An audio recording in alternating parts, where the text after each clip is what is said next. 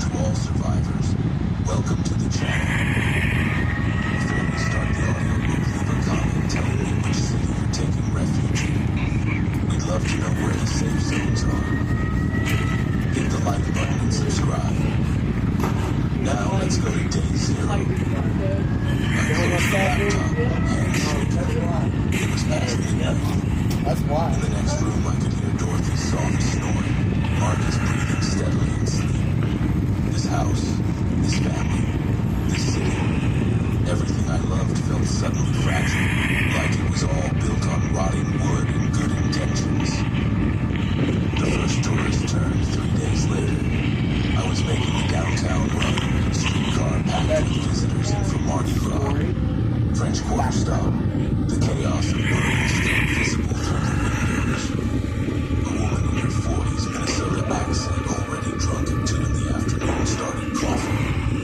Hard, wet coughs that made other passengers edge away. "You okay, ma'am?" I called back. She nodded, still coughing, face flushed. "Flu, I think. Bad timing." Then the blood came. Not a little, a hemorrhage. She vomited blood across the streetcar floor, passengers screaming and scrambling back. I hit the emergency brake, grabbed the radio to call for medical help. The woman collapsed, started seizing. I pushed through the panicked crowd to help her, basic first aid training kicking in. Don't move someone having a seizure, keep them from hitting their head, wait for it to pass. It passed. She went still. I checked for a pulse. Nothing. Dead, just like that. From flu to corpse in under 3 minutes. Then her eyes opened. They weren't her eyes anymore. The pupils were blown almost black with blood vessels burst across the whites. She looked at me without recognition, without any human understanding. Just hunger. She lunged. I barely got my arm up in time, her teeth snapping an inch from my throat. Other passengers were screaming, trying to get out the exits. The woman, the thing that had been a woman, moved with shocking speed and strength, nothing like the drunk tourist who boarded 10 minutes ago. I grabbed the brass bell, the heavy manual backup we still carried, and swung it hard into her skull. The impact made a wet crack. She went down, but immediately started getting back up. I hit her again. The fourth blow finally stopped her. I stood there covered in blood, holding a bell I'd rung 10,000 times to announce stops, now a murder weapon. Passengers flooded out onto Bourbon Street. Someone was calling 911. I looked down at the dead woman with the impossible thing that had just happened, and I knew. The tsunami, the bridge. Whatever they'd spilled into Lane, it had started. The police came. Paramedics. I gave my statement in a daze, kept saying she attacked me, kept describing the seizure and the blood and the violent resurrection. The cops looked skeptical. The senior officer, a tired-looking woman with gray streaks in her hair, took me aside. "Mr. Dubois, we're going to need you to come downtown. This is a possible homicide." She was dead. She died and then she came back and attacked me. That's not how death works. Look at the body, check her vitals. She had no pulse. They did check. The paramedic examined her and pale, called over a supervisor. Urgent, must be conference. They loaded the body into an ambulance, moved with the kind of careful speed that told me they were scared. The police officer's phone rang. She answered, listened, looked at me with fear in her eyes. "You're free to go, Mr. Dubois. We'll be in touch." Just like that, I was released. No charges, no questions.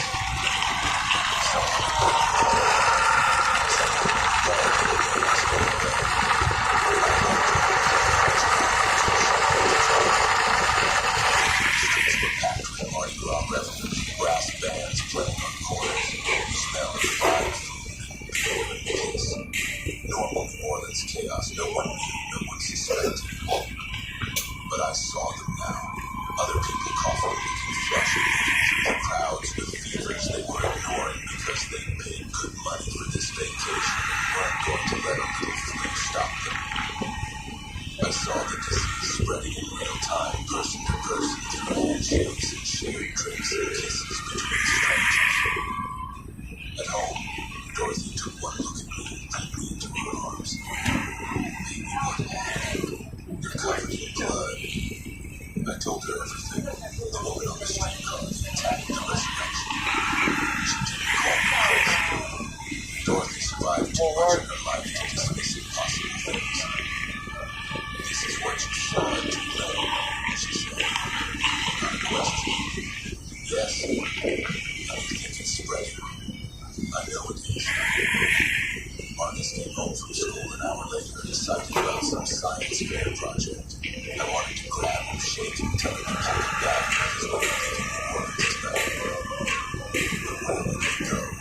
If the disease was in the tourist population, it was already spreading across the country. After this, you want to use this, you can.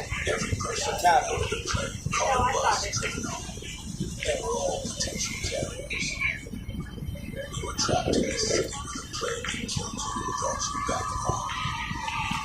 That night, we finally caught up. Reports of unusual violent incidents in the French Quarter. 3 people dead, several injured. The mayor appeared at a press conference, assuring everyone that the situation was under control. Probably bath salts, synthetic drugs, nothing to cancel Mardi Gras over. The show would go on. I watched that press conference and I saw the lie. The mayor's eyes, the way she kept glancing off, told me that someone giving her instructions. This was the cover-up. Whatever agency had spilled Solana, whatever government department was responsible, they weren't going to admit it. They were going to let this play out, let the city burn, let the tourists die and spread the infection, all to protect some classified research program. My phone rang. Unknown number. I almost didn't answer. Mr. Dubois? His voice strained and urgent. This is Dr. Sarah Chen from Tulane. We met briefly last year. I need to talk to you about what you saw 2 weeks ago. My blood went cold. I told the federal agents I didn't see anything. I know what you told them. I also know you were there when the containment vessel broke. I need you to listen very carefully. What they're telling the public is a lie.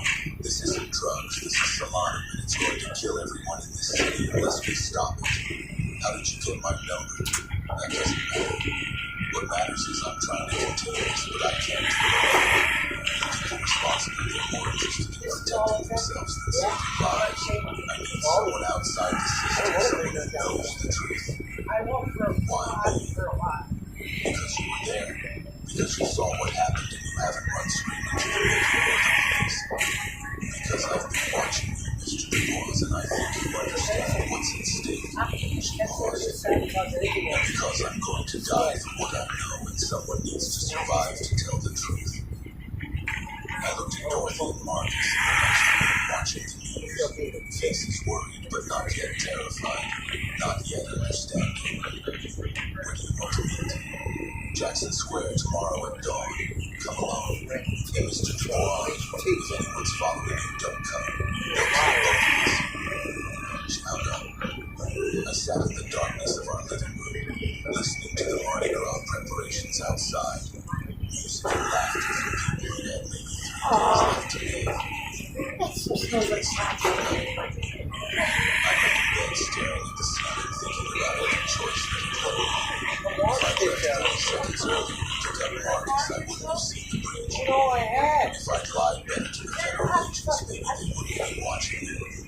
If I'd kept my mouth shut and driven my streetcar like nothing was wrong, maybe my family would be safe. But I'd see it. And once you see the truth, there's no unseeing it. At 4:30 a.m., I slipped out of the house, left a note for Dorothy saying I had an walked through the pre-dawn streets of Trent, past houses still strung with Christmas lights no one had bothered to take down, past corner stores just opening for the breakfast crowd. Jackson Square was empty except for a homeless man sleeping under a blanket near the St. Louis Cathedral. The equestrian statue of Andrew Jackson rose against the lightning sky. Pigeons just started to gather. I sat on a bench, waiting Dr. Chen appeared at exactly 6 a.m. wearing jeans and a two-lane sweatshirt, looking nothing like the composed scientist I'd seen in the hazmat suit. She was in her early 40s, Chinese American, with dark circles under her eyes that said she hadn't slept in days. She sat down next to me, didn't look at me, stared straight ahead at the cathedral. Thank you for coming. Tell me what Solana is. It's a weaponized rabies variant. Started as theoretical research what would happen if you modified rabies to be more contagious, faster active, more violent in its neurological effects. The military wanted to know if the enemy state could deploy something like this, how we would defend against it. So Tulane got a contract to study. And you created it. We created it. Not me personally. I was brought in later to study transmission vectors, but yes, Tulane's virology department under military contract synthesized Solana. We proved it was possible. Then we proved it was horrifying. Then we were ordered to keep working on it anyway. She finally looked at me, eyes haunted. The bridge 2 weeks ago was during transport to a military facility. The containment vessel was old and had hairline fractures. I told them it wasn't safe. They overruled me. And when it broke, when the virus spilled across that loading dock, they made the decision to cover it up rather than alert the public. Why?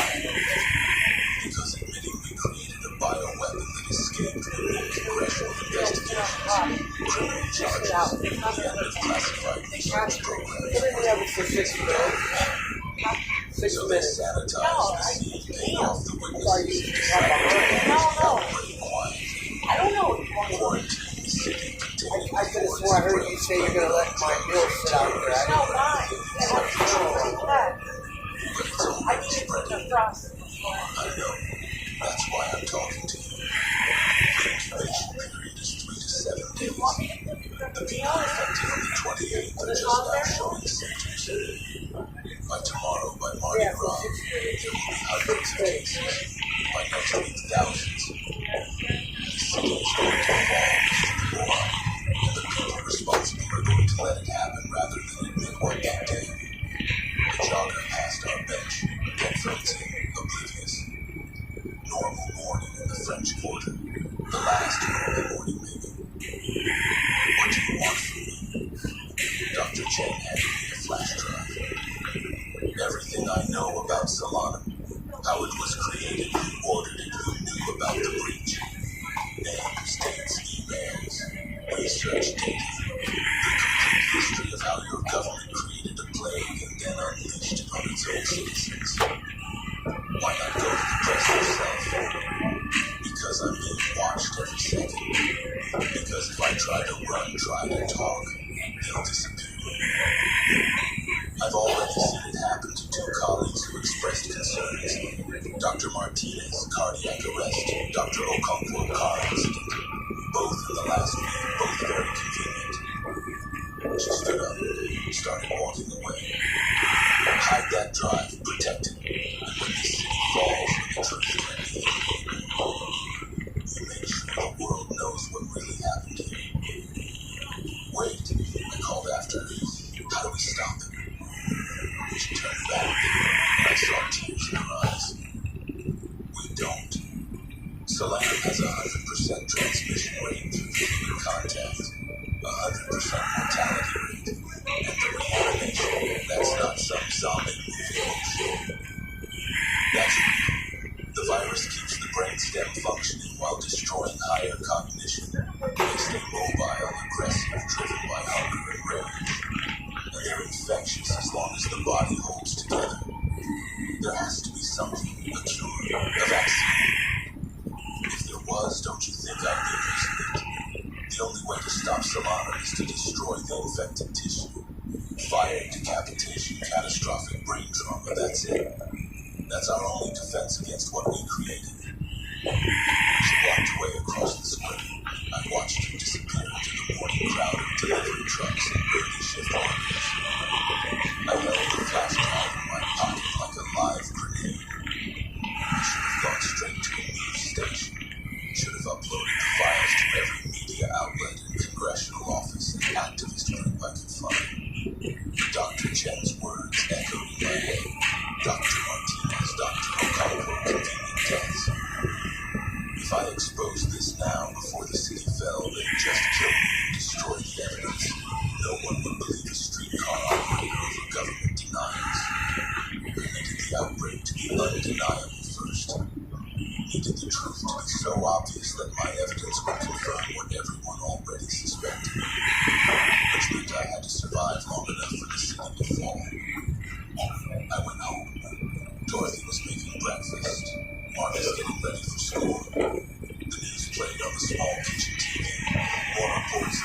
related violence in the quarter, and promising increased police presence for Mardi Gras.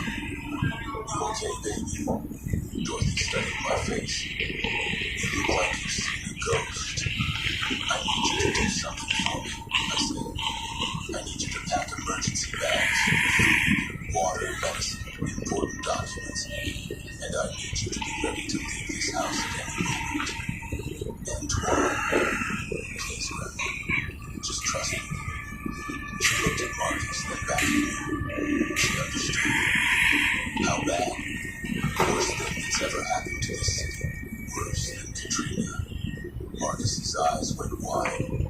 Uncle Antoine, what's going on? I wanted to tell him everything. Wanted to explain about Tulane and Solano and the government cover-up. But he was 16. He deserved a few more hours of normal life before everything went to hell.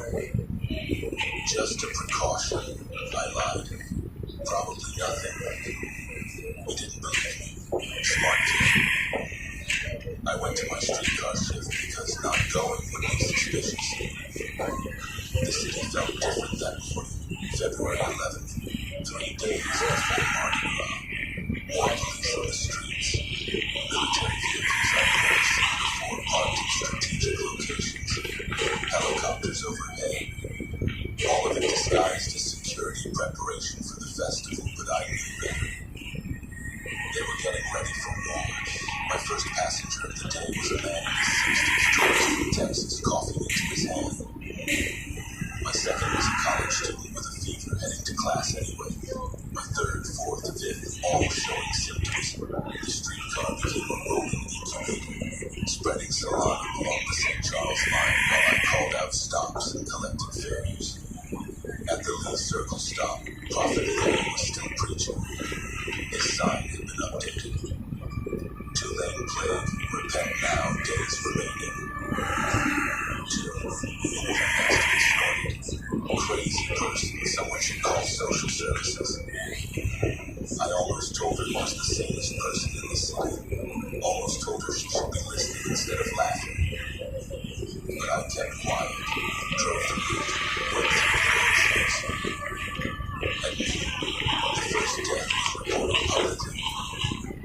A tourist from Michigan found dead in his hotel room, body in an advanced state of decay that shouldn't have been possible after just 12 hours. By evening, 5 a.m. By midnight, 20 of the cover-up was failed. You can't hide bodies when they're piling up faster than you can.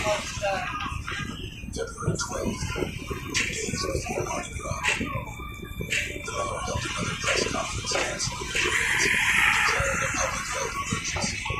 Too late. Way too late. The tourists were already here. Hundreds of thousands of them packed into hotels and bars and restaurants sharing the disease like Mardi Gras means. I saw my first public reanimation that afternoon.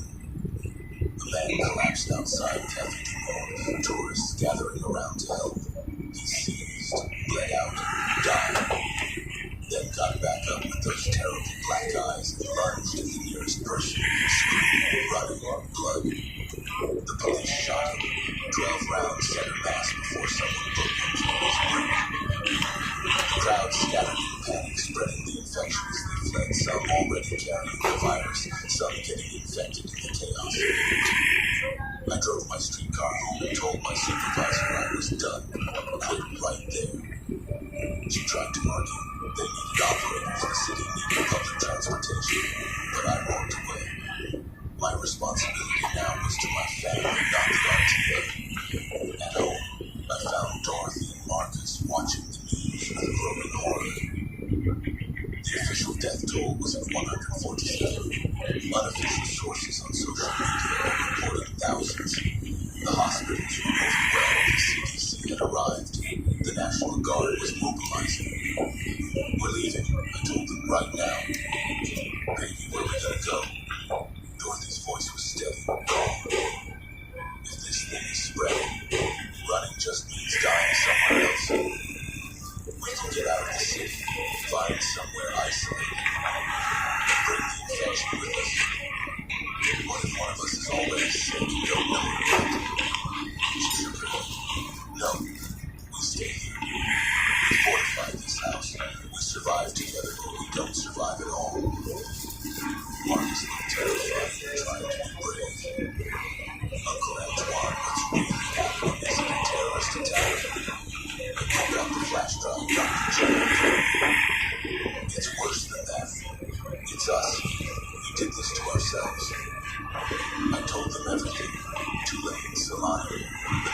contract, the cover-up. Marcus listened with the growing comprehension of someone too smart to deny the obvious. Dorothy just nodded like she'd always known our government was capable of this kind of evil. So what do? Marcus asked. We survive, and we make sure the truth survives with us. That night we prepared, boarded up the windows, filled every container with water, moved food upstairs. I had a shotgun my grandfather left me, old but functional, and 2 boxes of shells. Dorothy had a pistol she carried since the war got bad in the 80s. Not much, but it was something. The sounds from outside changed after midnight. No more music, no laughter. Just sirens, gunfire, screaming. The city was dying. The darkness, the death rattle of New Orleans. February 13th, the day before Mardi Gras that would never happen. I woke to the sound of my phone ringing. Dr. Chen. They're coming for me, she said, down. The military, they know I talked to someone. They're going to make me disappear. Where are you? Still at my apartment. They've got the building surrounded, but I bought myself some time. Mr. Dubois, I need you to know, the flash drive isn't everything. There's a complete record of the Solana project in Tulane, Building C, Sub-52. Research files, communication logs, orders from the Pentagon, physical copies they can't erase. If you can get to it. Doctor, Chen, the city is falling apart. I can't. This is bigger than survival. This is about making sure they pay for what they've done. The people responsible, they're already evacuated. They're going to leave the city to burn and deny everything. You have to get that evidence. You have to. The line went dead. I called back. No answer. I sat in the darkness of our boarded house listening to the city collapse. Dr. Chen was right. Surviving wasn't enough. Trying to do things with the people responsible to state justice. If they covered up their crime and no one ever knew the truth, then everyone would die for nothing. I had to get to Tulane. Had to get the complete evidence. Had to survive long enough to expose what they've done. Dorothy found me sitting there lost in thought. What you planning, baby? Something stupid. Good. Stupid might just work. She had a cup of coffee, impossibly cold despite the apocalypse outside. You go do what you need to do. And Marcus will hold this house until you get back. Grandma, I can't leave you alone. Child, I survived the fire hoses and dogs in 1964. I survived Hurricane Betsy in 65. I survived Katrina with chest deep water in this very house. I'll survive this too. She gripped my shoulder with surprising strength. You go get your evidence. We make them pay. That's how we survive. By making sure this never happens again. Marcus came downstairs, dressed and ready. I'm coming with you. Absolutely not. Uncle Antoine, I can help. I know the Tulane campus. I know where the medical research buildings are. You need me. What I need is for you to be safe. To stay with your grandmother and protect this house. The house doesn't need protecting, you do. He was crying now, but standing firm. Please, let me help. Let me do something that matters. I looked at Dorothy. She nodded slightly. Against every instinct, I agreed. Okay, we can do exactly what I say. No arguments, no heroics. You get in, get the files, get out, understand? I understand. We prepared quickly. Backpacks with water and supplies. Weapons. I took the shotgun, gave Marcus the pistol after a quick lesson on safety. Dorothy loaded her own gun and took position at the upstairs window, ready to defend our home. You come back to me, she said, looking us both. Both of you, that's an order. We left through the back door just after dawn. The streets of Trenton were a nightmare. Bodies everywhere, some dead, and some lurching with that terrible infected movement. Fires burning, smoke making everything hazy and serene. I let Marcus through back alleys and side streets, the rooms I've learned driving a streetcar for 14 years. We avoided main roads where the infected congregated, drawn to noise and movement. Twice we had to hide while groups of them shambled past, their deteriorating bodies leaving trails of blood and worse. Tulane was 4 miles from our house. It took us 3 hours to cover the distance, moving in terrified silence through a city transformed into hell. We saw survivors in windows, hiding like they should have been. We saw the National Guard trying to maintain a perimeter on Canal Street. We saw helicopters evacuating someone important from the Superdome. Politicians or military brass, the people who created this mess, now abandoning us to it. The Tulane campus was chaos. The virus had spread through the student population like wildfire. Dormitories were burning, bodies everywhere. But Building C, the medical research facility, was intact and guarded. Military guards, at least a dozen in full gear, protecting not the students or the city, but the evidence of their crime. We can't get past that, Marcus whispered. He was right, but then I saw someone else approaching the building from the other side. A black woman in her 30s, moving with purpose, carrying what looked like military gear herself. She saw us, motioned us to take cover. We ducked behind an overturned car. She circled around to join us, moving with professional efficiency. "You're trying to get into Building C?" she asked quietly. "Who are you?" "Dr. James Rivera, CDC. And before you ask, yes, I know what's really in that building. I know what Tulane was doing, and I know the government is trying to bury it." He pulled out credentials. "I've been investigating bioweapon research programs for 3 years. Heard rumors about Solana, about illegal gain-of-function research.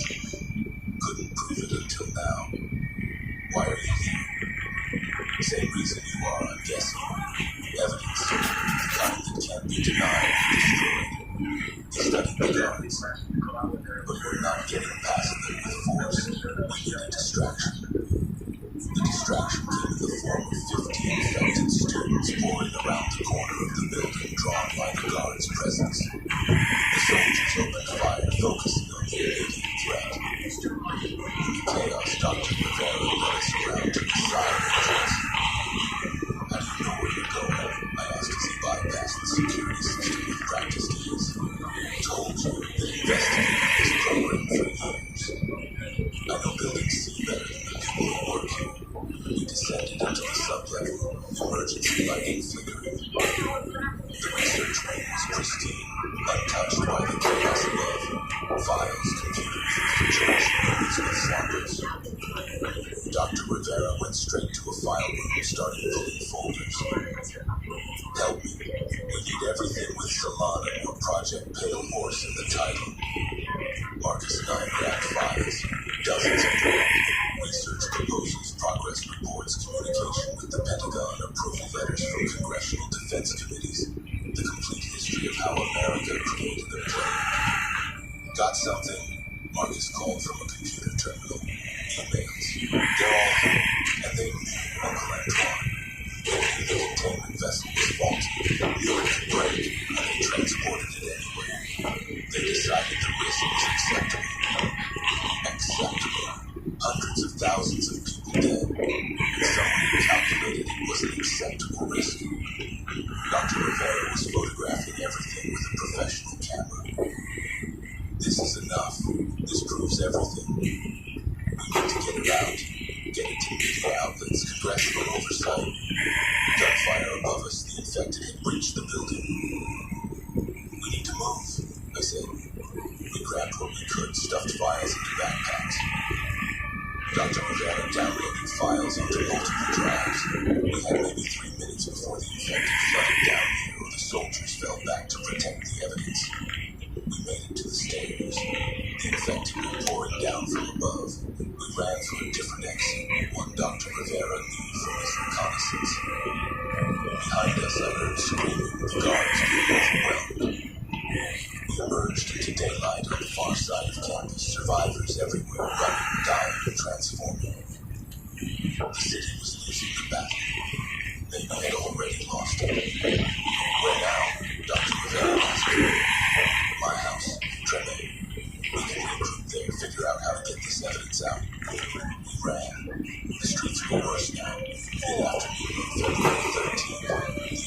infection had spread exponentially.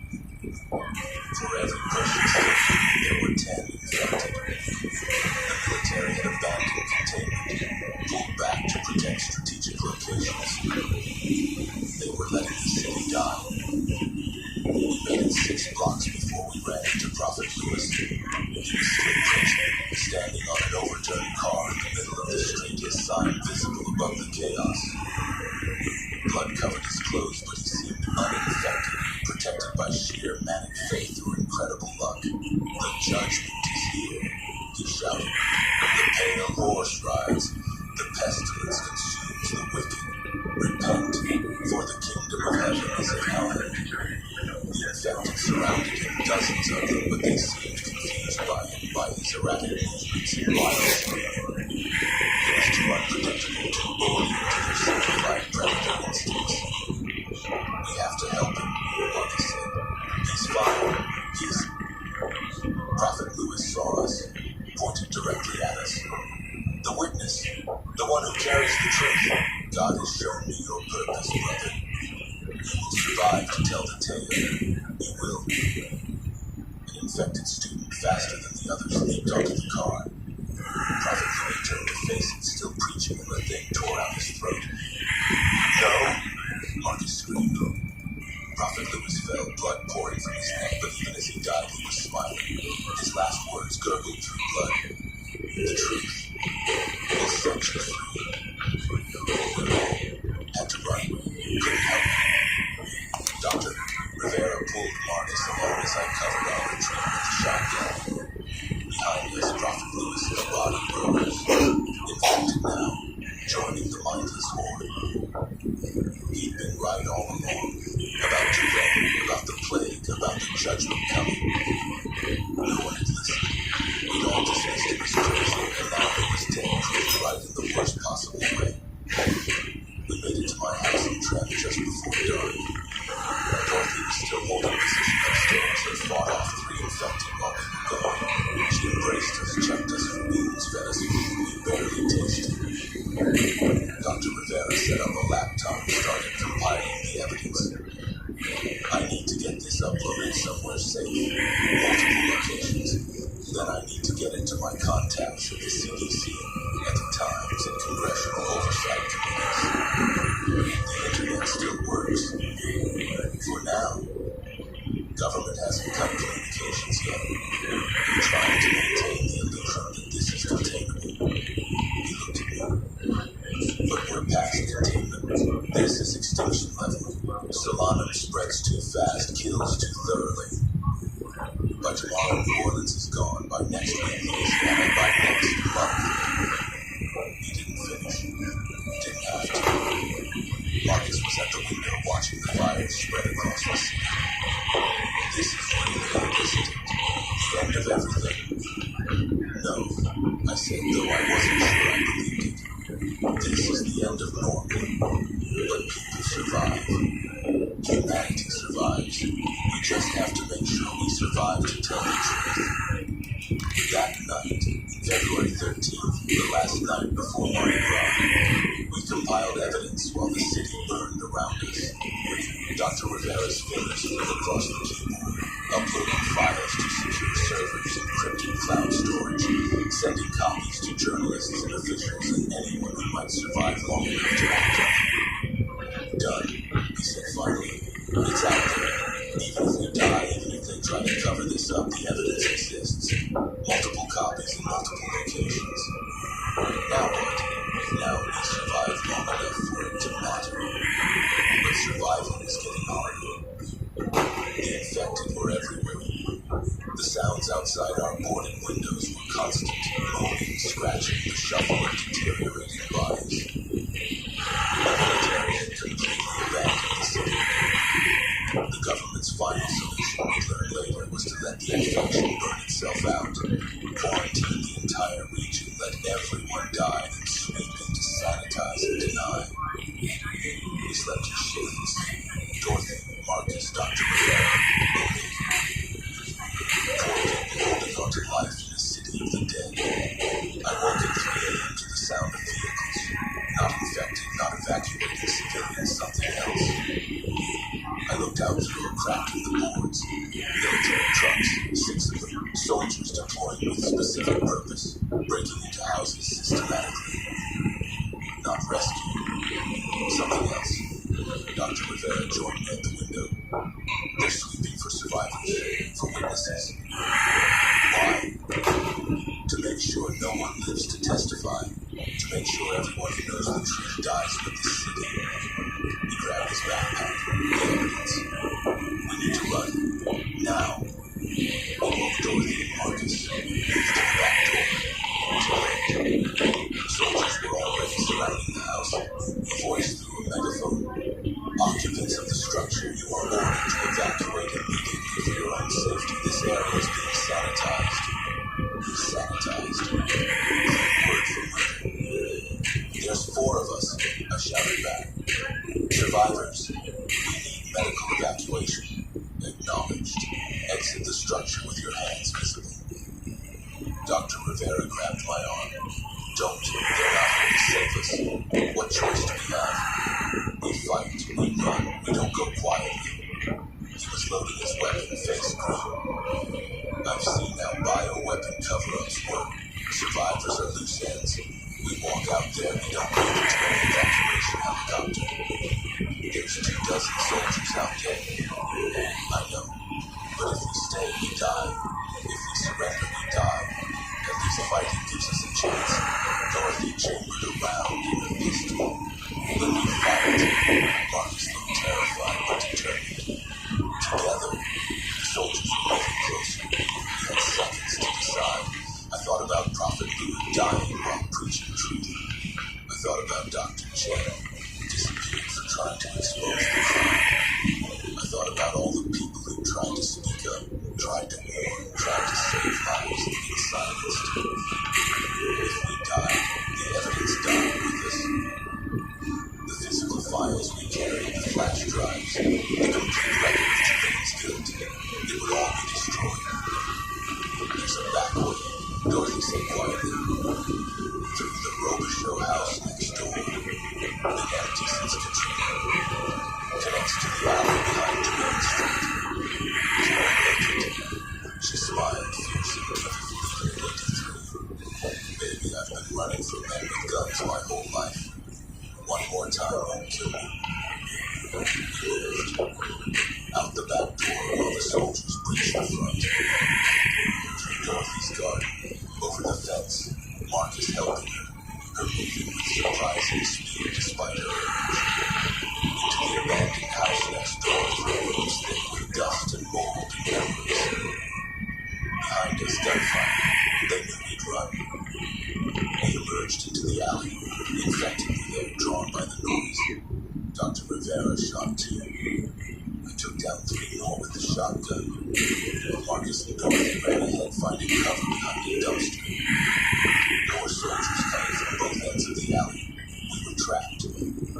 Go, Dr. Rivera said. I'll hold you. You'll die. I know. But you have to survive. You have the evidence. You have the story. He handed me his backpack, the files and drives. Get out of the city. Get somewhere safe. Make sure the truth comes out. Dr. Rivera, go! He stepped into the open fire and let the soldiers buying us seconds. We ran the other direction toward the infected instead of the military. Better on somehow. Behind us, sustained gunfire. Dr. Rivera's weapon going silently.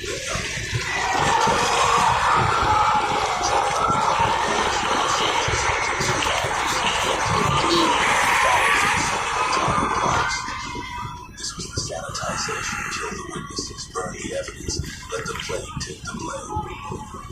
We made it to St. Louis Cemetery No. 1, the old above-ground tombs providing cover. Hid among the dead while soldiers and infected passed by. Marcus was crying silently. Dorothy held him, humming a spiritual I remembered from childhood. We can't stay here, I whispered. Where did he go? Dorothy asked me. Nowhere is safe. The whole city was a kill zone. But I thought about Dr. Chen's words.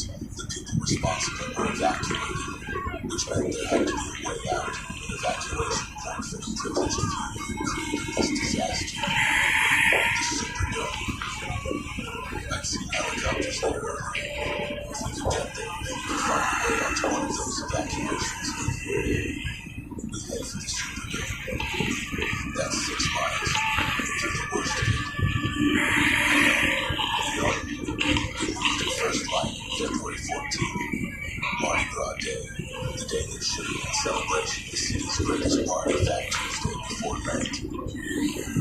Instead, it was the day New Orleans died.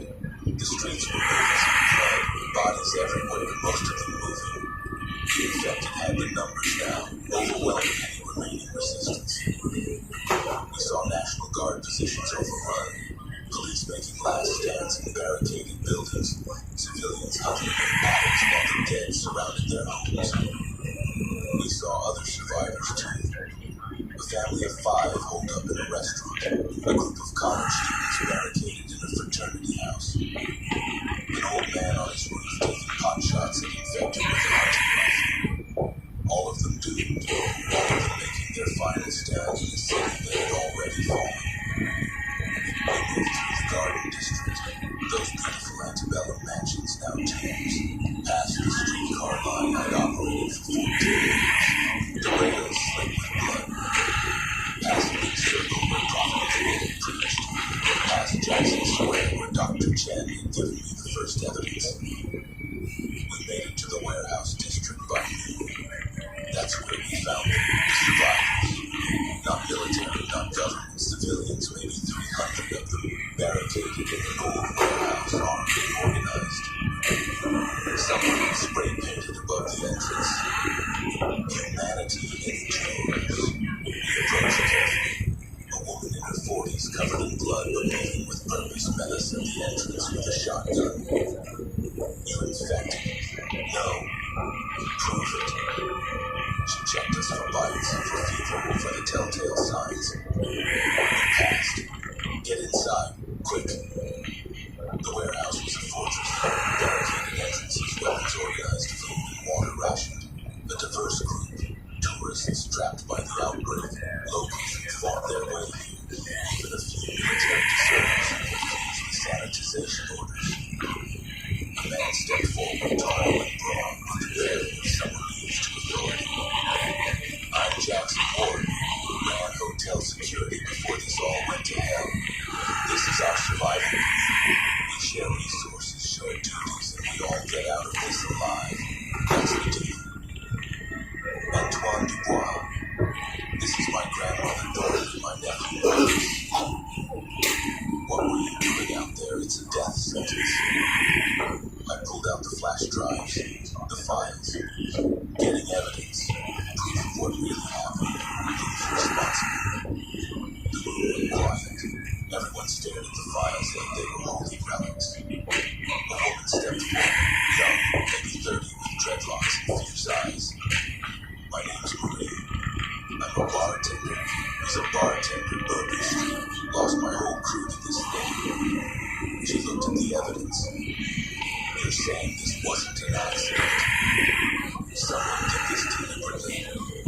Not deliberately released, but deliberately created and deliberately covered up. I told them everything. Tulane, Solano, the military contract, the breeze, the sanitization teams, hunting survivors. Jackson swore quietly. So we're not just fighting the infected, we're fighting our own government. Yes. Then we need to get that evidence out. Get it to someone who can do something with it. How? The military controls all the evacuation points. Marie stepped forward. Not all of them. There's still boats at the marina, private vessels. If we can get to the water, we can get out of the city, get to the Gulf. From there, it was a plan. Not a great one, but better than dying in a warehouse. The marina's 3 miles from here, Jackson said. Through the worst of the infection, we'd lose half our people.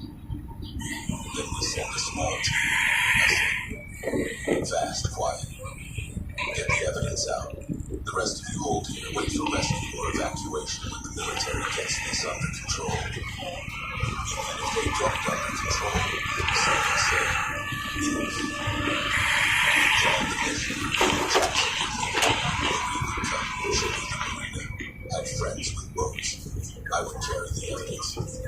Dorothy and Marcus would stay at the warehouse, safe and secure. Marcus protested. Uncle Antoine, I should come. I made it this far. And that's why you need to stay. Grandma needs you.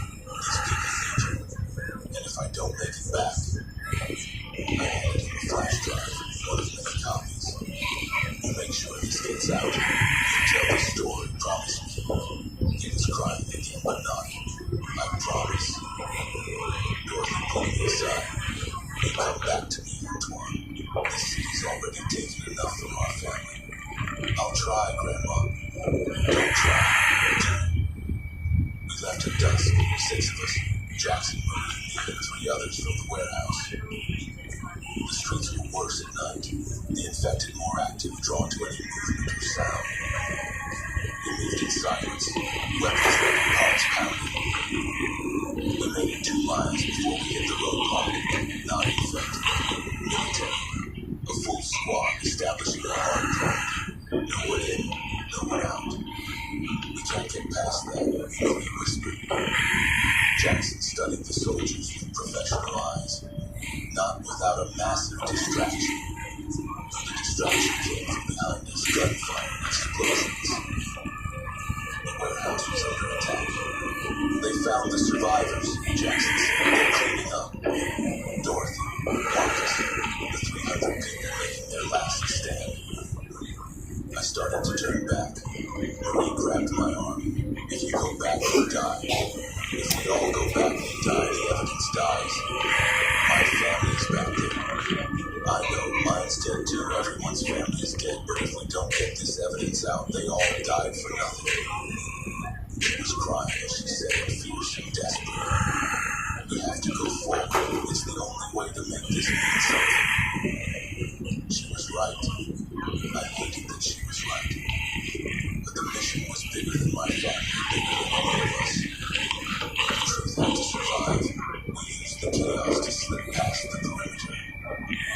The soldiers were focused on the battle behind us, the warehouse burning, the screams of people I just met dying to government bullets and infected teeth. We ran toward the marina, each step taking us farther from the people I loved. We made it to the docks. Most boats were gone, evacuated or stolen. But Marie found one, a fishing trawler, old but functional. I can run it, she said. Used to work charters before bartending. Get us to the Gulf, then up the coast. We boarded. Jackson and the others held the dock while Marie got the engine started. Infected were closing in, drawn by the noise. More soldiers coming from the perimeter, realizing they'd slipped through. Go! Jackson shouted. We'll hold them! You'll die, I said. He smiled, sad and knowing. Yeah, but you'll live. Get that evidence to people who can use it. Make them pay for what they did to our city. The engine roared to life. Marie pulled away from the dock. On shore, Jackson and the others opened fire, buying us time. I watched them disappear into smoke and chaos. Watched them die so we could escape. We made it to open water. Behind us, mornings burned.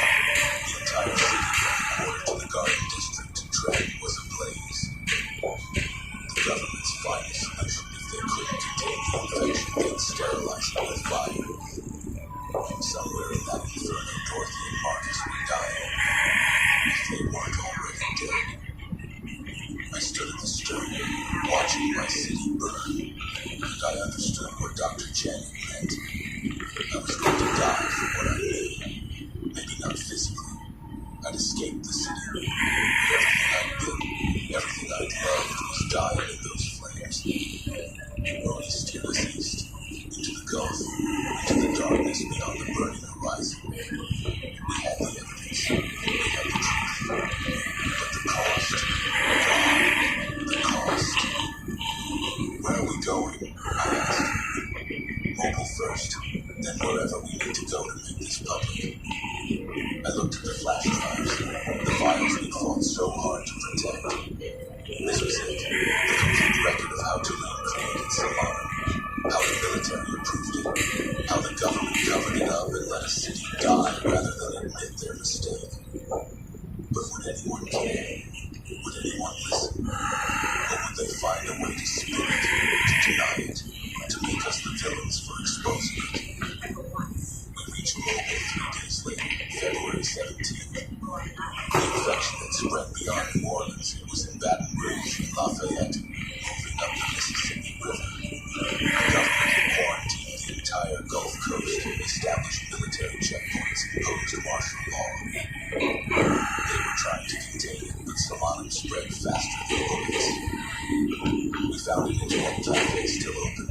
the few remaining functional businesses I see preparing for siege. I uploaded the files everywhere. News outlets, social media, government oversight websites, international press. I sent copies to senators, representatives, the UN, the WHO. I made sure the evidence was so widely distributed that it couldn't be buried. Within hours, it was everywhere. The story of Tulane's bioweapon research, the military contract, the breach, the cover-up. My name, my face, my testimony. The world knew. The response was immediate and overwhelming. Congressional investigations launched, military brass arrested. The Tulane administrators who approved the research were charged with crimes against humanity. The Secretary of Defense resigned. The President gave a speech accepting responsibility, promising justice. But New Orleans was still burning. Louisiana was still falling. And the infected didn't care about justice or investigations or political consequences. Marie and I stayed in Mobile for 2 weeks, watching the plague spread despite the government's best efforts. The quarantine was failing. Solana was too contagious, too deadly. Cases appeared in Atlanta, Houston, and Jackson. The infection was going national. On March 2nd, the President addressed the nation, admitted everything, confirmed the Tulane research, the breach, the cover-up, announced a national emergency, called for a coordinated international response. Too late. Always too late. By March 15th, the Eastern Seaboard was infected. By April 1st, the Midwest. The government collapsed into regional military authorities. Society fractured, civilization crumbled. But the truth was out. The evidence was preserved. The people responsible were chained. Some of them executed by mob justice before official trials could happen. History would know what they'd done. Future generations, if there were future generations, would learn from this catastrophe. Marie and I kept moving, staying ahead of the infection, documenting the collapse. She became my partner in testimony, my witness to the witnessing. We found other survivors, small groups holding on to humanity in the ruins.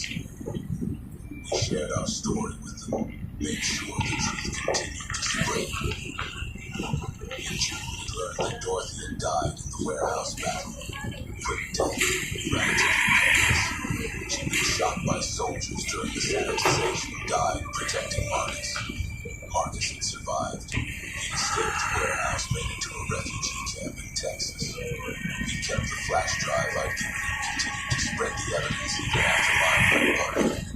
He became a voice for the victims, a symbol of survival. We reunited in July, in a refugee camp outside Austin. He was different, harder, older, carrying scars, both visible and hidden. But he was alive, and he kept his promise. I told the story, Uncle Antoine, just like you asked. He stayed in that camp for 3 months. The infection continued to spread, but pockets of humanity endured. The military established safe zones. Scientists worked on treatments, vaccines, ways to clear the infected. It was slow, painful work. In September, I was contacted by the International Criminal Court. They wanted my testimony for the war crimes trials. The Tulane scientists, the military officers, the government officials who'd approved Project Pale Horse and then tried to cover it up. They were all facing justice. I testified, spent 3 days on the stand telling everything I knew. The courtroom was packed with survivors, with families of the dead, with journalists documenting every word. The defendants sat in bulletproof boxes, protected from the mob that wanted their blood.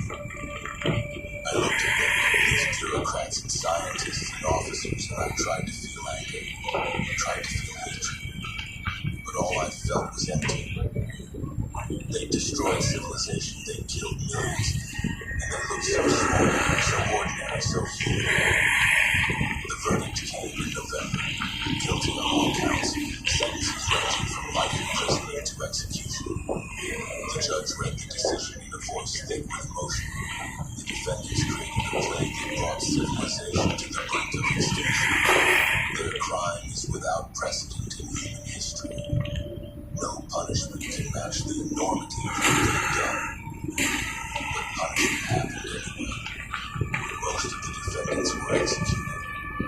died in prison, killed by guards or inmates who lost family to Solano. A few escaped, went into hiding, became hunted fugitives in a broken world.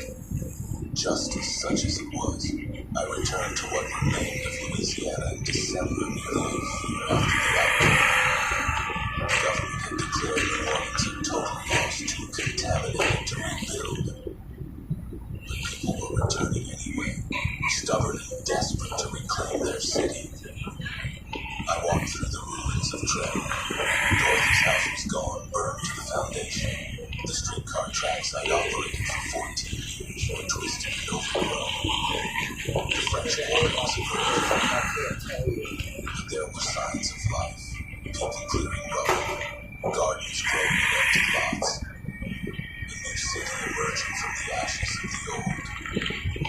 I found Dorothy's grave in a makeshift cemetery near what used to be Congo Square. Someone had marked it with a cross made from streetcar parts. Beautiful.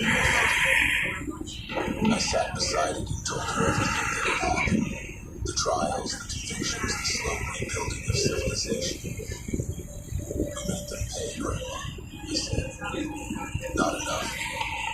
Can never be enough. But we made them pay. Marcus joined me there. He'd gotten accepted to medical school, one of the few still operating in a safe zone in Colorado. He was going to be a doctor, going to help treat Solano survivors, going to try to prevent the next outbreak. You should be proud, Uncle Antoine. You exposed the truth. You got justice. Justice isn't the same as redemption. I know, but it's something. We stayed at that grave until sunset, watching the light fade over the ruins of New Orleans. The city was dead, but its people endured. The truth endured. And maybe that was enough.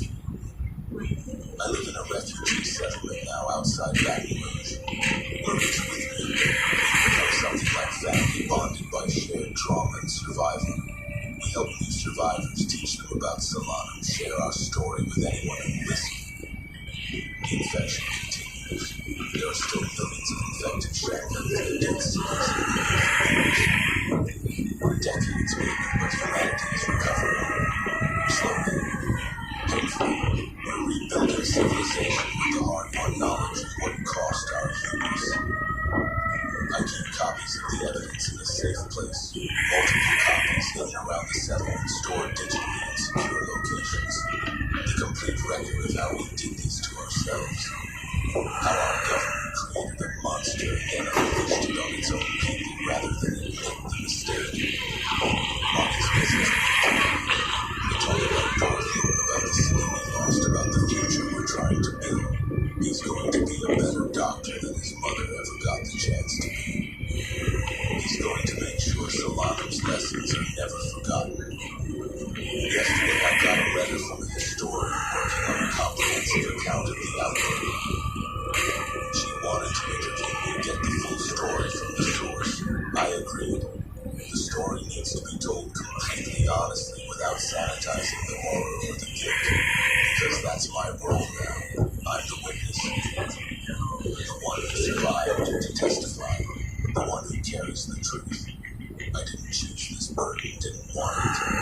Would give anything to go back to driving a streetcar, calling out stops, living in Dorothy's house with Marcus insisting in beautiful ignorance of the evil our government was creating in Tulane's labs. But I can't go back. None of us can. We can only go forward, carrying the weight of what happened, making sure it matters.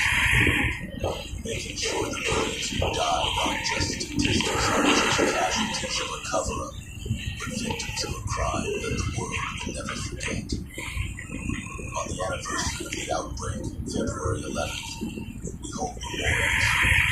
Thousands of survivors gathering to remember the day, to demand accountability, to ensure the truth endures. I speak at these gatherings, tell my story, show the evidence, name the names of the people responsible. Some of them are still alive, still in hiding, still hoping the world will forget. But we won't forget, can't forget. The ruins of our cities, the mass graves, the infected still wandering through dead zones. These are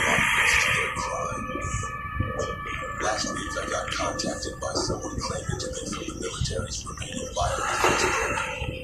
They wanted to meet, discuss what I knew about Tulane's research, offer me a position as a consultant to prevent future outbreaks. I almost said yes, almost thought I could help, use my knowledge to stop this from ever happening again.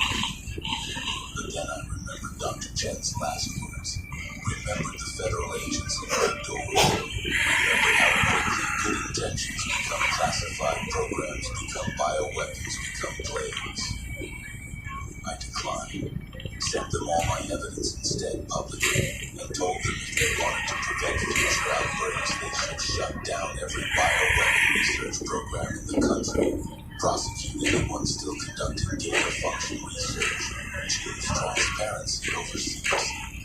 They didn't respond. Of course they didn't.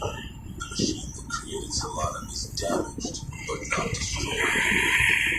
Somewhere in some lab with military contracts, scientists are still playing with viruses, still believing they can control the uncontrollable, still thinking they're the exception to the rule that bioweapon research always, eventually kills the people it was meant to protect. I can't stop them. I'm just one man with a story and evidence that half the world still wants to deny. But I can bear witness. I can tell the truth.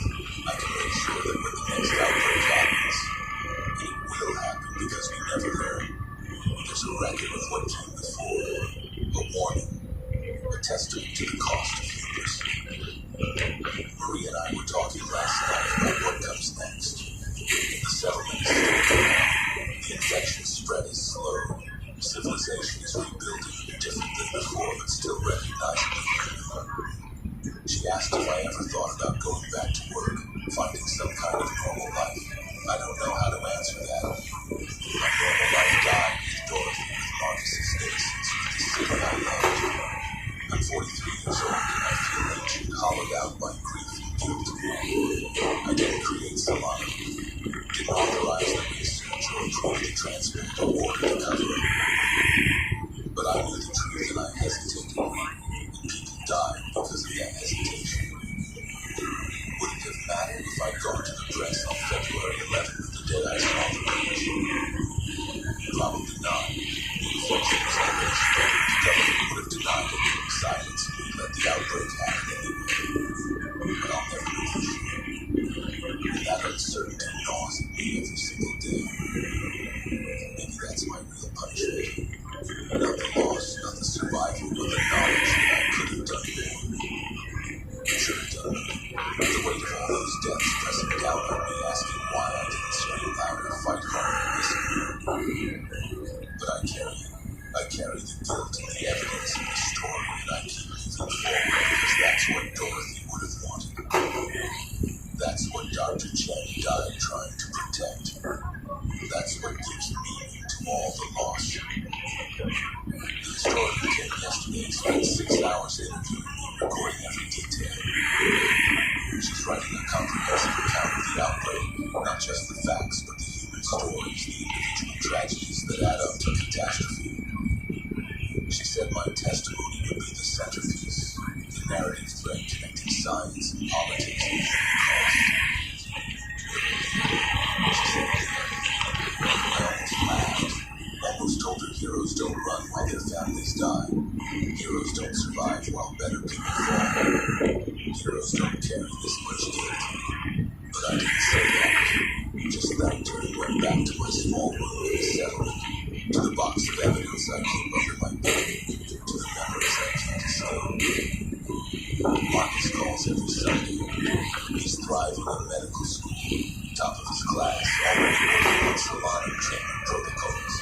He doesn't talk about Dorothy much, the pain's still too fresh. But he talks about the future, about the hospital he wants to build, about making sure the next generation of doctors never forgets what caused this plague. He's 24 now somehow, 8 years since the outbreak.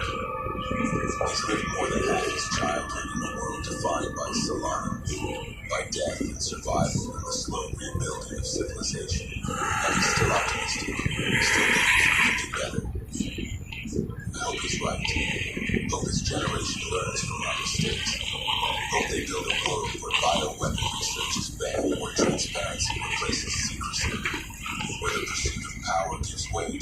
section of life. But I've seen too much to be optimistic. I've seen how easily good intentions become disasters, how quickly truth gets buried under politics and profit.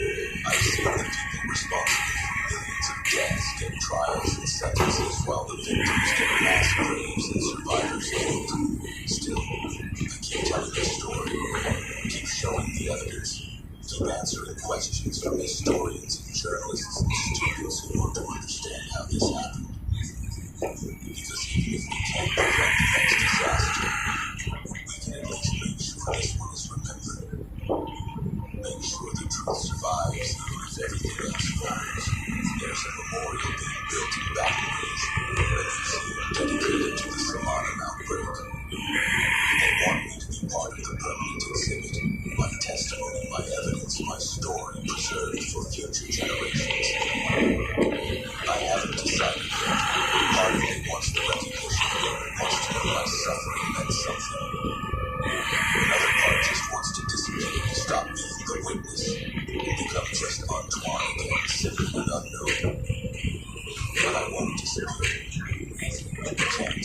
The moment I saw that containment vessel break into lane, the moment Dr. Chen handed me that flash drive, the moment I watched my city burn, those moments marked me, made me into something other than what I was.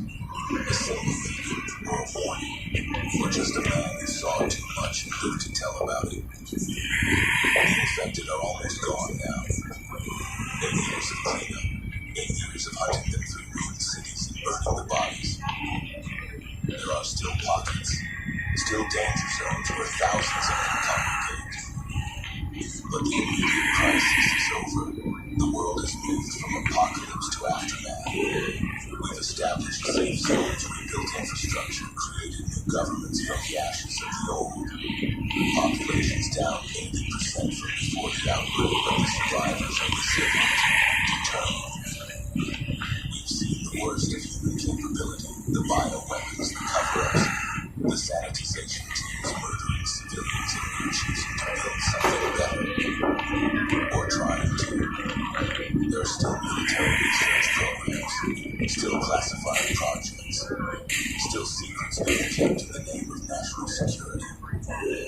The temptation to create the next Solana, to weaponize the next virus, to play God with life and death. It's still there, lurking in the halls of power. That's why I keep talking, keep showing the evidence, keep reminding people what happened when we went down this path before. I can't stop the next disaster, but I can make sure we remember the last one. He's been talking about leaving the settlement, heading west where the population's denser, where civilizations are building faster. She wants to open a bar again, create some small piece of normalcy in this broken world. She asked if I'd come back. I don't know. I've been running since the outbreak. From New Orleans, from the infection, from the truth I couldn't escape. Maybe it's time to stop. Maybe it's time to find a place and hold it.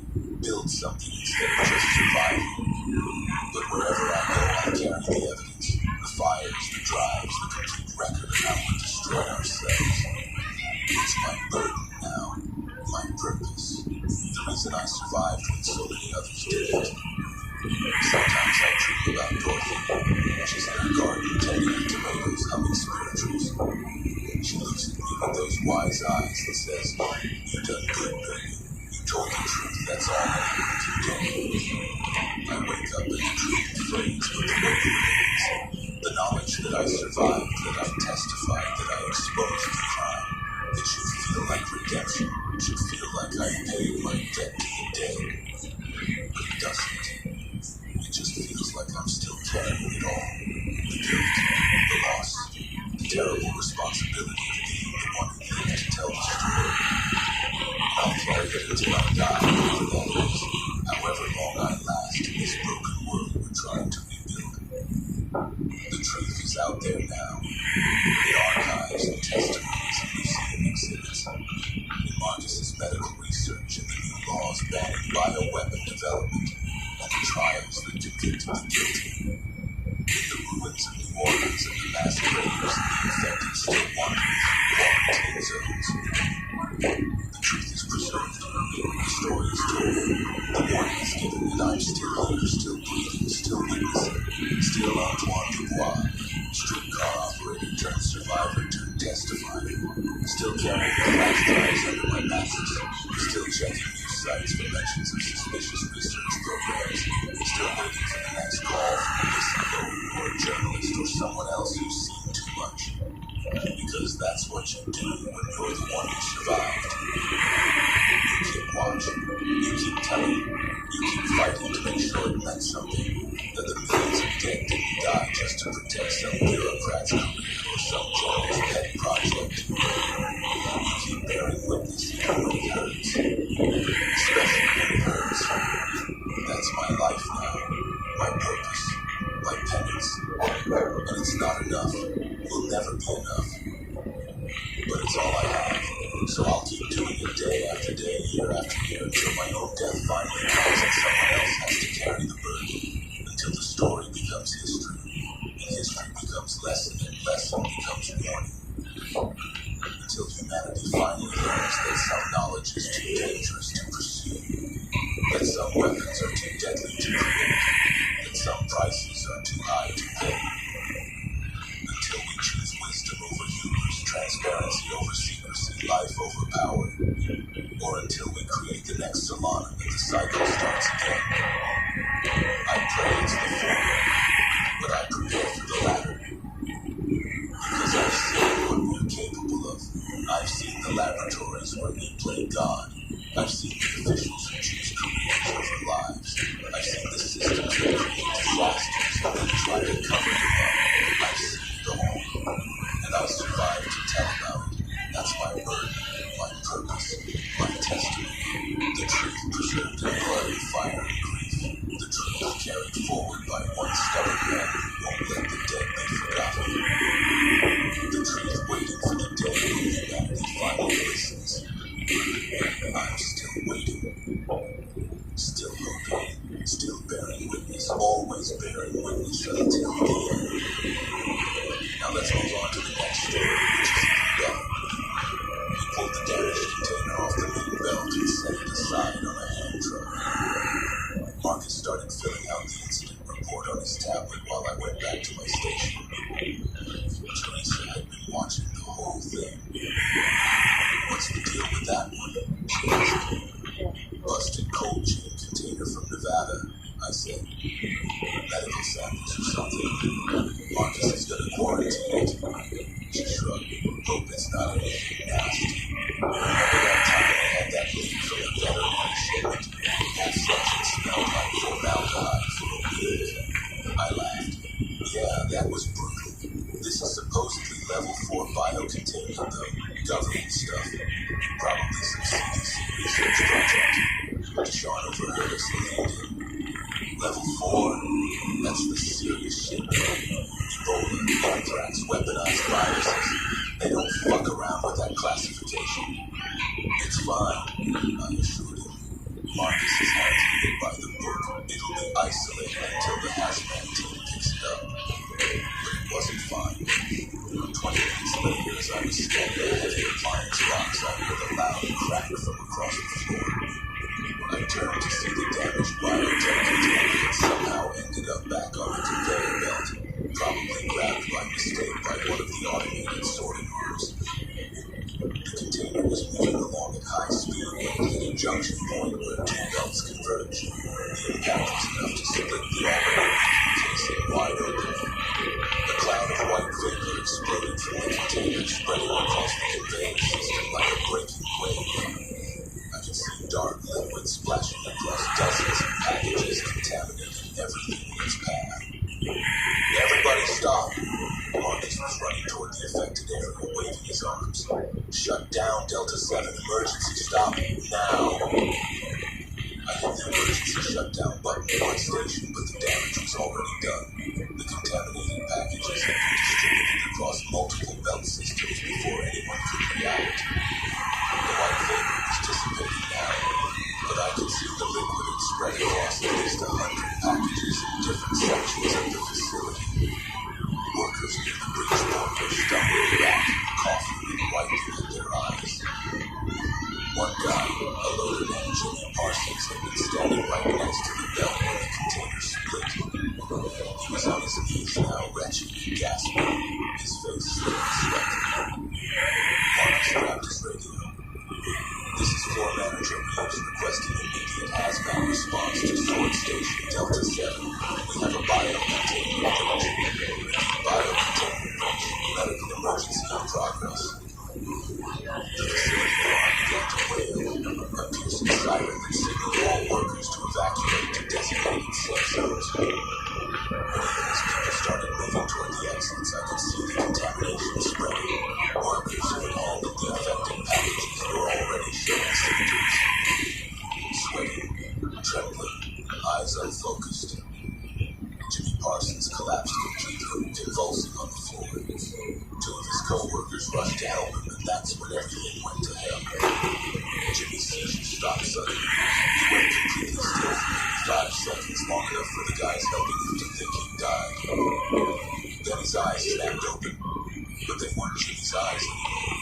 They were filled over with a milky white glaze, empty of recognition or humanity. He lunged at the nearest worker, a young woman named Shanice who'd been kneeling beside him. His teeth sank into her throat before anyone could react. Blood sprayed across the concrete floor as Shanice screamed, a horrible wet sound that cut through the alarm sirens. Jimmy was tearing at her like a rabid animal, ripping chunks of flesh from her neck and shoulders while she thrashed beneath him.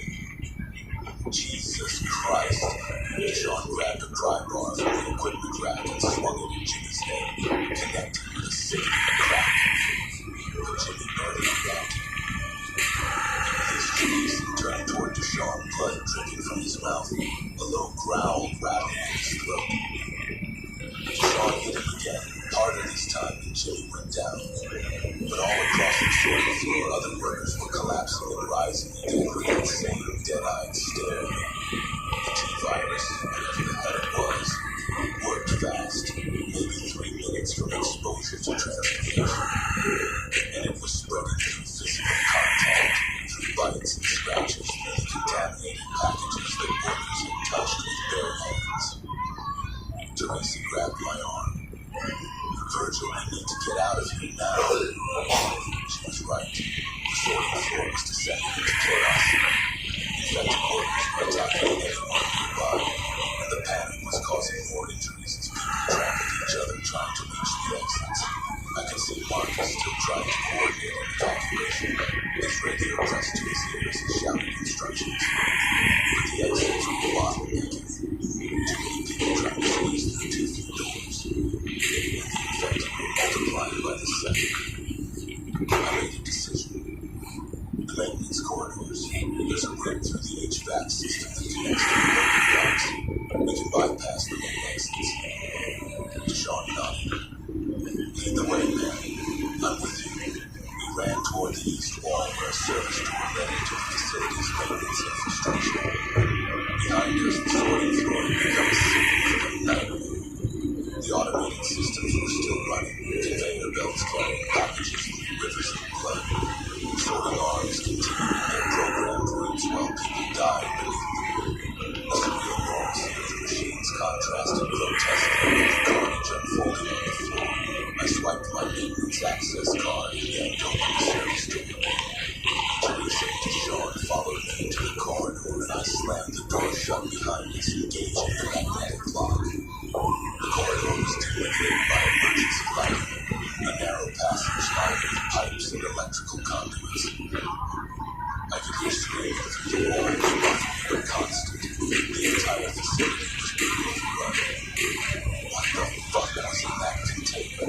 Deshaun was breathing hard, his eyes wide with terror. I don't know, I said. Some kind of bioweapon has to be. Nothing natural works that fast. Teresa was checking her phone. No signal. They must have cut communications to contain the breach. Or the infected damaged the cell towers, I suggested. Either way, we're on our own. We moved through the maintenance corridors, navigating by the emergency lighting and my knowledge of the facility layout. I've been down there plenty of times over the years, fixing equipment or running cables for new systems. The corridors followed a maze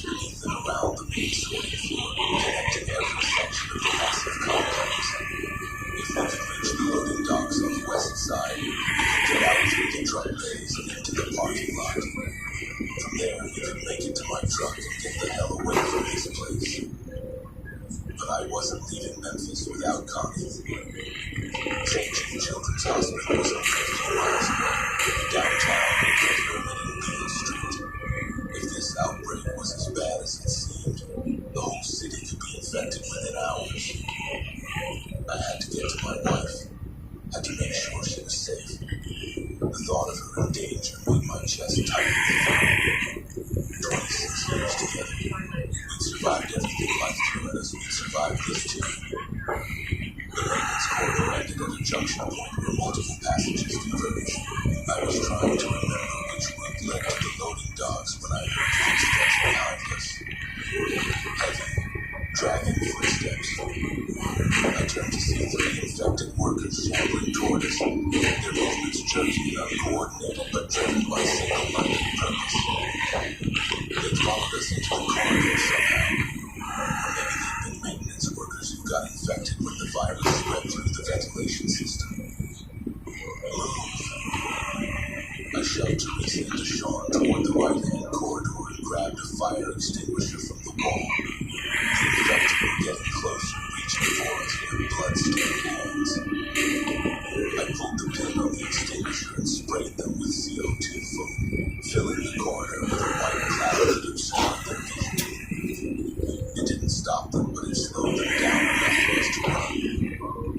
We sprinted through the corridors, taking turns at random, just trying to put distance between us and the infected. My lungs burned and my legs ached, but adrenaline kept me moving. Behind us, I could hear more footsteps, more of them joining the pursuit. The facility was a death trap. Every corridor could be filled with infected workers. Every turn could lead us into an ambush.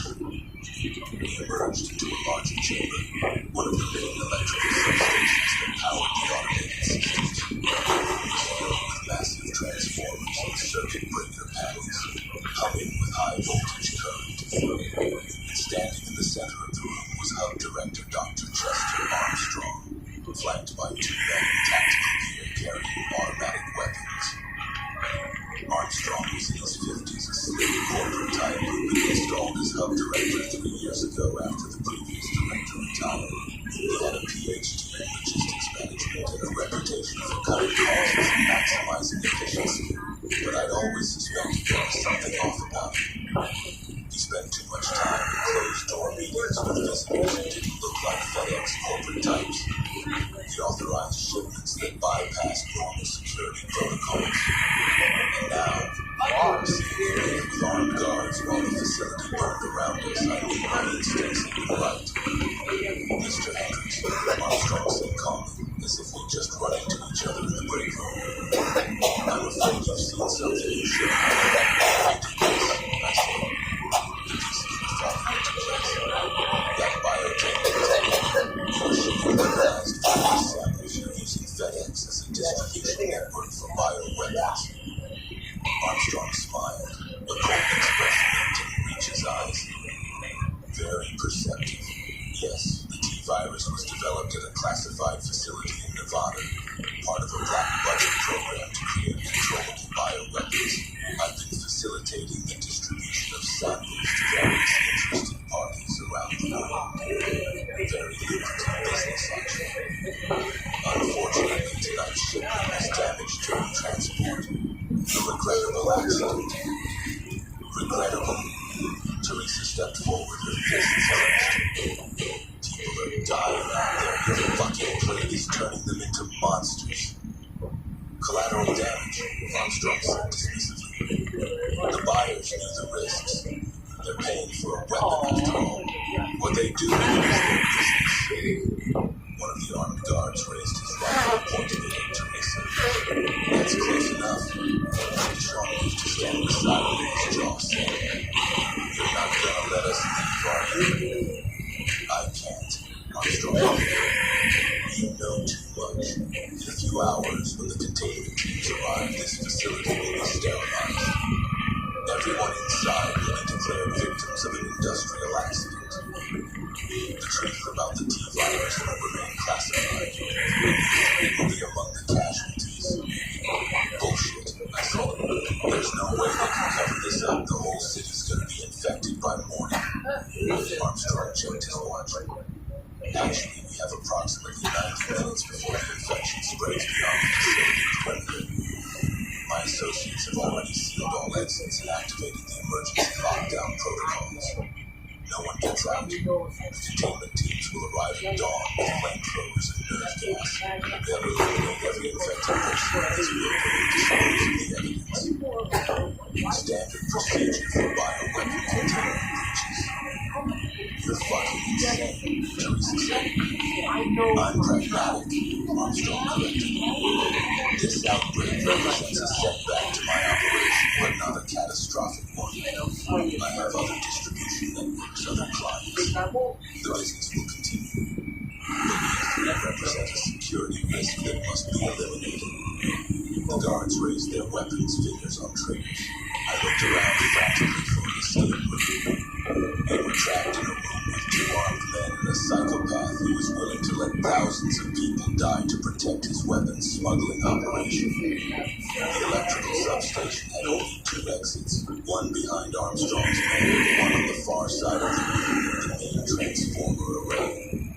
I made eye contact with Deshawn and Teresa, hoping they'd understand what I was about to do. Then I grabbed the nearest circuit breaker handle and yanked it down. The room plunged into darkness as half the facility's power grid went offline. Emergency lighting kicked in after a few seconds, but it was enough time for us to move. I grabbed Teresa's hand and ran toward the far exit, dragging her with me. Deshawn was right behind us. Gunfire erupted in the darkness, muzzle flashes strobing across the chamber. Bullets ricocheted off the metal transformer housing, sparking and whining. I heard one of the guards shouting orders, but we were already through the exit and into another maintenance corridor. The loss of power had consequences throughout the facility. The automated sorting systems ground to a halt, conveyor belts stopping mid-cycle. Emergency doors sealed automatically, compartmentalizing different sections to prevent fire spread. And somewhere in the darkness, infected workers were still hunting for prey. We ran blindly through the corridors, using the dim emergency lighting to navigate. My heart was pounding so hard I thought it might explode. Behind us, I could hear Armstrong's guards pursuing, their tactical flashlights cutting through the darkness. We had to find a way out, had to get past the lockdown and escape the facility before the containment teams arrived. The corridor opened into the quality control section, a large open area where packages were inspected and wrapped if necessary. The room was filled with containers and packaging materials, and more importantly, it had windows that looked out onto the employee parking lot. I could see my truck out there, a black Ford F-150 parked in my usual spot, so close but separated by reinforced glass and locked security doors. We need to break through, I said, looking around for something heavy. Deshawn grabbed a pallet jack, one of the long ones with a heavy steel frame. Stand back. He ran the pallet jack into the nearest window, and the glass cracked but didn't break. The windows were designed to withstand impacts, probably to prevent theft. Deshawn hit it again, putting his full weight behind the strike, and this time the glass shattered outward. Alarms began to wail, adding to the chaos. We climbed through the broken window, dropping 8 feet to the pavement below. I hit the ground hard, venom shooting through my ankles, but I forced myself to keep moving. The parking lot was eerily quiet, lit by sodium vapor lights that cast everything in an orange glow. In the distance, I could see smoke rising from other parts of the facility. The infection was still spreading, even with sections sealed off. We ran to my truck and I fumbled with my keys, nearly dropping them in my haste. Behind us, Armstrong's guards were climbing through the broken window, their rifles trained on us. We got the truck door open and we piled inside. Teresa in the passenger seat and Deshawn in the back. I jammed the key into the ignition and turned it. The engine caught immediately, that painful V8 rumble that meant freedom. Bullets punched through the truck's rear window as I threw it into gear and floored the accelerator. We fishtailed across across the parking lot, tires squealing, more gunfire chasing us. I could see the main gate ahead closed and locked with a heavy security barrier. I didn't slow down. We hit the barrier heading 60 miles an hour and the impact was tremendous. The airbags deployed, slamming into my face and chest. The world became a confusion of pain and noise and chemical power from the airbags. But we were through. The truck's momentum had carried us past the barrier and onto the access road that led to the highway. I fought the deflating airbag out of my way and kept driving. The truck's frame groaning with damage, but the engine still ran strong. We made it out of the FedEx hub, but we weren't safe yet. The city was in danger. My wife was in danger. And somewhere behind us, Dr. Chester Armstrong was orchestrating a cover-up that would sacrifice thousands of lives. Teresa was bleeding from a cut on her forehead where she'd hit the dashboard during the crash. Where are we going? She asked. St. Jane Children's Hospital, I said. My wife works there. I have to get to her.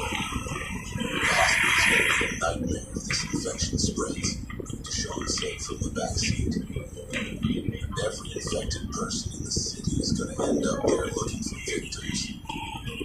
I know, I said, but I'm not leaving Connie to face that alone. We drove through the industrial district surrounding the FedEx hub, heading toward downtown Memphis. The streets were mostly empty at this hour, just a few late-night delivery trucks and the occasional taxi. But I could see emergency lights in the distance, police and fire vehicles responding to incidents. The outbreak was already spreading beyond the facility. Workers had fled before the lockdown were carrying the infection into the city. And the contaminated packages that had been loaded onto trucks before the breach was discovered were being delivered all over Memphis, spreading the T-virus to homes and businesses throughout the metropolitan area. My phone buzzed in my pocket. I pulled it out and saw a text from Connie. Virgil, something terrible is happening at the hospital. The emergency room is overwhelmed with violent patients. Security is calling in police. Are you okay? Please call me. My blood ran cold. It had already started. The T-virus was in the hospital, maybe brought in by infected people seeking treatment, or maybe through contaminated packages delivered to the medical center. Either way, Connie was in immediate danger. I called her number and got a busy signal. The cellular network was being overloaded by thousands of people calling for help simultaneously. I tried again and again, but couldn't get through. Frustration and fear poured inside me. My wife was trapped in a hospital full of infected patients, and I was still miles away fighting through city traffic. We crossed the Wolf River and entered the downtown area. Memphis at 2 in the morning. You might want to put on that app, Primate. Were alive with chaos. Primate. Screaming. Store windows were smashed. Cars were abandoned in the middle of intersections, and everywhere I saw the infected. They shambled through the streets in growing numbers, attacking anyone they encountered, spreading the virus with every bite and scratch. I had to swerve around a police car that had crashed into a fire hydrant, water bottles sitting 30 feet into the river. I get a cat like that. Good. Probably dead or I'll stick transformed. with a cat. We passed Beale Street, the famous entertainment district, and I could see that the bars and clubs had become slaughterhouses. Infected people stumbled out of doorways covered in blood, while tourists and locals fled in panic. The Pyramid Theater was that massive arena that had been converted into a Bass Pro Shop. It sat at the edge of the Mississippi River, a landmark visible for miles. And beyond it, rising against the night sky, was St. Jane Children's Research Hospital, my destination, my wife. But between us and the hospital was a nightmare. The streets were clogged with wrecked cars and panicked civilians. The infected were everywhere, their numbers growing exponentially as each victim became a new carrier of the plague.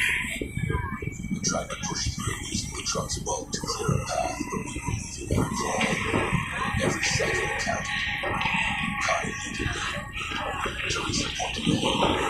Roadblock, Memphis PD.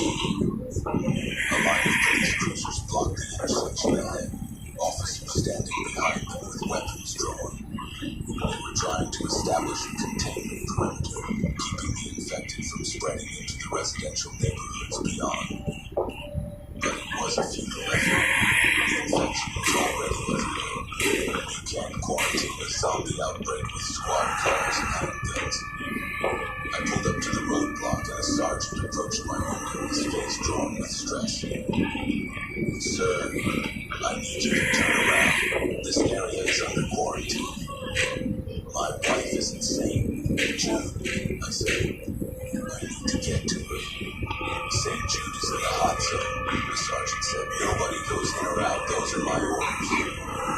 Fuck your orders, Teresa snapped. People are dying. We need to help them.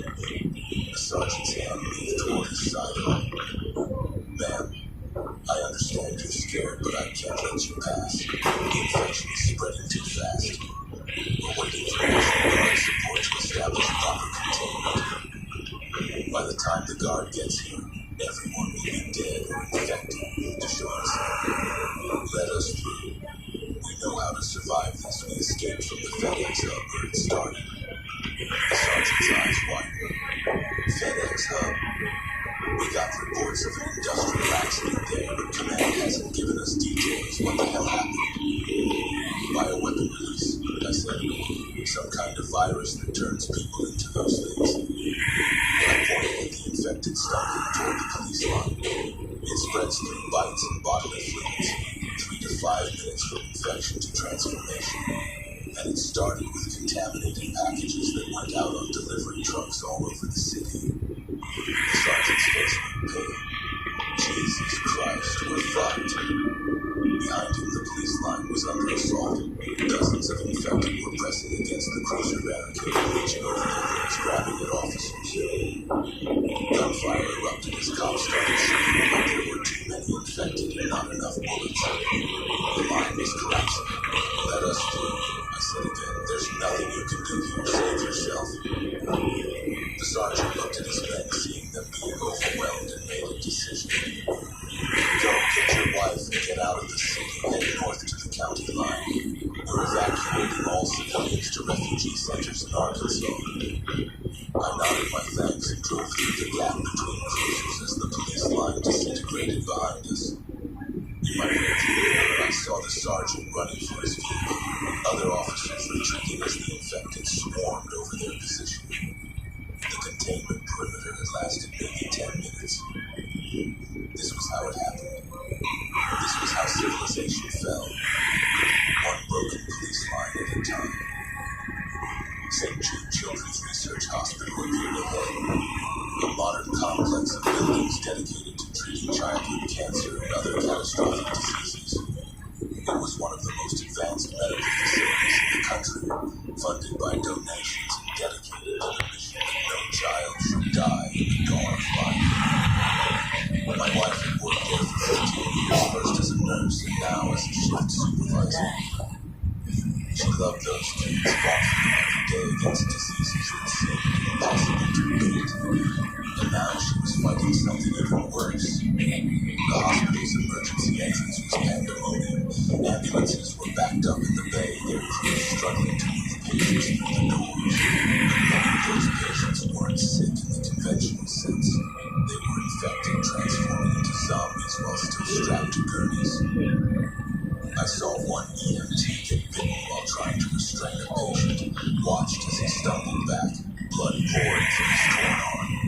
Within minutes, he'd be one of them. I parked the truck in the visitor lot and killed the engine. Teresa, Sean, you don't have to come in here. This is my fight. The hell it is, Teresa said. You're a team, Virgin. We survived the hub together. We survived this together. Sean nodded. Besides, someone needs to watch your back.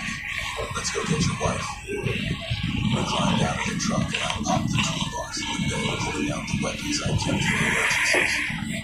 A baseball bat, a crowbar, and a hatchet I used for camping trips. Not much against an army of undead, but crowbar to Teresa and the baseball bat to Deshawn. I kept the hatchet for myself. The hospital's main entrance was locked down, but I knew a staff entrance on the east side that Connie used when she worked late shifts. We ran around the building, staying low and moving fast. The grounds were crawling with infected patients who escaped from the emergency room. Some still wore hospital gowns, IV lines trailing from their arms. Others were civilians who'd come seeking help and found only death. We reached the staff entrance and I used Connie's access card, which I borrowed from her purse that morning. The door clicked open and we slipped inside, sealing in behind us.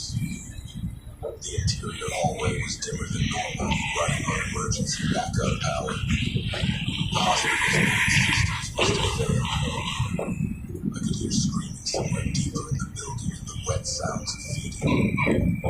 Connie works in the pediatric oncology ward. I say, 4th floor, west wing. We take the stairs. We moved through the hospital corridors, and it was surreal how normal some areas still looked.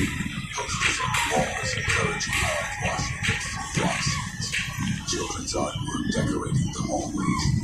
The abandoned toy cart full of stuffed animals. But the normalcy was punctuated by horror. Blood on the floors, overturned crash carts, and bodies. So many bodies. Doctors and nurses who tried to help their patients in pain with their lives. We reached the stairwell and started climbing. On the 2nd floor landing, we encountered our first infected. It was a young woman in scrubs, probably a nurse, her name tag reading Jennifer Cole Ryan. She lurched toward us with a hiss, her hands outstretched. I didn't hesitate. The hatchet came down on her skull with a sickening crunch and she dropped. I had to put my knee on her chest to pull the blade free. It was the first time I'd killed anything larger than a fish, and the act left me shaking. But there was no time for remorse. We had to keep moving. The 3rd floor was worse. The infection had spread through the circular and the hallways were filled with infected patients and staff. Some were still wearing surgical masks and caps, a grotesque parody of medical professionals. We fought our way through, our makeshift weapons rising and falling. Teresa proved to be stronger than she looked, using the crowbar to cave in skulls with brutal efficiency. Deshawn swung his baseball bat like he was going for a home run, each hit connected with bone-crushing force. And I chopped and hacked with the hatchet, trying not to think about the fact that these things used to be people. I dropped the 4th floor covered with exhaustion. The pediatric oncology ward was ahead, its entrance marked by cheerful males and cartoon characters. Through the windows and the double doors, I could see movement inside. Dreams that come from out. I pushed through the doors and entered the ward. It was a scene from hell. The children's rooms lined both sides of the hallway, and through the open doors I could see tiny infected bodies stumbling around, their hospital gowns soaked with blood. These were kids who'd been fighting cancer, their immune systems already compromised by chemotherapy and radiation. The T-virus had torn through them like wildfire. And now they were monsters, pint-sized zombies driven by the same hunger as their adult counterparts. My heart broke seeing them. These were the kids Connie had dedicated her life to saving, and now they were damned. I wanted to help them, but there was nothing I could do. They were beyond the saving. All I could do was put them down before they hurt anyone else. A small boy, maybe 6 years old, came lurching out of the room to my left. He was bald from chemotherapy, an IV port still implanted in his chest. His eyes were that same milky white as all the infected. He reached for me with small hands and I couldn't do it. I couldn't bring myself to strike down a child, even an infected one. Teresa pushed past me and swung the crowbar, catching the boy in the temple. He went down instantly. She looked at me with hard eyes. If you can't do what needs to be done, you're gonna get us killed. She was right. I had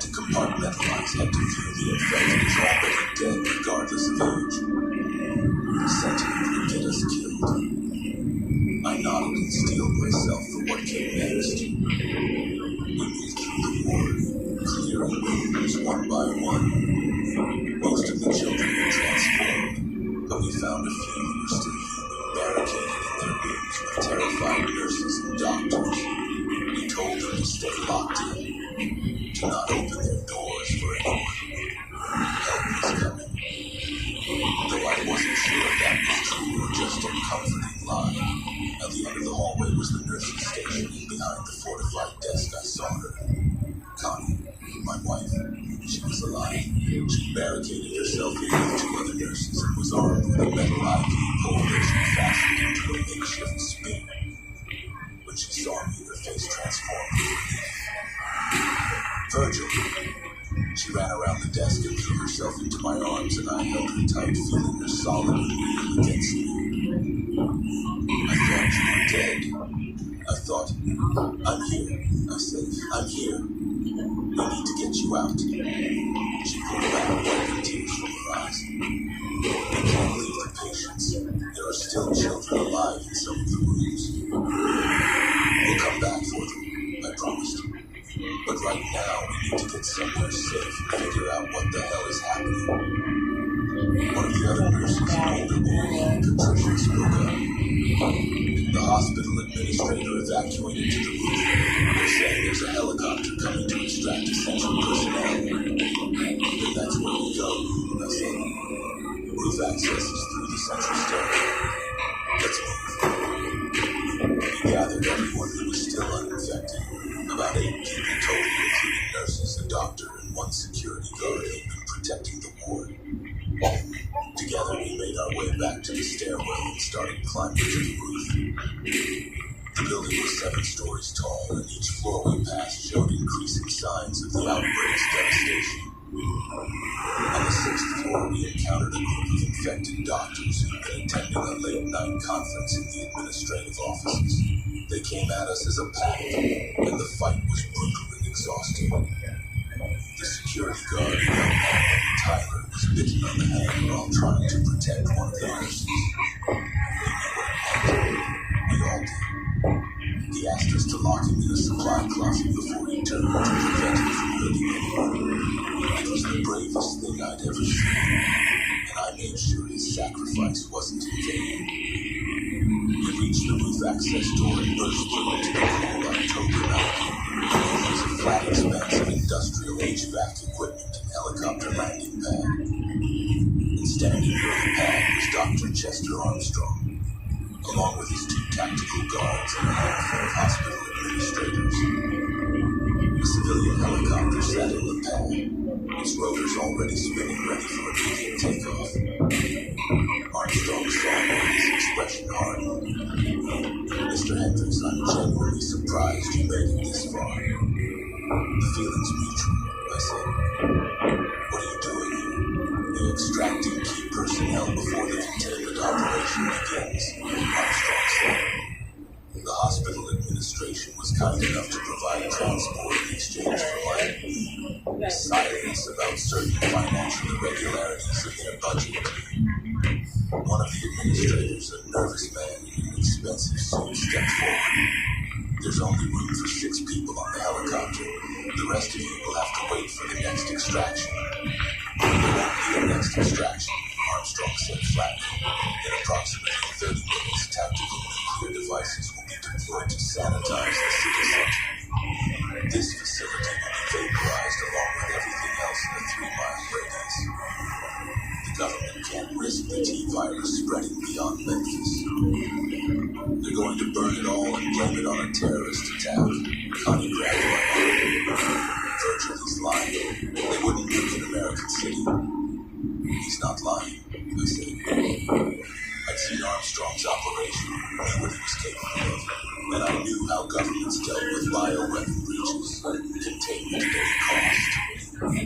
They'll sacrifice Memphis to stop the infection from going nationwide.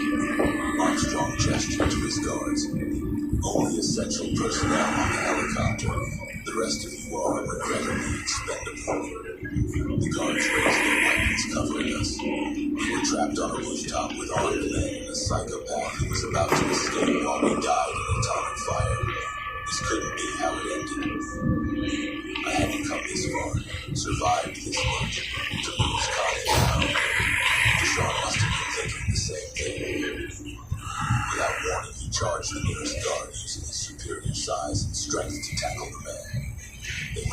a tangle of limbs wrestling for the life.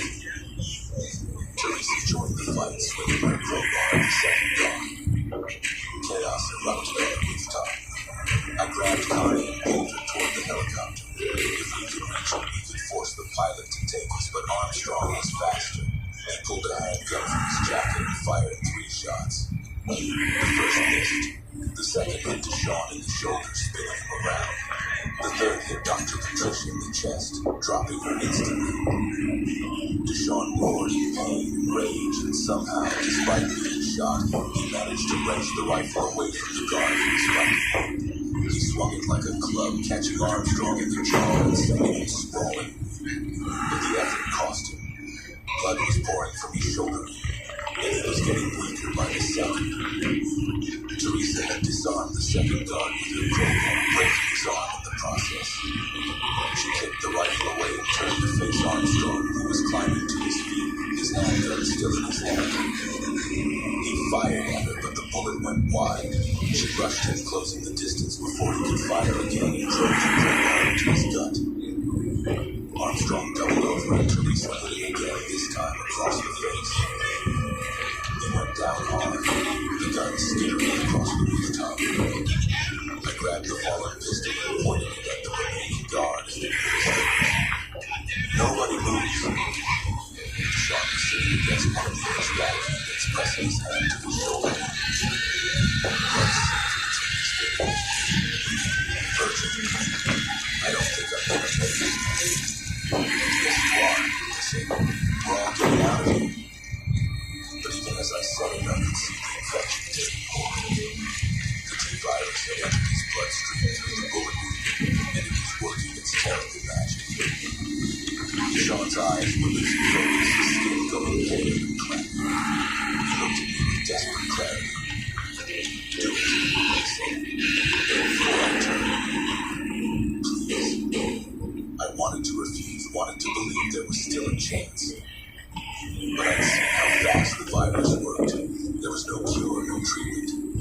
Once infected, transformation was inevitable. And I owed Deshawn a clean death, not the horror of becoming a monster. I raised the pistol, my hand shaking. I'm sorry, Deshawn. You saved our lives. Make it count, he said. Then he closed his eyes. I pulled the trigger. The shot echoed across the rooftop, and Deshawn slumped sideways, gone. Just like that. A man with his whole life ahead of him, reduced to another casualty of Armstrong's creeping with the T-virus plague. Teresa was standing over Armstrong, her crowbar raised. This piece of shit needs to pay for what he's done. Armstrong was barely conscious, blood running from his nose and mouth where Teresa had hit him. He looked up at us with unfocused eyes. You're all going to die anyway. The bombs are already in position. Then you're dying with us, I said. I grabbed Armstrong by his jacket and dragged him toward the roof access door. The helicopter's pilot was frantically trying to lift off, but Teresa threw her crowbar into the tail rotor, and the resulting damage caused the aircraft to spin out of control. It crashed onto its side, rotors shattering, fumes spilling across the helipad. The administrators who'd been trying to board were thrown clear as they surrounded the wing of the wreckage and watched it explode into flames. Where are you taking him? Connie asked. Back to where this started, I said. The FedEx hub. If we're all going to die, I'm making sure he pays first. We went back down to the hospital, fighting our way past infected on every floor. I dragged Armstrong with us, ignoring his protests and pleas. Teresa and Connie covered our rear, putting down any zombies that got too close. The hospital was lost now, completely overrun. The children we tried to save were dead or infected. The nurses and doctors who dedicated their lives to healing were monsters shambling through blood-soaked corridors. St. Jude, a beacon of hope for sick children, had become a tomb. We reached the ground floor and exited through the staff entrance we used earlier. My truck was still in the parking lot, miraculously untouched despite the chaos surrounding the hospital.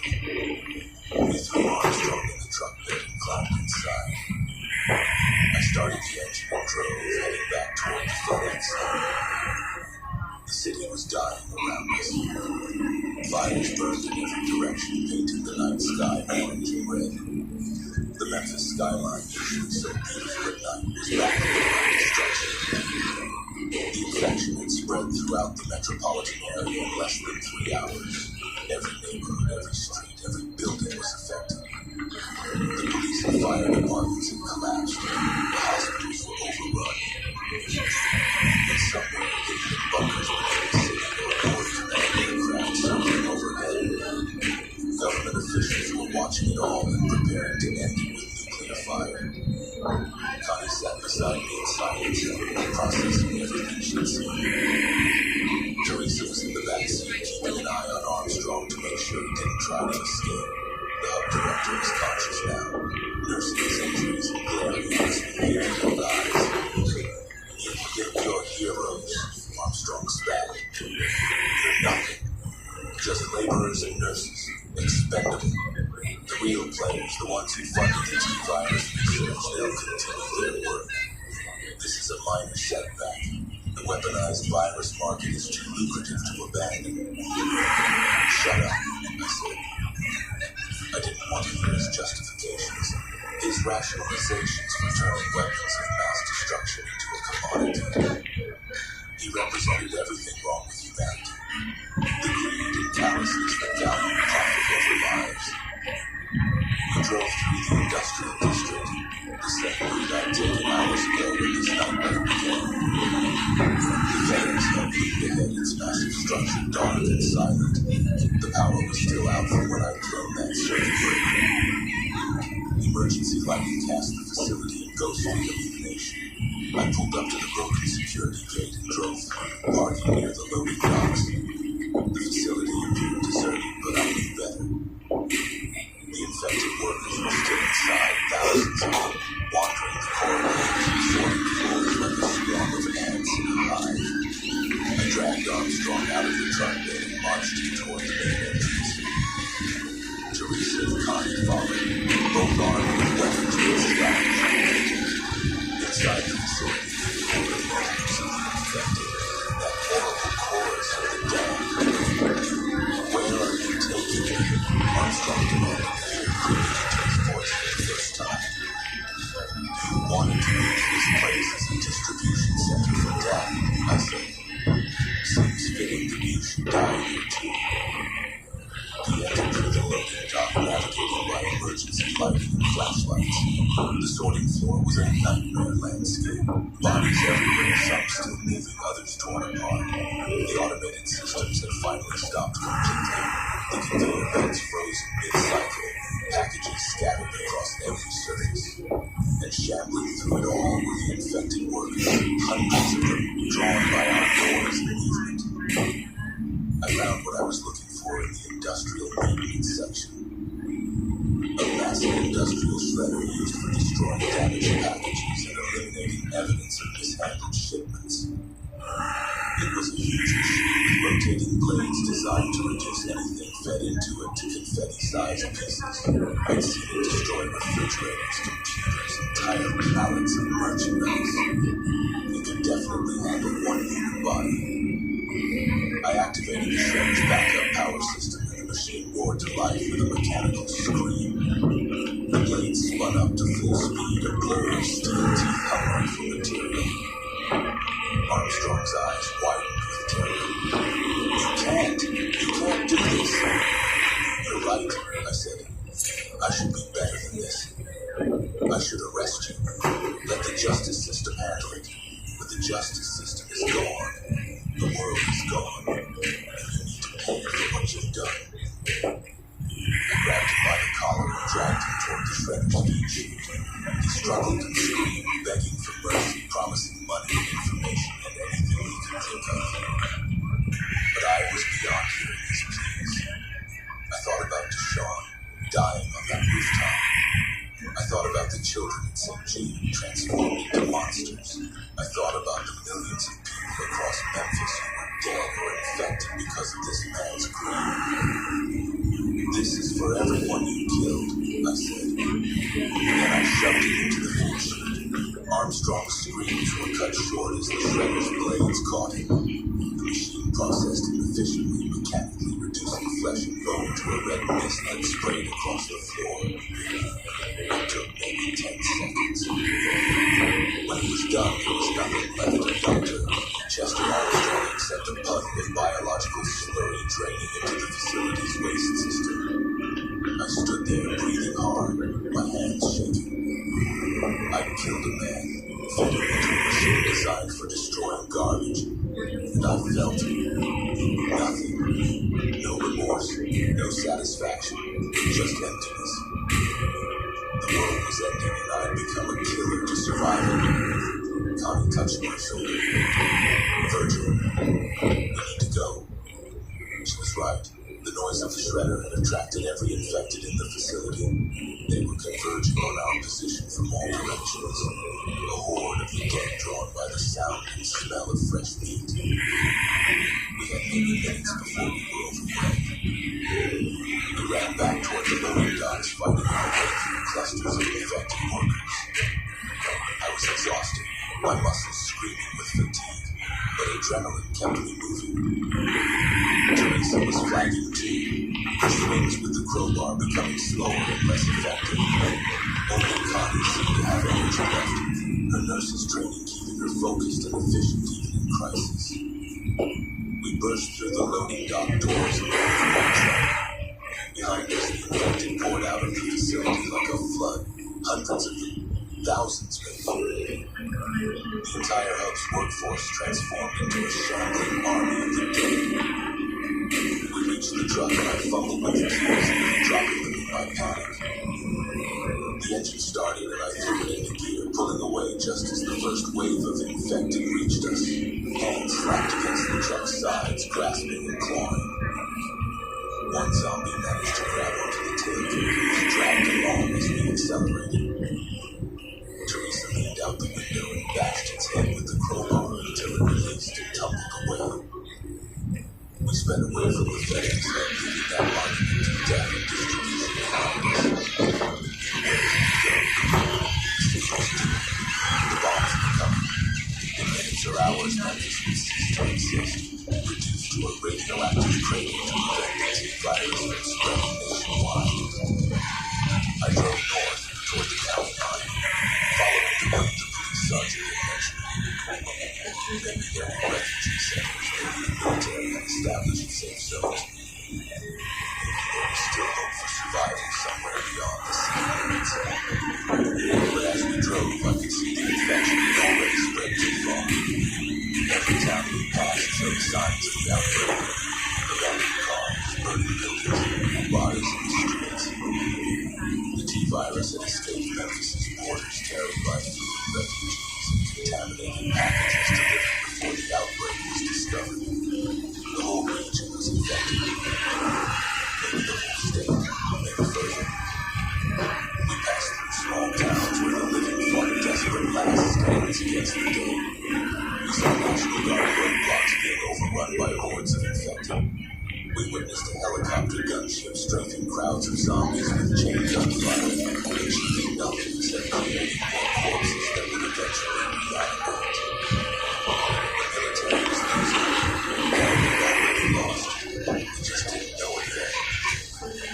As dawn broke on October 15th, we were 50 miles north of Memphis, stopped at an abandoned gas station to refuel and catch our breath.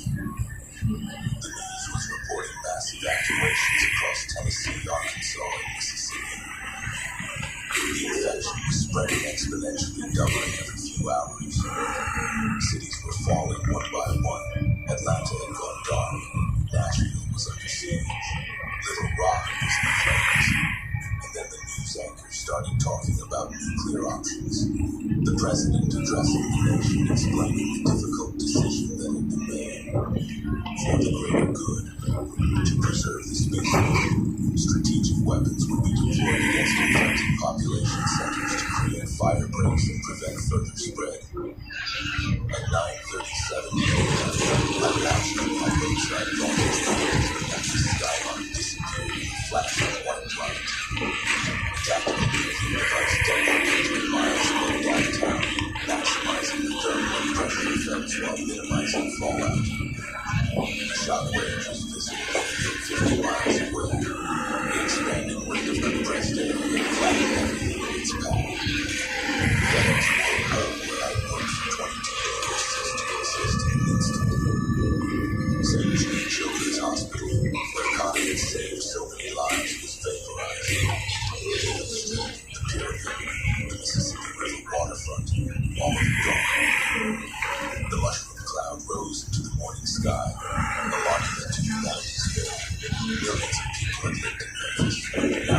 humans were dead either from the virus or the bomb. But it wasn't enough. The infection was already beyond the city limits, already spreading through the heartland. They moved Memphis for nothing. More bombs fell as the day progressed. We watched from our refuge as Nashville went up in flames. In Atlanta, in Little Rock, and Jackson, the government was trying to create a cordon sanitaire across the entire southeastern United States, sacrificing millions to save hundreds of millions. But it wasn't working. The infection was too widespread, too resilient. The zombies couldn't be stopped by walls or bullets or bombs. They just kept coming, kept spreading, kept feeding. By nightfall on October 15th, the news network stopped broadcasting. The power grid failed across the region as automated systems shut down and workers fled their posts. Cell towers went dark. The internet collapsed. We were alone in a dying world. Teresa died on October 16th.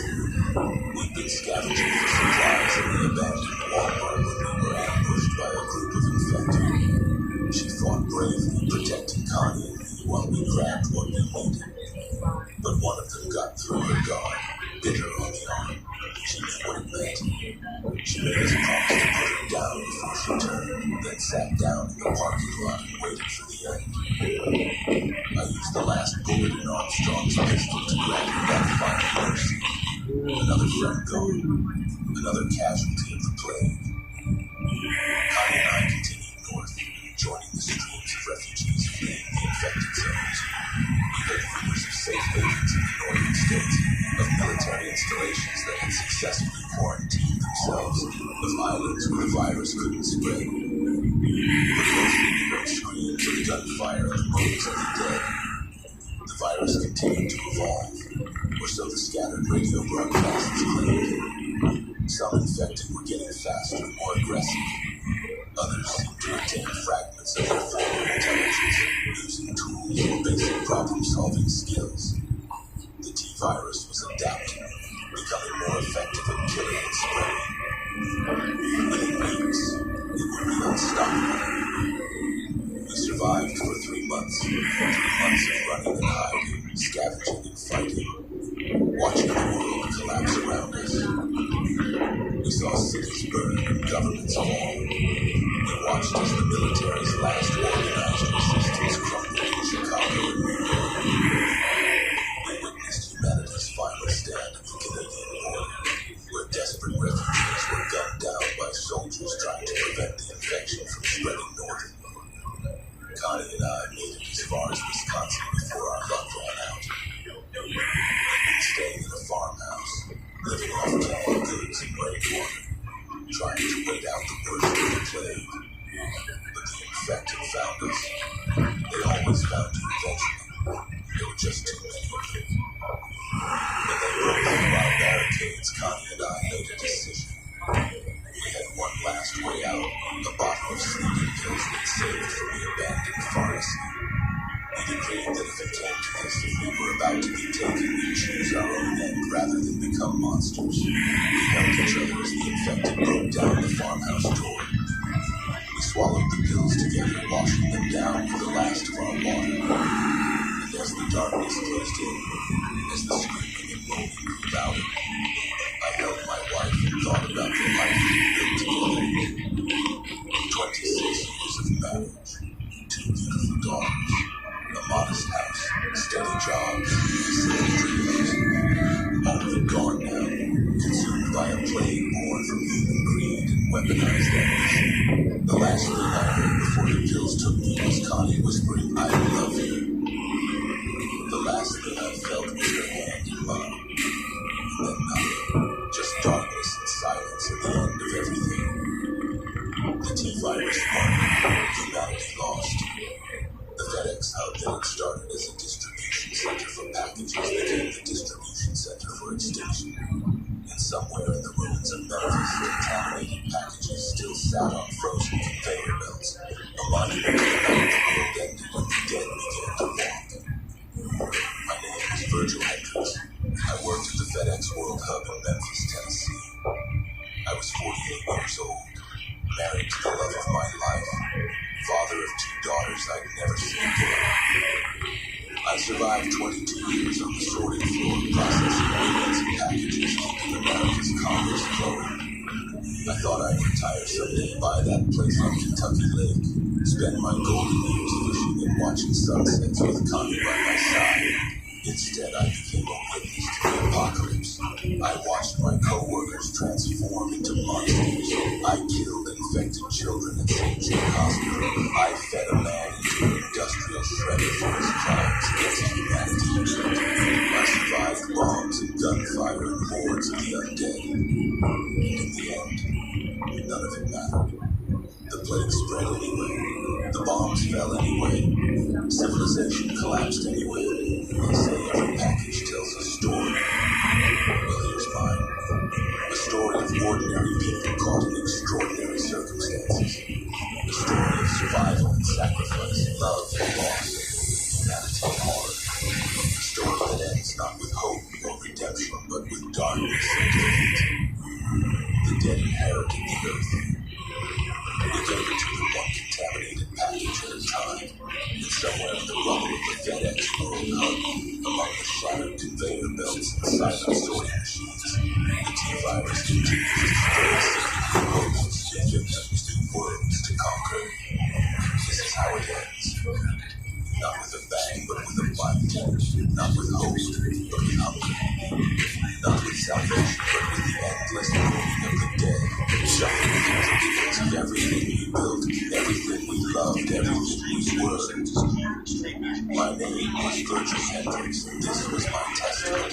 This was my warning. This was my story. May whoever finds these words learn from our mistakes. May they find a way to stop what we could not. May they survive what we did not. But I doubt they will. Watch a movie called Mercy. The dead are too many. And a horror movie like that. Technology You like it? too creative, too foolish to save ourselves. Goodbye, world.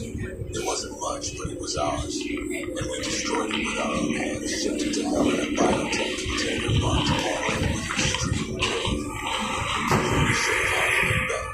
We should have been better. But we weren't, and now we're gone. And the dead dance on our graves while the last lights of civilization flicker and die in the gathering darkness that will never end. This is Virgil Hendrix, signing off. The factory floor is silent. The conveyor belts have stopped. The packages will never be delivered. And the zombies roll through the ruins of Memphis, through the ashes of St. Jude, through the radioactive crater where millions once lived, loved, and dreamed of tomorrow. There is no tomorrow. There's only the endless night, and the hunger. The dead will never stop, never tire, never cease their terrible purpose. We thought we could control the virus. We thought we could weaponize nature and profit from death. We were wrong, and our punishment was extinction. May God have mercy on our souls, because the T-virus sure as hell didn't. May whatever comes after us be wiser than we were, kinder than we were, better than we were. Will they learn from our ashes and build something worth preserving? But probably they won't. Probably there's nothing after us except the dead, shuffling through an empty world, searching for prey that no longer exists, until entropy itself claims them and reduces everything to dust, memory, and silence. This was our legacy. A warning written in blood and fire, sealed with a kiss delivered by the FedEx World Hub to a world that will never read it. Because everyone who can read is dead or dying or turned into something that doesn't care about words or warnings or the desperate last testimonies of the damn. Goodbye, good night, good luck. The luck won't save you, nothing will save you, nothing saved us, and nothing will save whatever comes next. The dead have won, the living have lost. And somewhere in Memphis, in the ruins of a facility that once employed thousands and processed millions of shipments, the T-virus waits patiently for its next victims, its next hosts, its next chance to spread and consume and destroy. We gave it that chance. We created it, weaponized it, shaped it, and unleashed it. And it consumed us utterly, completely, eternally. This is the end. This is how it ends. Not with hope, but with horror. Not with resistance, but with resignation. Not with survival, but with surrender to the inevitable march of death across a world we once called home. My name was Virgil Hendrix. I lived, I loved, I worked, I fought, I survived as long as I could. And then I died, holding my wife's hand, swallowing the poison to avoid a fate worse than death. Listening to the zombies break down our last refuge while the pills pull me down into merciful oblivion.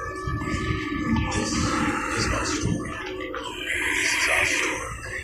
This is humanity's story, written in the blood of billions, illustrated with mushroom clouds and shambling corpses, published in the ruins of civilization for an audience that may never exist.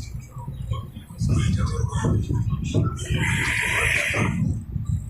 Read it and learn that sometimes, despite our best efforts, despite our courage and intelligence and will to survive, sometimes the monsters win and the heroes die, and the world ends not with redemption, but with the cold certainty that we brought this upon ourselves through greed and pride, and the fatal assumption that we could control forces beyond our understanding. We couldn't. We didn't. And now we're extinct, replaced by creatures that wear our faces but have forgotten our names, our dreams, our desperate hope that tomorrow would be better than today. There is no tomorrow. The factory floor is silent. The packages are undelivered. And Virgil Hendrix, 48 years old, 22 years at FedEx, loving husband and proud father, lies dead in a Wisconsin farmhouse. His story told, his warning issued, his last breath spent on the word love, spoken to a woman who made every day of his ordinary life extraordinary. This is the end. This is goodbye. This is the final shipment from the FedEx World Hub to a world that stopped accepting deliveries the night the dead learned to walk and the living learned to die. Handle with extreme care. Do not open until the end of the world. Deliver to no one because everyone is dead. This is Virgil Hendrix, Memphis, Tennessee, October 14th through January 16th, signing off forever from a world that no longer exists to leave a message that will never be read by people who will never be born. We were here. We mattered. We loved. We died. And the zombies ate our corpses and moved on, searching endlessly for the next meal in a buffet that has finally run dry. Goodbye, Creed. We were beautiful once. Before the packages came, before the virus spread, before the bombs fell and the dead rose and civilization collapsed into screaming chaos. You were beautiful. We destroyed you. I'm sorry. I'm so goddamn sorry. For all of it, for every mistake, every greedy decision, every moment we chose profit over people and power over compassion. I'm sorry and I'm gone, and the dead don't care about apologies because they don't care about anything except the hunger that drives them forward through the ruins of everything we built. This is the end. No more chances, no more hope, no more tomorrows. Just the eternal power of death and darkness and the cold comfort that at least the suffering is finally over. My name was Virgil Hendrix, and I witnessed the end of the world from a FedEx sorting floor in Memphis, Tennessee. I fought zombies with a hatchet and a prayer. I killed the man who started it all. I loved my wife until my final breath. And I died knowing that it was all for nothing. Because the plague won anyway, humanity lost, and the world ended despite our best efforts to save it. This is my testimony, this is my warning, this is my goodbye. May God have mercy on us all, because the T-virus never did, never will, and never could. It's just a virus, it doesn't hate us, it doesn't love us, it just consumes us efficiently and eternally, until there's nothing left to consume, and then silence. Terrible, absolute silence. The kind of silence that comes when every voice has been stilled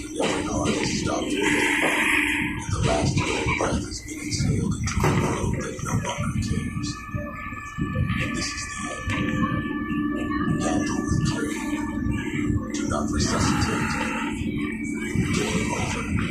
The dead have won. Goodbye from Virgil Hendricks, husband, father, worker, survivor, victim. Goodbye from the FedEx World Hub. Goodbye from Memphis. Goodbye from humanity.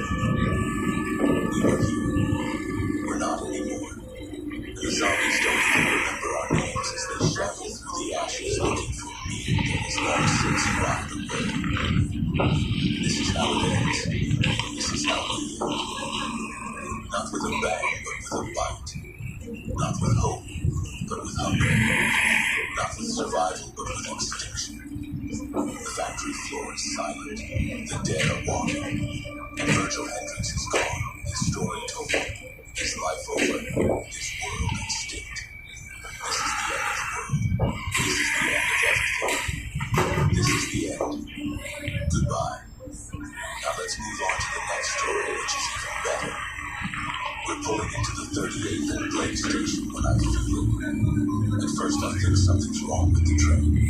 Some kind of mechanical issue because the whole car starts to shake. But then I look out the window and see the platform moving. The metal canopy overhead swaying like a tree in a windstorm, and I realize this is something much worse. An earthquake. In Denver. We don't get earthquakes in Denver. We get blizzards and hailstorms and the occasional tornado, but not earthquakes. The shaking intensifies and I hear screaming from the passenger compartment behind me.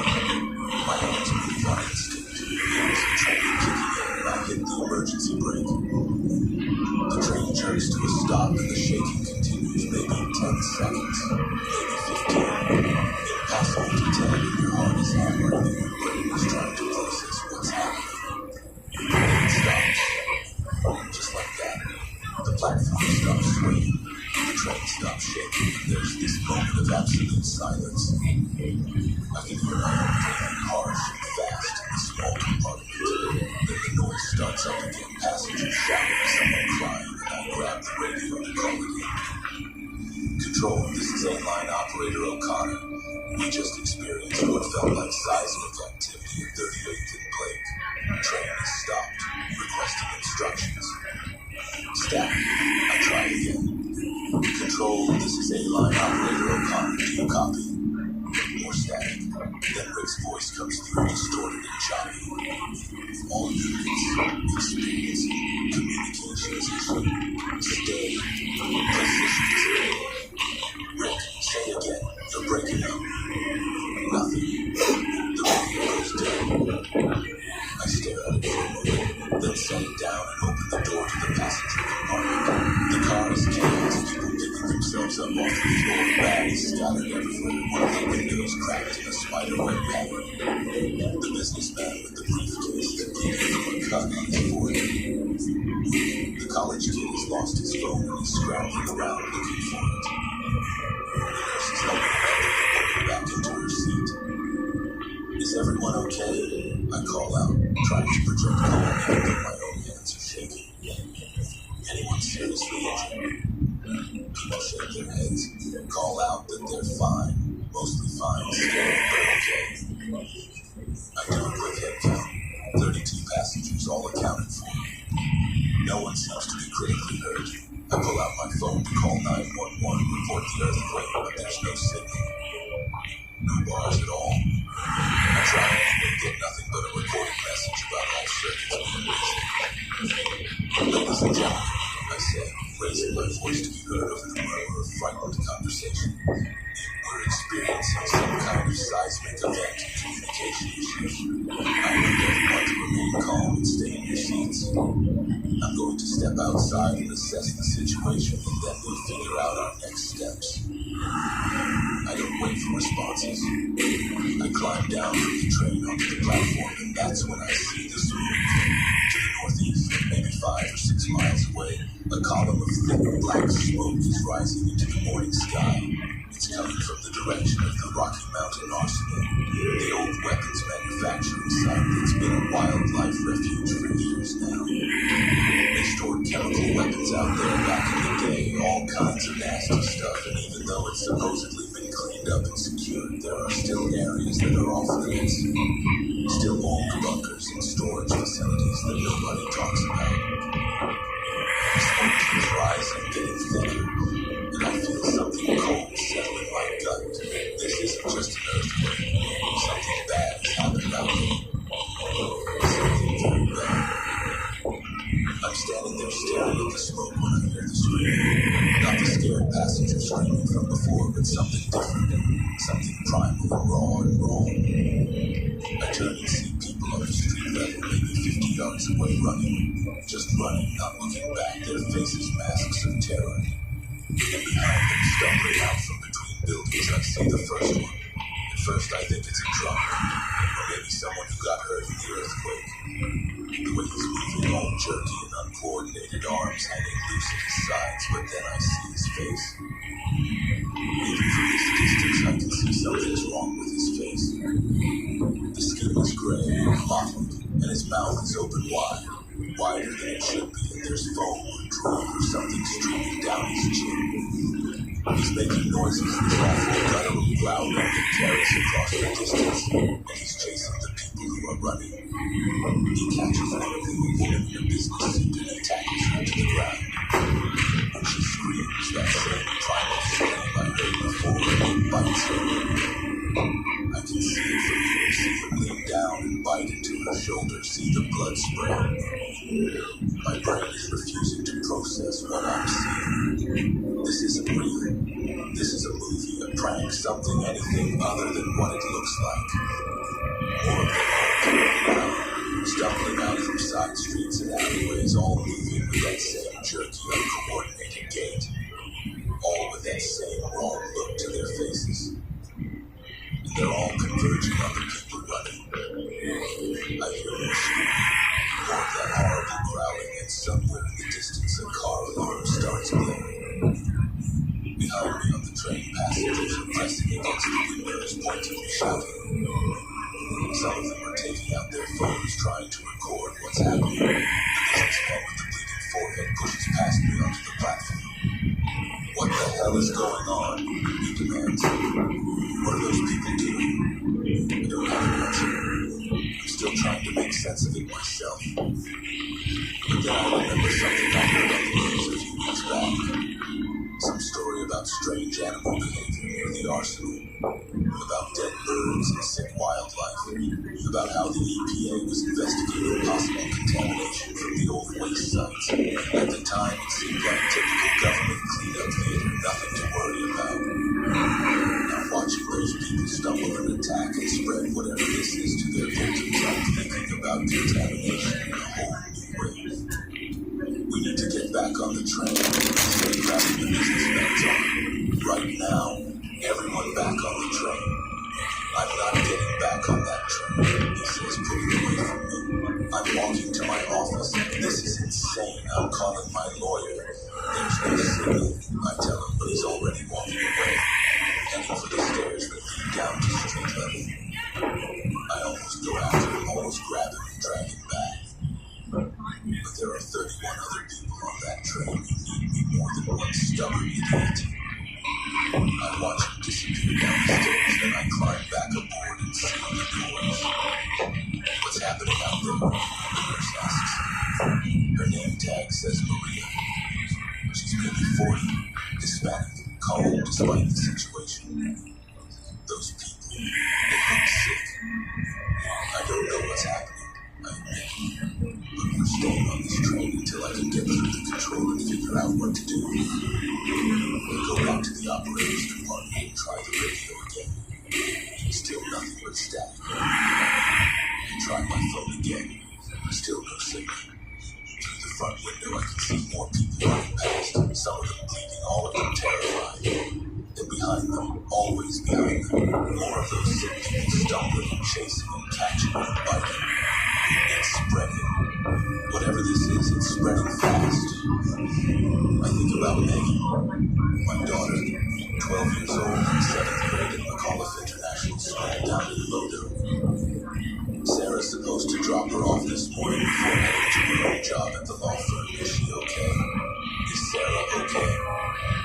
I try calling Sarah's number, get nothing. Try texting the message since they're unsent. I'm about to try again when something slams into the side of the train.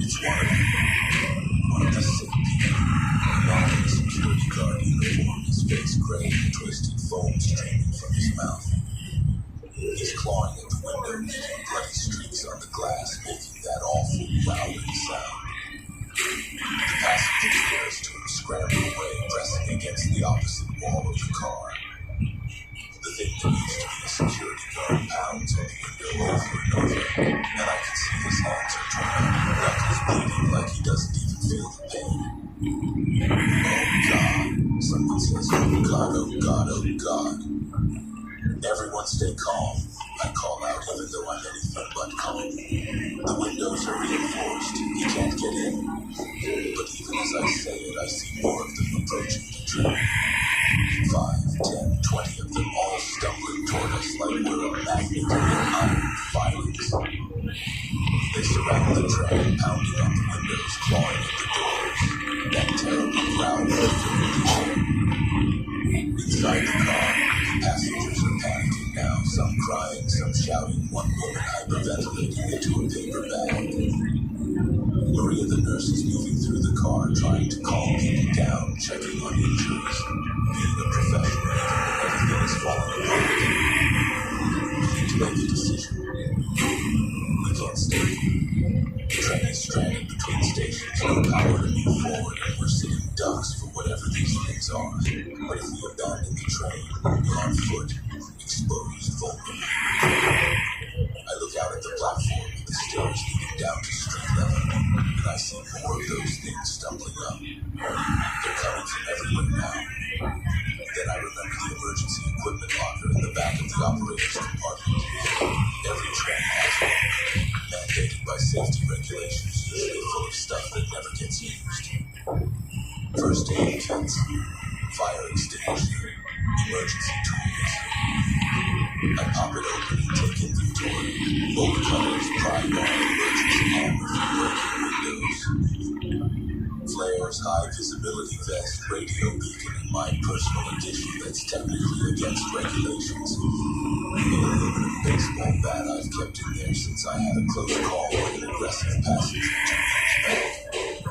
I pull out the bat and the pry bar, then grab the emergency hammer for good measure. Listen up, call out to the passengers. We can't stay here. Those things are only going to get more aggressive, and we have no idea how long before help arrives. I'm going to lead us off this train into the nearest secure building. We stay together, we move fast, and we don't stop for anything. Understood? This is crazy, someone says. We should wait for the police. The police aren't coming. I tell them harshly that they need to. Look around. Communications are down, people are being attacked on the streets, and whatever is happening at the arsenal is still pouring smoke into the sky. We're on our own here. Maria stands up, the nurse's authority cutting through the panic. He's right. We need to move. Everyone who can walk, get ready. Anyone who's injured or needs help, speak up now. The elderly woman Maria was helping earlier raises a shaky hand. I twisted my ankle. I don't think I can run.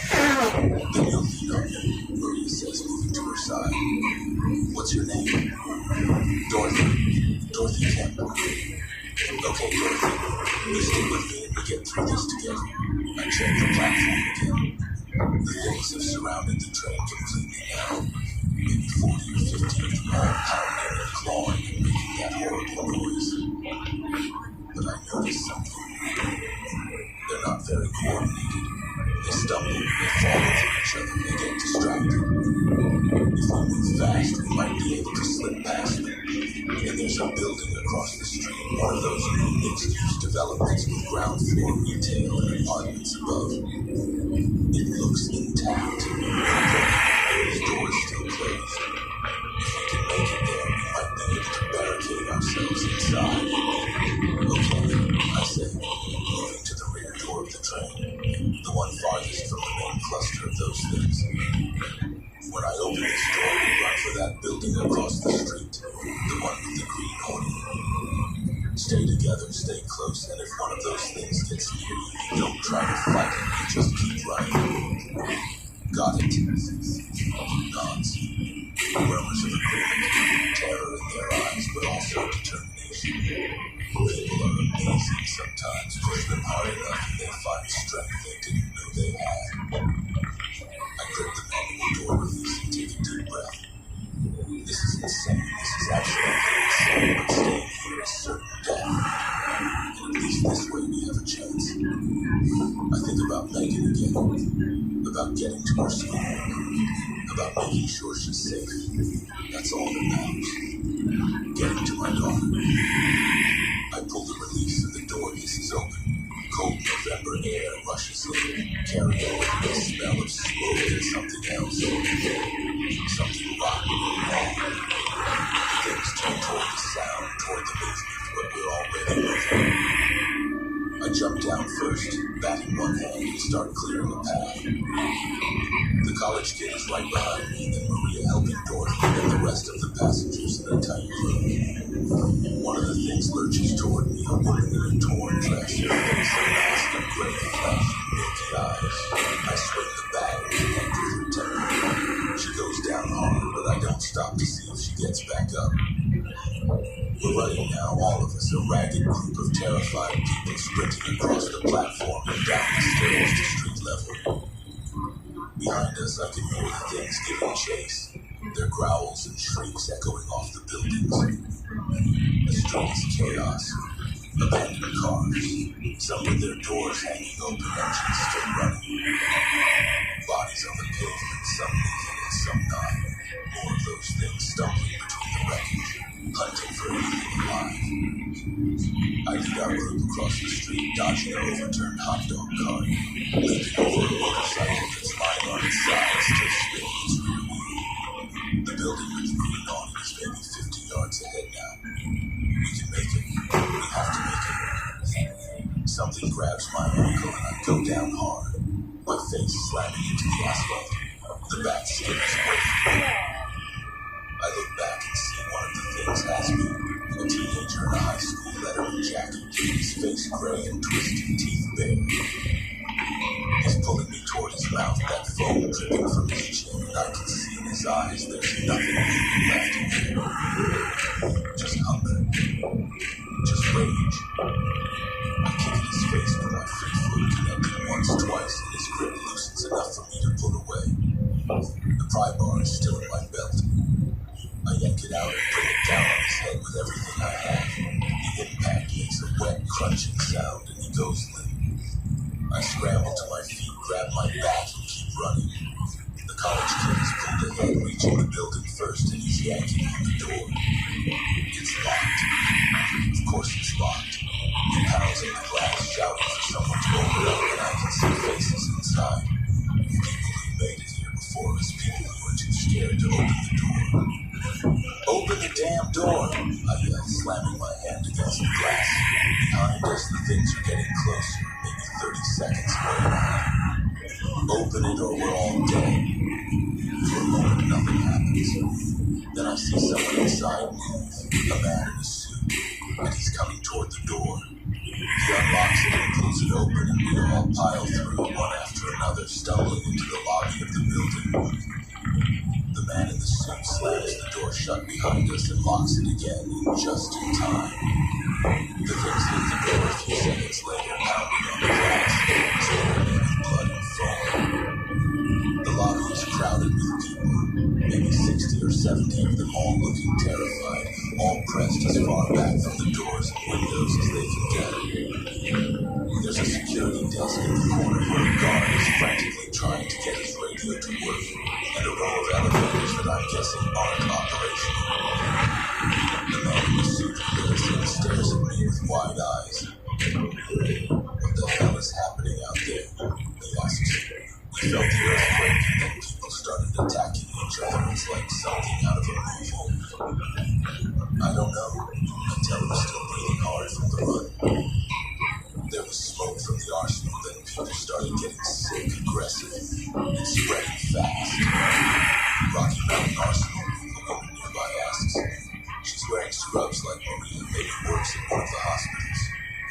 They store hazardous materials out there, old chemical weapons, if the earthquake breached one of the containment facilities. She doesn't finish the sentence. She doesn't need to. We all understand what she's saying. Some kind of biological or chemical agent has been released and it's turning people into those things outside. Rabies X, I think, remembering something I read online a few months back about experimental rabies treatments being tested in military facilities. Could this be that? Could this be some weaponized version of raiders that got loose? I pushed through the crowd toward the security desk. Do you have working communications? I asked the guard. He's young, maybe 25, and he looks like he's about 2 seconds from a complete breakdown. His name tag says Brad. Radio's dead, Brad says. Landlines are down. Cell towers must be overwhelmed because nobody can get a signal. I tried the emergency elevator phone, but that's not working either. We're completely cut off. What about the roof? Can we get up there? See what's happening? Elevator's not working. Stairs are on the north side of the building. I look around the lobby. These people are scared, but they're not panicking yet. That's something. But they're trapped here, and eventually those things outside are going to find a way in. Or we're going to run out of food and water, or something else is going to go wrong. We need a plan. We need information. We need to understand what we're dealing with. I'm going up to the roof, I announce. Anyone who wants to come with me, now's the time. The college kid steps forward. I'll go. He's tall, athletic, wearing a sea boulder hoodie. I'm Derek. Shane. You play any sports, Derek? Lacrosse. Midfielder. Good. You're probably in better shape than me. I look around. Anyone else? Maria raises her hand. Someone should go who has medical training. If we're going to survive this, we'll need to know what we're dealing with from a health perspective. Sure, that climb is going to be tough. I run half marathons. I can handle stairs. I nod and turn to the rest of the group. Barricade these doors and windows. Use whatever you can find, furniture, vending machines, anything heavy, and stay away from the glass. If those things break through, you funnel them into a narrow space where you can defend it. Understood? The man in the suit nods. We'll hold it down here. Just be careful, okay? Derek, Maria, and I head for the north stairway. The door is heavy metal. It closes behind us with a solid thump that echoes in the shaft. The stairwell is dimly lit by emergency lighting, the kind that runs on batteries when the power goes out. Our footsteps echo as we climb, flight after flight, and I can feel my legs starting to burn by the time we hit the 5th floor. Maria is right, she can handle stairs. She's barely breathing hard while I'm starting to labor. Derek is young enough that this is probably nothing to him. By the 10th floor, my lungs are screaming and my thighs feel like they're made of lead, but we keep going. 12 floors. 15. 20. Finally, we reach the roof access door. Another heavy metal barrier with a push bar. I lean against it and we spill out onto the roof into the cold November morning. And what I see takes my breath away. Denver is burning. Not everywhere, not yet, but I can see fires scattered across the downtown area. Buildings with smoke pouring from windows. Cars overturned and flaming. The 16th Street Mall visible to the south with people running and things chasing them. The smoke from the arsenal is massive now. A black column reaching up into the sky and spreading out in a mushroom cloud that's drifting southeast on the wind. And everywhere I look, I see chaos. I see people running, fighting, dying. I see those things, hundreds of them now, maybe thousands, spreading through the streets like a plague.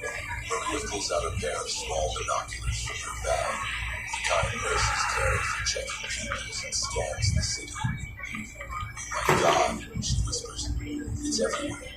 The whole city. Look at course feeling. She hands me the binoculars and I look where she's pointing. Coors Field, the baseball stadium, looks like a war zone. The gates are torn open and people are pouring out, some running, some stumbling with that telltale jerky gait. Even from here I can see the carnage, the bodies, the chaos. Something happened there. Maybe people sought refuge and got overwhelmed. Maybe one of those things got inside and the infection spread in the crowded stands. I turn the binoculars toward where Megan's school should be. The buildings are too close together to see much, but I can see smoke rising from that direction too, and the street streets are packed with those things. Getting to her is going to be nearly impossible, but I have to try. She's my daughter. She's everything. We need to get down there, I say, lowering the binoculars. I need to get to Lodo. My daughter's school is there. Shane, look at what's happening, Derek says, his voice tight. There's no way to get through that. There must be thousands of those things between here and there. I don't care. I'm going. Maria puts a hand on my arm. We understand. We all have people we're worried about. But rushing out there alone is suicide. We need to think this through. We need a plan. Before I can respond, we hear it. The sound of helicopter rotors, heavy and low, coming from the east. We turn and see them. 3 military helicopters, Apache attack choppers flying over the ocean over downtown. They're low enough that I can see the weapon systems mounted on their sides, the pilots and their helmets. One of them breaks formation and circles over Coors Field, and I see something drop from its belly. I'm listening. It streaks down and impacts the field, and even from miles away I can see the explosion of massive fireworks that engulfs part of the stadium. They're bombing their own city, Jerry says, his voice hollow with disbelief. They're actually bombing Denver. Another helicopter releases its payload, this time on a cluster of buildings near Union Station. The explosion lights up the morning, and I can feel the shockwave even from here, a wall of pressure that makes my ears pop. More helicopters appear, coming from the direction of Buckley Air Force Base to the east, and they're all armed, all targeting the densest concentrations of those things, which means they're targeting the most populated areas, which means they're targeting survivors too. They've given up on containment, Maria says, her voice shaking. They're trying to burn it all down before it spreads further. I think about what that means. The military has protocols for this kind of thing. Containment procedures, escalation matrices. If they've already reached the point where they're cluster bombing their own city, that means they think the situation is beyond saving. That means they've decided Denver is lost. That means everyone's still alive in the city, everyone's still trying to survive. Is collateral damage in their eyes? I need to get off this roof, I say, heading back toward the access door. If they're bombing the city, nowhere is safe. We need to find shelter somewhere underground, somewhere we can ride this out. But even as I say it, I know I'm lying to myself. There is no riding this out. This isn't something you can wait to blow over. This is the end of the world as we know it happening in real time. And all we can do is try to survive as long as possible and hope for what? A cure, a rescue, a miracle. I think about Megan again, about her smile, about the way she laughs at terrible jokes, about how she gives me a hard time for not knowing who her favorite musicians are. I think about missing her dance recital last month because I had to work a double shift. I think about all the times I chose work over her, chose to avoid the awkwardness of dealing with Sarah over spending time with my daughter. I think about how if I die today, if one of those things gets me or a military bomb turns me into ash, my last interaction with Megan will have been a text message 3 days ago, where I told her I'd see her next weekend. We're back in the stairwell descending now, and I'm making a decision. I'm going to get to that school. I'm going to find Megan. And if I die trying, at least I'll die knowing I put her first, even if it's too late to matter. We make it back to the lobby and find that the situation is deteriorating. More of those things have gathered outside, pressing against the doors and windows, and I can hear the glass starting to crack. The barricades the survivors built are holding now, but they won't last forever. People are arguing, some saying we should make a run for it. Others insisting we stay put. A few suggested we go to the basement and hide. The man in the suit who let us in earlier is trying to maintain order, but his authority is slipping. Then I see him across the lobby near the elevator bank, talking to a group of men who look like they're ready to bust heads. Declan Murphy. I recognize him from the news. lawsuits, from the protests outside his office. Former military contractor, now one of Denver's biggest slumlords, owns half the rundown apartment buildings in 5 points and charges exorbitant rents for units that barely meet code. He's in his 50s, tall and broad-shouldered with silver hair cut military short and a face like a clenched fist. He's wearing tactical gear, the expensive kind you buy at REI when you want to look like you're ready for combat but have never actually seen combat. And he's got a pistol holstered in his hip. I watch as Murphy gestures to his men. 5 of them, all built like linebackers, all armed. They're loading supplies into duffel bags, water bottles, food from the vending machines, first aid kits. They're hoarding evacuation resources while everyone else in this lobby is scared and defenseless. Of course he is. Of course Declan Murphy would use a disaster as an opportunity to take what he wants and leave everyone else to die. Hey, I call out, pushing through the crowd toward him. What the hell do you think you're doing? Murphy looks at me like I'm an insect that's had the audacity to land on his windshield. I'm securing resources for my people. Not that it's any of your business. Your people. Everyone in this building is trying to survive. You can't just take everything. Watch me. He turns back to his men. Load it up.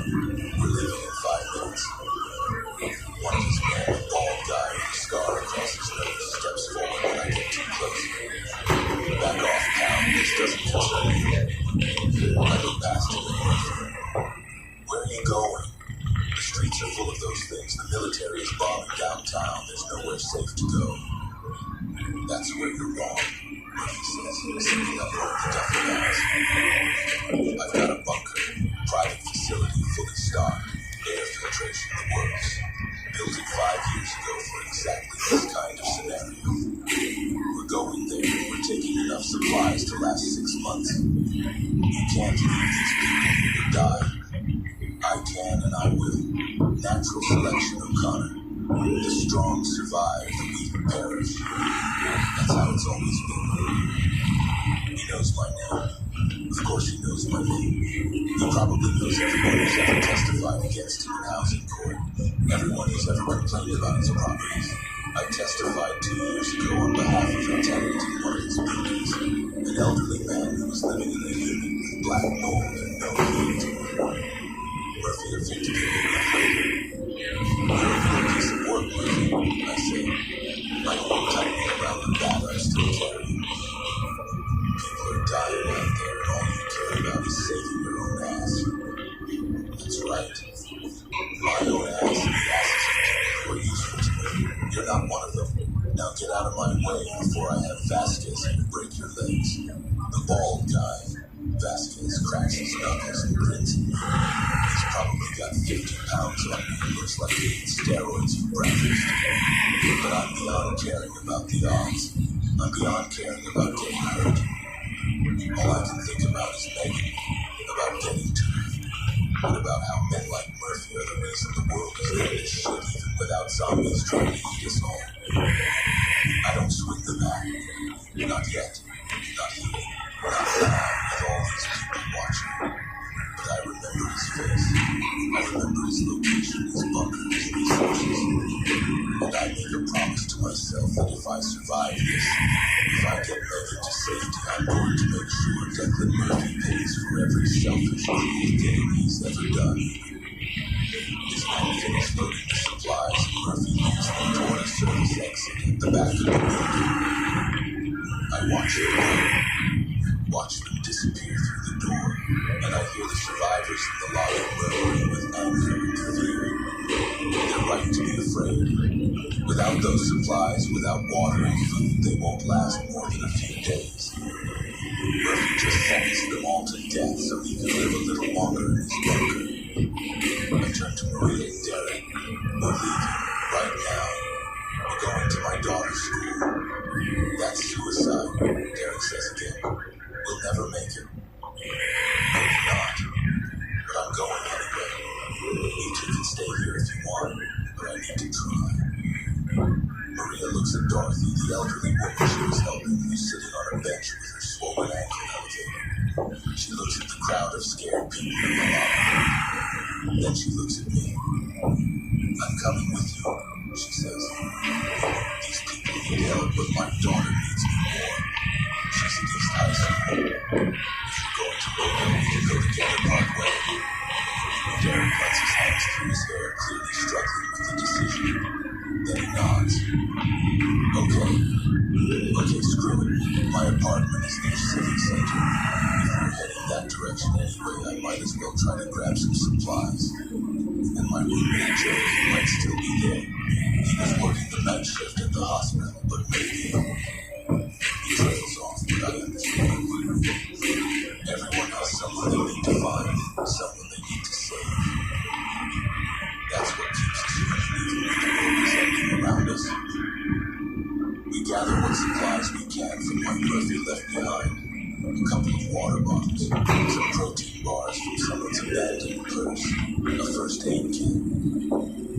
Derek finds a fire extinguisher on his security desk and takes it as a weapon. Maria has her medical bag. I have my battery and tripod. Not much to fight off a horde of zombies because that's what they are. I've stopped trying to pretend otherwise. But it'll have to do. I take one last look at the people in the lobby. The man in the suit, Brad the security guard, Dorothy with her injured uncle, all the others who are too scared or too smart to come with us. Part of me wants to give them a speech, tell them to stay strong, promise them that help is coming. But I'd be lying. Help isn't coming. The government has already decided this city is lost. These people are on their own, just like we all are. Good luck, I say to them, and then we're moving toward the back exit, the same one Murphy took, hoping it leads somewhere that isn't crawling with the infected. The service hall is dark and narrow, lined with pipes and electrical conduits. We can hear water dripping somewhere, and the whole space smells like industrial cleaner and mildew. There's an emergency exit sign glowing red at the far end, and we head toward it, our footsteps echoing off the concrete walls. Derek is in the lead with the fire extinguisher. I'm in the middle with my back ready, and Maria brings up the rear. We reach the exit door, and Derek pushes it open slowly, peeking out into the alley beyond. I hear him swear under his breath. What is it? I whisper. 3 of them. Maybe 20 feet away. They haven't seen us yet. Can we go around? The alley runs east-west. They're to the west. We need to go east to get to Lodo. We'll have to go past them or through them. I move up next to Derek and look out. 3 infected, all in various states of decay and injury. One's missing an arm, probably torn off by another infected or caught in something during the chaos. One's a woman in a hospital gown, her gray skin streaked with blood and foam. The third is in copper-stricken uniform, his badge glinting in the morning light. They're swaying on their feet, heads moving back and forth like they're scanning for prey. We move quiet, I whisper. If they spot us, we run. Don't engage unless we have to. We slip out of the door one at a time, staying low, keeping to the wall of the alley. The infected are distracted by something. Maybe they hear noise from the street yard. Maybe they smell blood from some victim we can't see. We're 10 feet past them, and the woman in the hospital gown turns her head and looks right at us.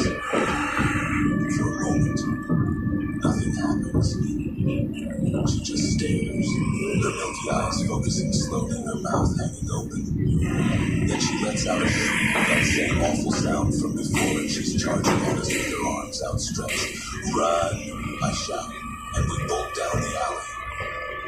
Behind us, I hear the other 2 infected joining the chase, their shrieks echoing off the buildings. The alley opens onto a side street, and we burst out into the open, nearly colliding with an overturned delivery truck. There are more infected here, drawn by the noise we're making, and they're converging on our position from 3 different directions.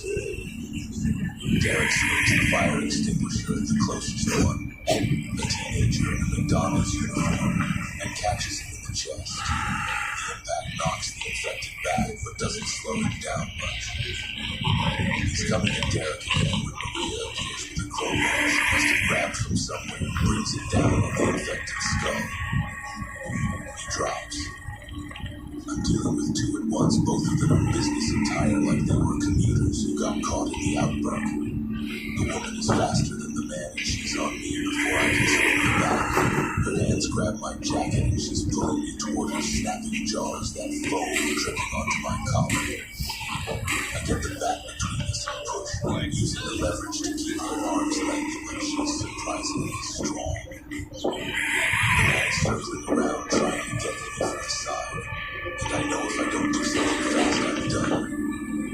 I plant my feet and shove as hard as I can, sending the woman stumbling backward into the man. They go down in a tangle of limbs, and I bring the bat down on the woman's head, then the man's, over and over until they stop moving. My arms are shaking, and I'm breathing hard, and there's blood splattered on my uniform, but I'm alive. Shane, more coming, Maria shouts, pointing down the street. She's right. At least a dozen more infected, drawn by the noise and the smell of blood, are shambling toward us. We need to move. We run north toward downtown, dodging abandoned cars and debris. The streets are littered with bodies, some fresh, some already starting to rot in the cold morning air. I try not to look at them, try not to think about the fact that each one was a person with a life and a family and dreams. They're gone now. You might be soon too. We make it 3 blocks before we have to stop, ducking into a storefront that used to be a coffee shop. The windows are shattered and the inside is trashed. Tables overturned and pastries scattered across the floor.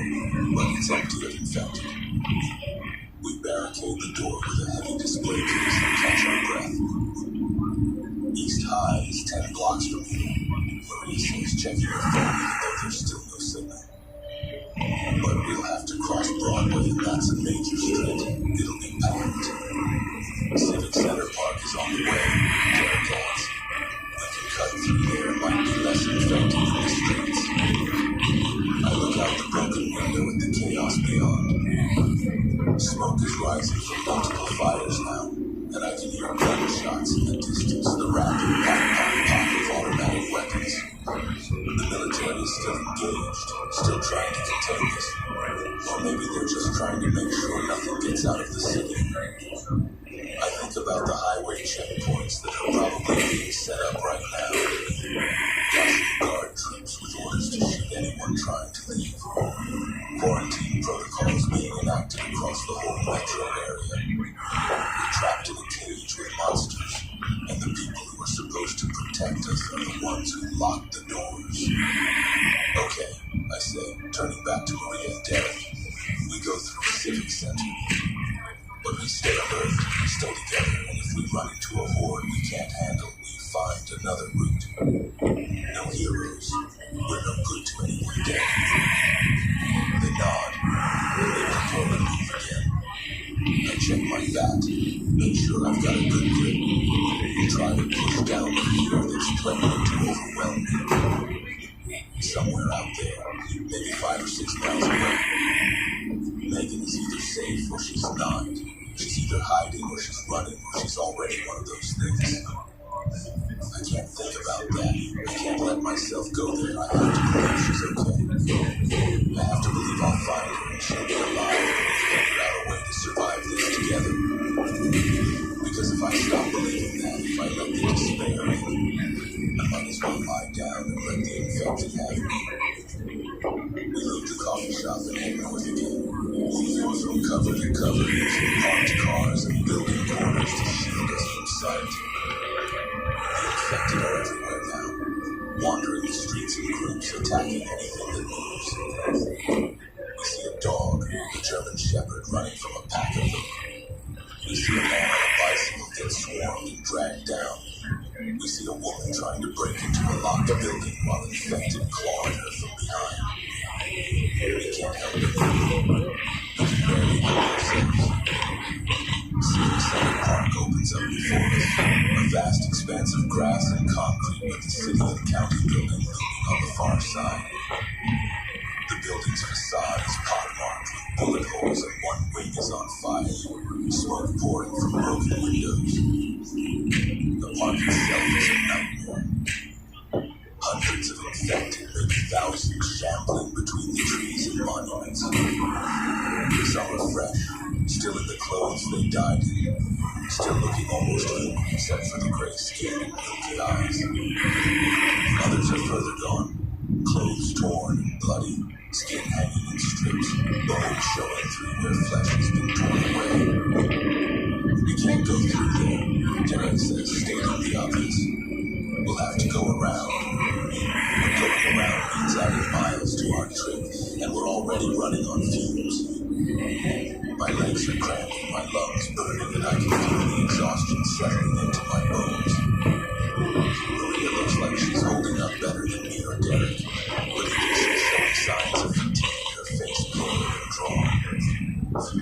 Wait, Maria says, pointing. The parking garage, on the west side of the park. If we can get to the ramp, we can go up a few levels and cross over the street from there. We'll be above the infected. It's risky, but it might work. The parking garage is one of those old concrete structures, open-air levels connected by ramps. Tall enough that we could get a bird's eye view of the situation and maybe find a safer route through. We circle around the edge of the park, staying low, keeping to the shadows of the buildings. An infected in a postal uniform spots us and gives chase, but Derek takes him down with the fire extinguisher before he can raise an alarm. We reach the parking garage and slip inside. The ground level is empty except for a few abandoned cars and a body slumped against a concrete pillar. We take the ramps up, climbing higher. By the time we reach the fourth level, we're above most of the chaos. From here, we can see across City Center Park, across Broadway, all the way to the Capitol building with its gold dome glinting in the smoke-filtered sunlight. Oh no, Maria breathes, looking toward East High School. I follow her gaze and see what she's seeing. The school is surrounded. Infected packed shoulder to shoulder around the building, thousands of them all trying to get inside. The doors and windows are barricaded, but I can see cracks forming barriers giving way. It's only a matter of time. My daughter, Maria says, her voice breaking. Isabella, she's in there. I put a hand on her shoulder. You'll find a way, we'll get her out. But even as I say it, I know it's probably a lie. There's no way through that mass of infected. Even if we had guns, even if we had a tank, we couldn't fight our way through thousands of them. East High is a fortress, but it's also a tomb. Everyone inside is just waiting to die. Maria knows it too. I can see it in her eyes, the moment when hope dies and acceptance takes its place. She sags against the concrete wall, and for a moment I think she's going to collapse. Then she straightens, wipes her eyes, and looks at me.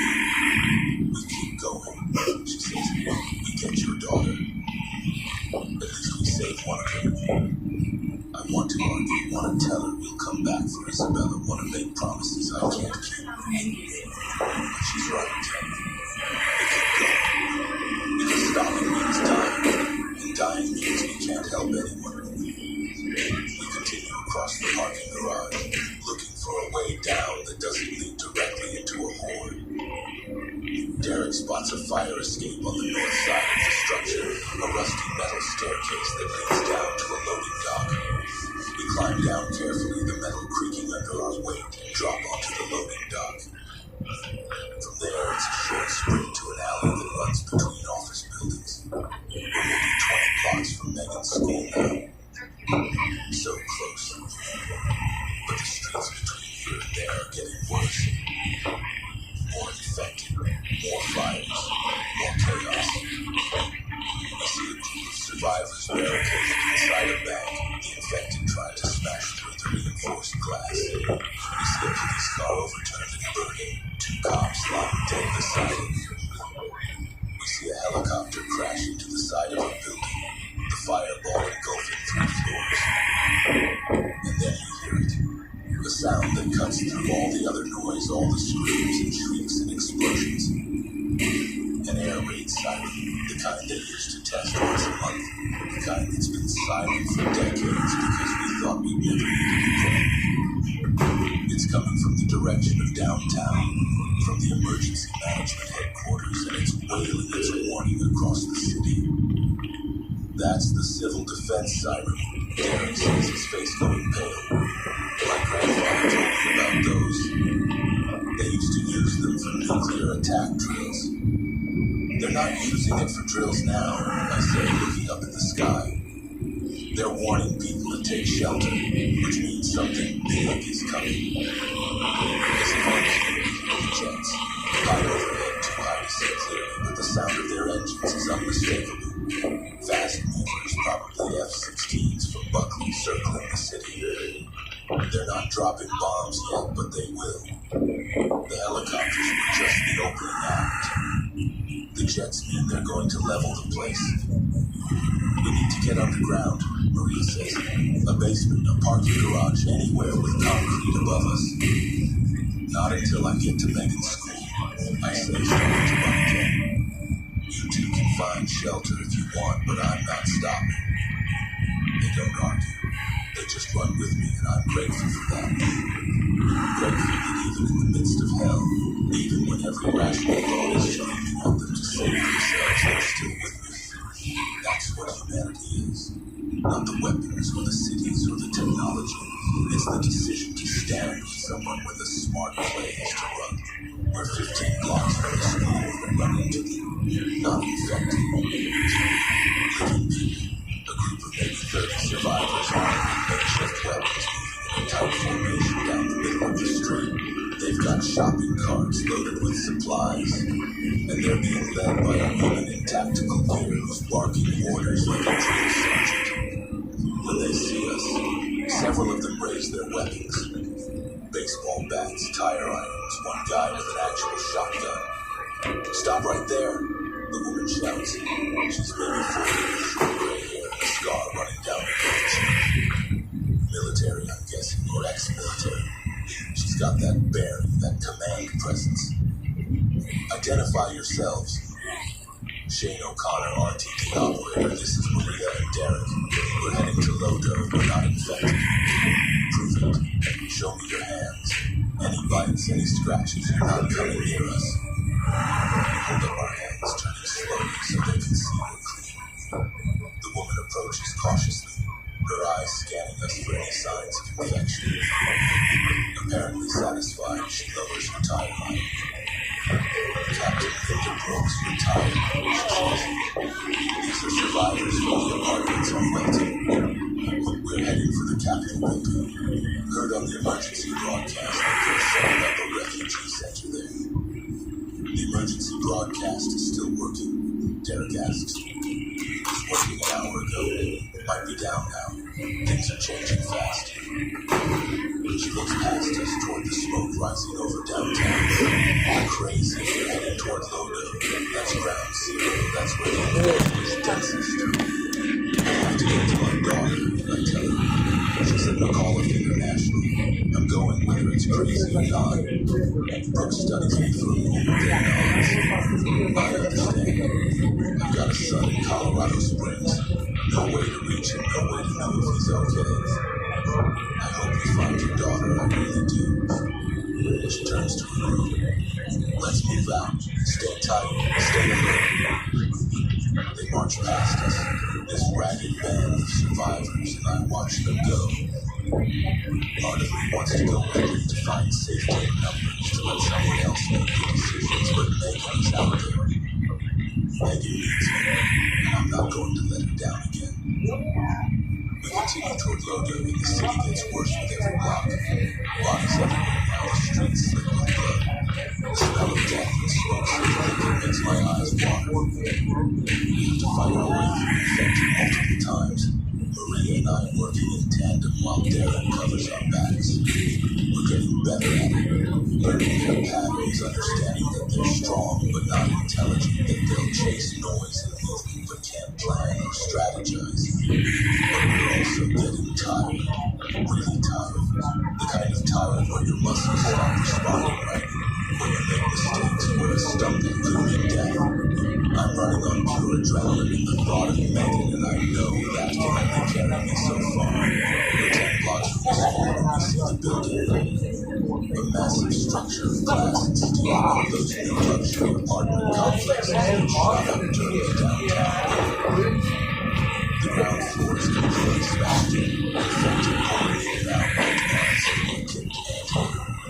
And at the top of the building, on what looks like the 20th floor, I see people.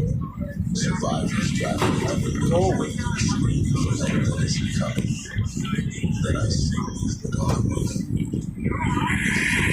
Too far away to identify, standing at the edge. For a moment, they're just standing there, and I think maybe they're trying to signal to someone. Then they jump. I watch them fall, watch them plummet 20 stories to slam into the pavement below with an impact I can hear from a block away. I turn away, bile rising in my throat. Derek is bent over, vomiting into the storm drain. Maria just stares, her face blank, all emotion locked down tight. We keep moving, she says quietly. We don't think about it, we just keep moving. So we do. Block after block, horror after horror, we keep moving. We see a man eating his own arm, infected but not yet dead, gnawing on his flesh with vacant eyes. We see a child, could be more than 5 years old, wandering alone and calling for her mother while infected close in from all sides. We see a woman in her wedding dress, still clutching a bouquet, her face gray and her eyes milky. Each image burns itself into my brain, another scar to carry for however long I've got left. Finally, after what feels like hours, but is probably only 45 minutes, we sit. McAuliffe International School, a 3-story brick building with large windows and a modern addition that houses the gym and cafeteria. The windows are intact, the doors barricaded, and I can see movement inside. People, alive people, maybe Megan. Please God, let Megan be here. But between us and the school is a problem, a big problem. There's a horde of infected, maybe 200 of them pressed against the school's entrance, trying to claw their way inside. They're packed tight, shoulder to shoulder, and there's no way through them. Ideas. I ask knowing the answer, but hoping for a miracle. Fire escape, Derek says, pointing to the side of the building. Oh, that's cool. If we can get around the horde and climb up, we might be able to get into their window. It's risky, but it's better than trying to fight through 200 infected. We circle around and using a parallel street, staying as quiet as possible. The infected at the front of the school are so focused on trying to break in that they don't notice us slipping down the alley beside the building. The fire escape is there, exactly what Derek said, the metal staircase leading up to the second floor. I go first, climbing as quietly as I can, my boots making small clanking sounds on the metal plates. Derek follows, then Maria. We're halfway up when one of the infected notices us. He lets out a shriek and starts shambling toward the fire escape. Then another notices, then 10 more. Within seconds, the whole alley is filling with infected, all of them converging on our position. Climb! I shout, abandoning stealthy speed. We race up the fire escape, reaching the second floor landing just as the first infected reaches the bottom of the stairs. I look at the window next to the landing. It's locked, reinforced with security bars. Damn it. 3rd floor, Maria yells, already climbing. We go up again, the infected following, some of them figuring out how to climb the stairs, others just clawing at the metal structure and making it shake. 3rd floor landing, another window. This one has bars too, but they're older, more corroded. I pull out my pry bar and wedge it between the window frame and the bars, then pull with everything I have. The bars shift, not much, but enough to give me hope. Derek adds his strength to mine, and together we wrench the bars far enough that we can squeeze through. I break the window with my elbow, reach through and unlock it from the inside. We climb through one at a time, tumbling into what looks like a classroom. Empty desks, a white whiteboard covered in half-erased math equations, posters about respecting diversity and trying your best. Behind us, the infected are climbing the fire escape, their hands reaching through the broken window. I grab a desk and wedge it against the window, then stack another desk on top of it. It won't hold them forever, but it might buy us some time. Megan, I shout, moving to the classroom door. Megan O'Connor, is anyone here? For a moment, there's only silence. Then I hear footsteps running and a door opens down the hall. A woman appears, maybe 30 years old, with glasses and a teacher's lanyard around her neck. Behind her, I can see students, dozens of them huddled in what looks like a library. Who are you? The teacher demands, her voice shaking. How did you get in here? I'm Shane O'Connor. My daughter Megan, she's a student here. Is she with you? The teacher's expression softens. Mr. O'Connor. Yes, Megan's here. She's safe. She's in the library with the others. Relief hits me so hard I almost fall over. She's alive. Megan is alive. I follow the teacher down the hall, Maria and Darren behind me, and we enter the library. There are maybe 60 people here, students and teachers and a few parents who must have been dropping their kids off when everything went to hell. They all look terrified, exhausted, but alive. And there she is, Megan, sitting with a group of other kids near the windows, her brown hair pulled back in her ponytail, wearing her favorite hoodie with the NASA logo. When she sees me, her eyes go wide and she's running, crashing into me with enough force to knock the breath out of me. I wrap my arms around her and hold on tight, so tight, feeling her alive and warm and real. Dad, she sobs into my chest. I was so scared. Mom dropped me off and then the earthquake happened and people started getting sick and we've been trapped here for hours and I didn't know if you were okay and I'm here, I tell her, stroking her hair. I'm here and I'm getting you out of this, I promise. I look around the library at all these people, all these survivors who've been hiding here while the city tears itself apart outside. They're looking at me with hope. Like maybe since I got in from outside, I know something they don't like. Maybe I have a plan. I wish I did. The teacher who let us in introduces herself as Miss Alvarez. She explains that they barricaded themselves in the library after the first infected broke into the school through the gym. They've been here ever since, listening to the chaos outside, waiting for rescue that never came. They have some food from the cafeteria, some water, but not enough to last more than another day or two. And the infected keep gathering outside, keep trying to break in, and it's only a matter of time before the barricades fail. We need to evacuate, I tell her. The military is bombing the city. I saw fighter jets overhead. If we stay here, we're shooting ducks. Evacuate to where? Miss Alvarez asks. Every road out of the city is blocked. We tried calling for help, but there's no signal. We're trapped. I think about Murphy's bunker. I think about the resources he hoarded, the supplies he stole. If we could get there, if we could force him to let us in, we might have a chance. It's not much of a plan, but it's better than staying here waiting to die. There's a bunker, I say.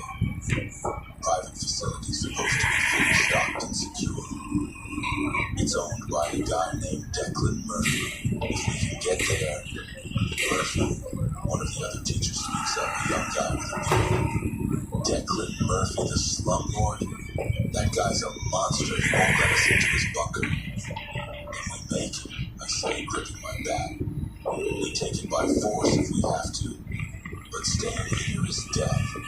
At least if we move, we have a chance. Maria steps forward.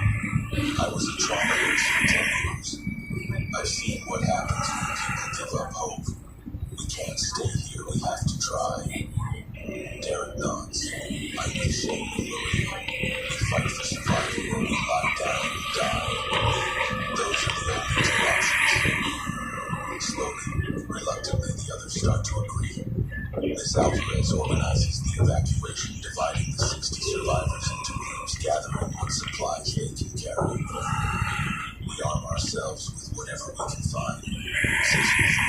textbooks that can be used as shields. It's pitiful, but it's something. The hard part is getting out of the building. The infected are still massed at the front entrance, still clawing their way in. We can't go that way, and the fire escape we used is now crawling with the infected who followed us up. We're trapped on the third floor with no clear route out. Then Megan speaks up. The roof, she says. There's roof access through the maintenance room. We could go up, then cross to the next building. It connects through a walkway. I look at Miss Alvarez. Is that true? Yes, but the walkway hasn't been used in years. I don't know if it's even safe. But it's safer than going through that hole, I say. We go up. We move through the school, staying quiet, listening for any sign that infected had breached the barricades. The maintenance room is on the third floor down a narrow hallway lined with janitors' closets and storage rooms. The access ladder leads up through a hatch to the roof, and one by one we climb. 60 people climbing a ladder in near silence while the world ends around them. It takes forever, but we make it. The roof of the school is flat, covered in gravel and dotted with HVAC units. To the east, I can see the walkway Megan mentioned, a covered bridge connecting the school to an adjacent office building. It looks sturdy enough, but the door on the far side is closed and probably locked. We don't have much choice. We cross the walkway in groups, the structure swaying slightly under our weight. I go first with Megan, testing each step, making sure the bridge will hold. It creaks and groans but doesn't collapse. We make it to the other side and I use my pry bar to force open the door. It gives with a loud crack that echoes across the rooftops. The office building is empty, or at least appears to be. We descend the interior stairwell floor by floor, checking each level as we go. No infected, no survivors, just empty offices full of abandoned desks and dead computers. We make it to the ground floor and find a parking garage connected to the building. There are cars here, dozens of them, and some of them might still have keys. Derek and I check vehicles while Maria and Miss Alvarez keep the group together. The third car I try, a Honda Accord, has keys in the cup holder and starts when I turn the ignition. A miracle in the midst of hell. We find two more vehicles, a pickup truck and a minivan, both with keys and gas. It's not enough to transport all 6 of us, but it's a start. We load as many people as we can into the vehicles, packing them tight.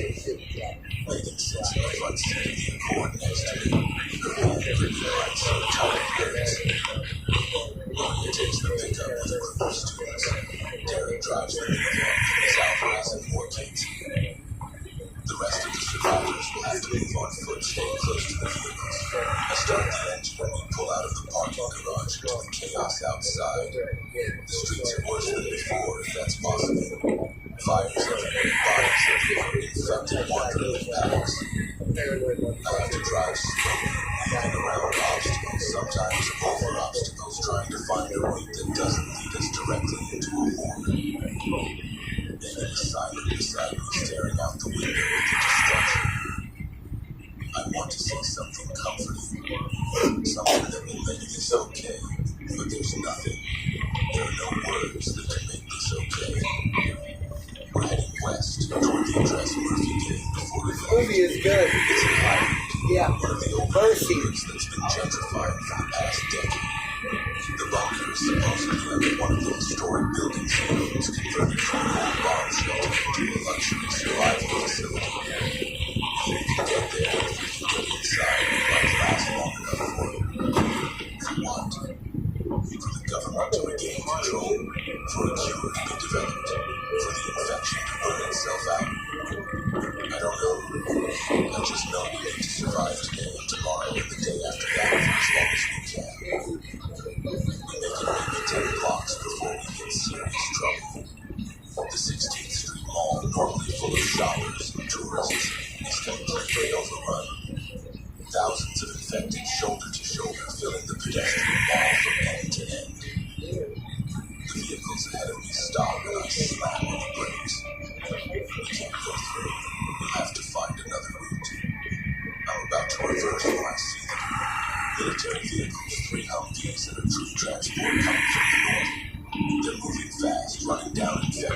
stopping for anything. The machine gun mounted on the lead Humvee is firing, muzzle flashes lighting up the smoke-filled air. Infected dropping like weed before a sigh. For a moment I think they're here to help us to evacuate survivors. Then I see what they're doing. They're not evacuating. They're clearing the streets. Clearing them for what comes next. The jets I heard earlier appear again lower this time, close enough that I can see the ordnance mounted under their wings. Cluster bombs, designed to spread destruction over a wide area to level buildings and kill everything in the blast radius. And they're heading straight for downtown. Drive! I scream at Derek and Maria through the window. Drive now! Get out of here! We peel away from the 16th Street Mall, tires screeching, engines roaring. Behind us, I hear the first bomb hit. A massive explosion that shakes the ground and sends a shockwave racing down the street. Windows shatter, buildings shake, and a fireball rises into the sky so bright it hurts to look at. More bombs fall. The entire downtown area is being obliterated, the military turning Denver into a parking lot to stop the infection from spreading. And we're right in the middle of the kill zone. I drive like a madman, taking turns without slowing, running red lights that don't matter anymore, clipping infected and sending them spinning. Megan is screaming, her hands braced against the dashboard. In the rearview mirror, I can see the pickup and minivan following, Maria and Derek keeping pace. Behind them, the fires are spreading, multiple buildings now fully engulfed, the smoke so thick it's blocking out the sun. We make it across the Platte River just as another cluster of bombs hits. The bridge shakes, cracks appearing in the concrete, but it holds. We're in Highland now, the streets slightly less chaotic, though still infected and debris. I'm following the GPS on my phone, which miraculously has a cached map, even though there's no signal. Murphy's bunker is 3 blocks ahead in a building that used to be a warehouse. We screech to a stop outside the building and pile out of the vehicles. The survivors on foot are catching up, running as fast as they can, some of them injured, all of them terrified. The building's entrance is a heavy steel door with a key padlock. I pound on the door with my fist. Murphy, open up! There are survivors out here! Nothing. I pound again, harder this time. Murphy, damn it, I know you're in there. Open the door! Still nothing. I look back and see infected converging on our position, drawn by the noise and the smell of living flesh. We've got maybe a minute before they're on us. Derek appears at my side with the fire extinguisher. Stand back, he says and swings it at the keypad. It shatters on the third hit, sparks flying, and the lock disengages. The door swings open and we pour inside, all 60 of us slamming it shut behind us just as the infected reach us. I can hear them pounding on the steel, but it holds. We're in a concrete stairwell leading down. Emergency lights cast everything in a sickly yellow glow. We descend, flight after flight, going deep underground. At the bottom is another door, this one unlocked, and beyond it I see what Murphy has built. The bunker is massive, a converted Cold War bomb shelter that's been upgraded with every modern amenity. Rows of bunk beds, a kitchen area with shelves full of supplies, a medical station, even a small gym. And standing in the middle of it all, surrounded by his 5 men, is Declan Murphy. He's got his pistol in hand, pointed at us. I told you, O'Connor, he says, his voice cold. This facility is for me and mine, not for every random survivor who shows up begging for help. There are children here, I say. Megan pressed against my side. Women, teachers, people who've done nothing wrong. You can't turn them away. Watch me. You've got 10 seconds to get back up those stairs before I start shooting. I look at his men, see the uncertainty in their faces. They're thugs, sure, but they're not killers.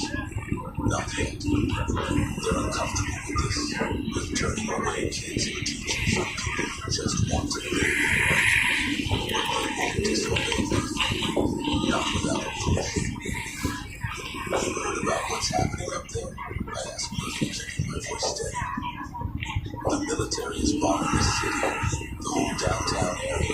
level. Everyone up there is dead or dying. And you're worried about sharing your bunker with some kids. Natural selection, Murphy says again. But there's something in his voice now. Awakening. He knows I'm right. He knows that turning us away is tantamount to murder. He just doesn't care. You're a coward, I tell him. A pathetic, small-minded coward who's so afraid of losing control that he'd rather let children die than share what he has. Murphy's face goes red. I'm a realist. I built this place for exactly this scenario. I planned, I prepared, I invested millions. You just showed up thinking you deserve what I worked for. Well, tough luck, O'Connor. Life's not fair. I'm about to respond when Luna speaks up from behind me. My daughter died in East High School. She says quietly. I watched from a parking garage as thousands of infected tore that building apart. I couldn't save them, but I can save these children. And if you try to stop me, if you try to turn them away, I will make you regret it for however many hours you've left. Something in your tone, and the absolute conviction of her words, gives Murphy pause. He looks at his men, sees them looking back at him with doubt in their eyes. The balance of power is shifting and he knows it. Fine, he says finally, lowering his pistol. They can stay, but I'm in charge here. What I say goes. Anyone who doesn't like it can leave. It's not a generous offer, but it's better than getting locked out.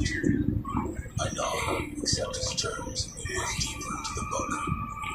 Murphy's men help us get settled, distributing blankets and more, showing us where the bathrooms are. It's cramped with 60 people, but we make it work. Megan stays close to me, refuses to let go of my arm. I find us a corner where we can sit together, away from the others, and I hold her while she cries. Everything in terror and adrenaline finally catching up to her. I stroke her hair and tell her it's going to be okay, even though I don't believe it. The hours pass. We hear explosions above us, feel the bunker shake from the impacts. The military's being thorough, making sure nothing survives.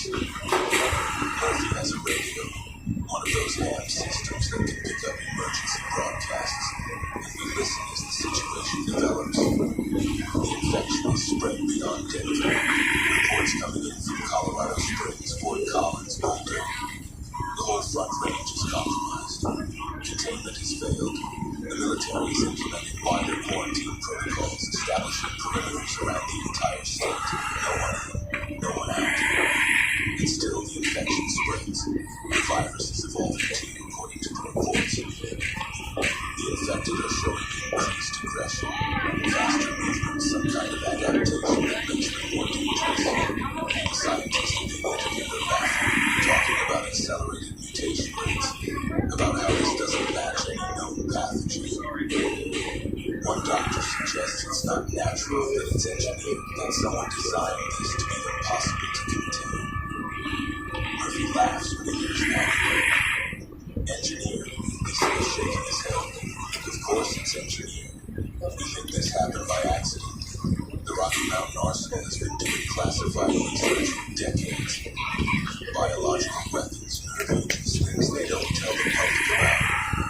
This is what happens when that stuff gets out. I asked him how he rising. You knew this could happen and you didn't warn anyone. I didn't know specifically, but I prepared for possibilities. That's the difference between people like me and people like you, O'Connor. I plan for disaster. You just stumble through life hoping things work out. I want to hit him. I want to take my bat and cave in his smug, self-satisfied face. But I don't. Because Megan is watching and she doesn't need to see her father become a murderer. Not yet. The bunker has enough supplies to last maybe 3 months if we ration carefully. But 60 people consume resources fast, and Murphy makes it clear he's not happy about sharing his stockpile. He rations the food and water, gives us barely enough to survive, keeps the best supplies for himself and his men. People start to complain, start to push back, and tensions rise. On the third day,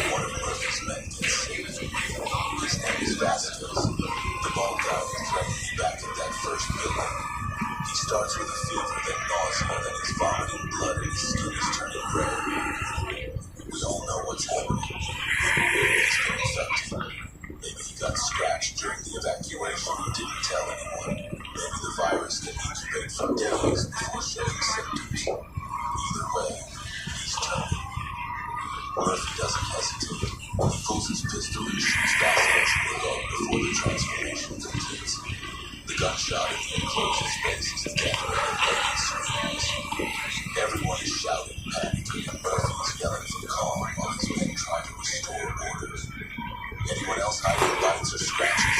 Murphy demands, looking around the bunker. Speak up now, or I'll inspect everyone personally. No one comes forward, but the damage is done. Trust is broken. Everyone is looking at everyone else with suspicion, wondering who might be affected, who might be next. The bunker has become a pressure cooker, and we're all just waiting for it to explode. I volunteer to help dispose of Vasquez's body. Murphy and I carry it up the stairs, unlock the outer door, and throw it into the street.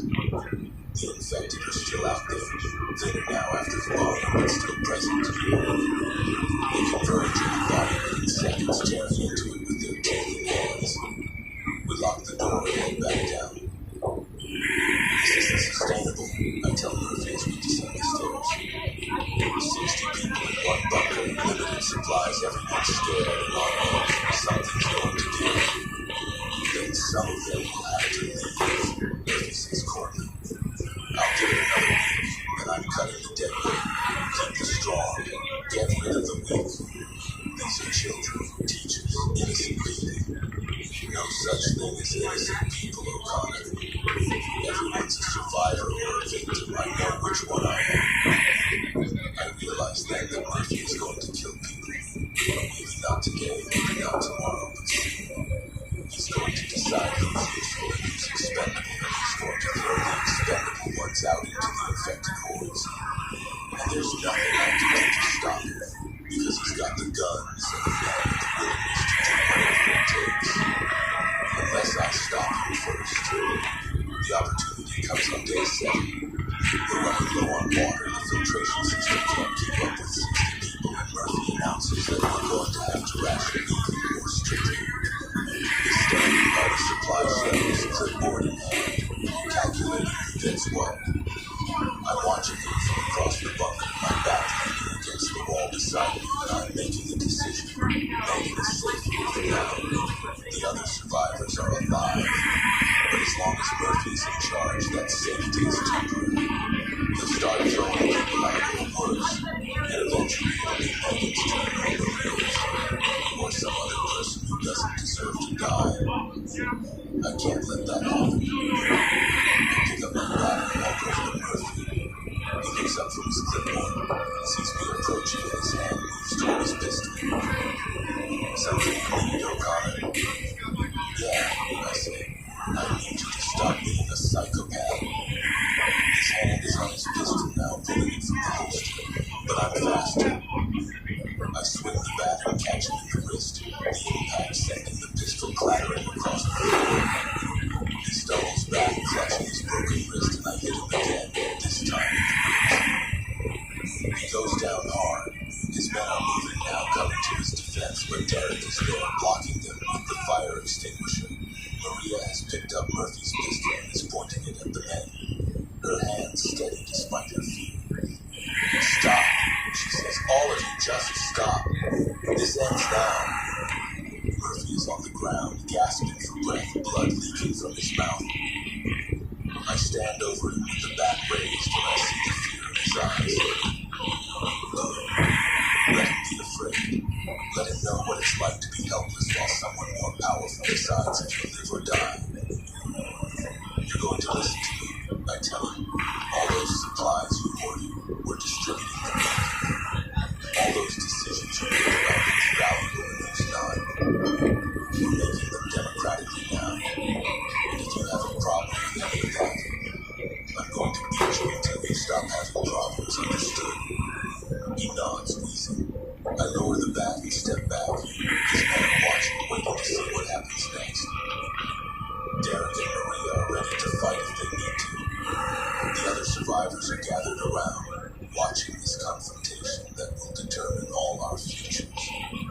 We're not enemies, I say, raising my voice so everyone can hear. We're not going to turn on each other. We're not going to throw people out to die, and we're not going to let one person decide who lives and who doesn't. We survive together, we don't survive at all. There's a moment of silence. Then Miss Alvarez starts clapping. Others join in a smattering of applause that grows into something genuine. Murphy's men lower their weapons. The crisis crisis is over for now.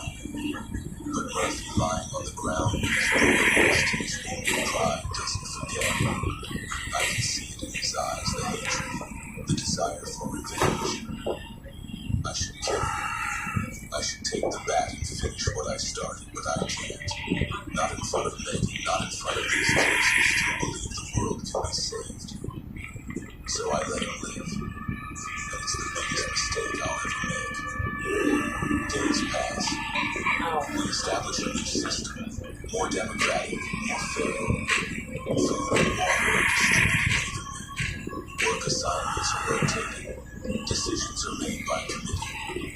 Murphy sulks in the corner, his wrist bandaged, his men no longer willing to follow his orders. For a while, it works. But the bunker is falling apart. The air filtration system is struggling, making strange noises and sometimes shutting off for minutes at a time. The generator that powers everything is running low on fuel. The supplies are dwindling faster than we anticipated. And worst of all, we can hear the infected above us scratching at the door, never leaving, always waiting. On day 14, Derek volunteers to go on a supply run. There's a convenience store 2 blocks away that might still have water and food. It's dangerous, but we're desperate. I volunteer to go with him along with 2 of Murphy's former men who want to prove they're on our side now. We gear up with whatever weapons we have, prepare ourselves mentally for what we're going to face, and head up the stairs. The outer door opens onto a scene from hell. The bombing has stopped, but the city is destroyed. Buildings collapsed, streets cradled, fires still burning in places. Infected everywhere, wandering through the ruins like ghosts. We've quickly stayed low using rubble for cover. The convenience store is intact, its windows shining, but the interior mostly untouched. We slip inside and start gathering supplies. Water bottles, canned goods, batteries, anything useful. We're loading up and we hear the noise. It's different from the growling of the infected. This is organized, mechanical, engines, lots of them. We peek out through the broken window and see them come. Military vehicles, at least 20 of them rolling down the street. But they're not evacuating survivors, they're finishing what the bombs started. The vehicles stop and soldiers pour them. We're out, all of them in full hazmat, all of them armed with flamethrowers. They're going building to building, burning everything, making sure nothing survives. Scorched earth policy. If they find us, they'll kill us, infected or not. We're in the quarantine zone, which means we're already dead as far as they're concerned. We hide in the back of the convenience store behind the frozen food section while the soldiers work their way down the street. They torch the building next door. The flames so hot we can feel the heat through the wall. Then they move on, heading west, and we're left gasping in the smoke-filled air. We need to leave, one of Murphy's guys says. Leave Denver, leave Colorado, get as far from this as we can. Quarantine. They've locked down the whole state, there's no way out. Then we're dead anyway. Might as well die trying. I think about Megan, about whether it's better to stay in the bunker and wait for the inevitable, or to take our chances and try to break through the quarantine. Neither option is good. Both lead to death. But at least one involves fighting for survival instead of waiting to die. We gather the supplies and head back to the bunker. The run through the streets is low. Infected and soldiers both threats now. And one of Murphy's guys doesn't make it. An infected takes him down 3 blocks from safety. We have to leave him. Have to listen to his screams as we run. His name was Marcus, and he had a daughter and a girl to serve any better. When we get back to the bunker, I tell everyone what we saw. The soldiers with flamethrowers, the systematic destruction, the fact that the government has given up on saving anyone. Some people break down, crying over the process that was truly abandoned.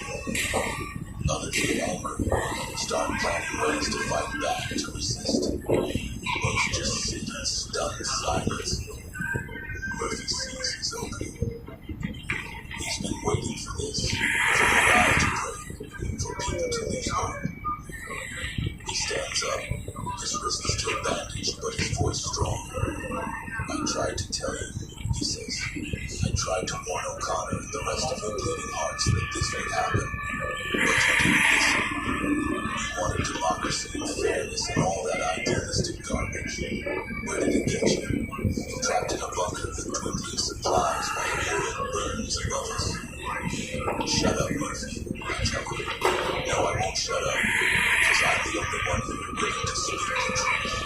We're not all going to survive this. There aren't enough supplies. There isn't enough movement. Okay? There won't be enough air.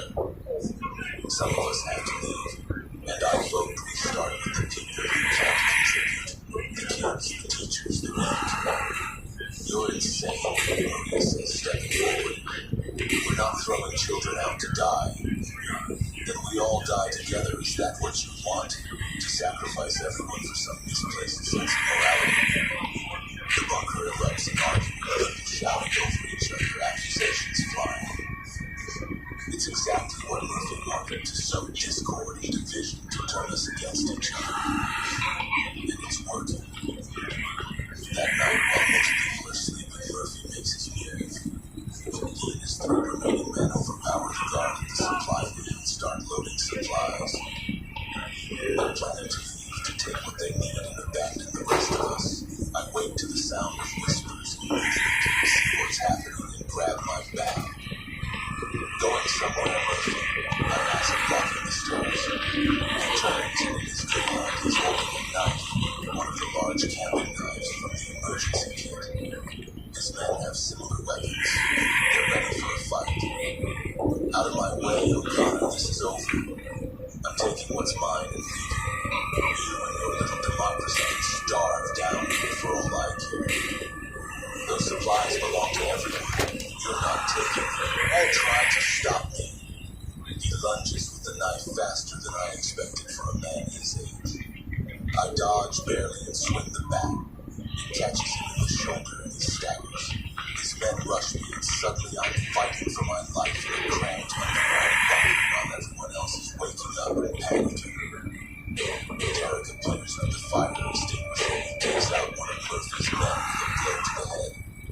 Maria has the pistol again, fires a warning shot that ricochets off the concrete ceiling. The noise is deafening, and now everyone is awake, shouting and screaming. Murphy and I are grappling now, his knife inches from my throat like that wedge between us. He's strong, stronger than the journey of feeling like rage and desperation. We crash into the supply shelves, carrying goods raining down on us. He gets on top of me, raises the knife, and I know this is it. This is where I die. Then Megan screams, Dad! Murphy hesitates, just for a second, and it's enough. I get my hand on his broken wrist and squeeze. He howls in pain and drops the knife.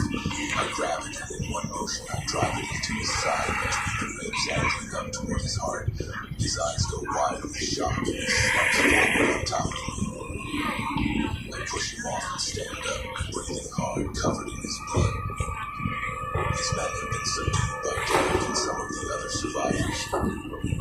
Murphy is lying on the ground, keeping out, staring at me with those hateful eyes.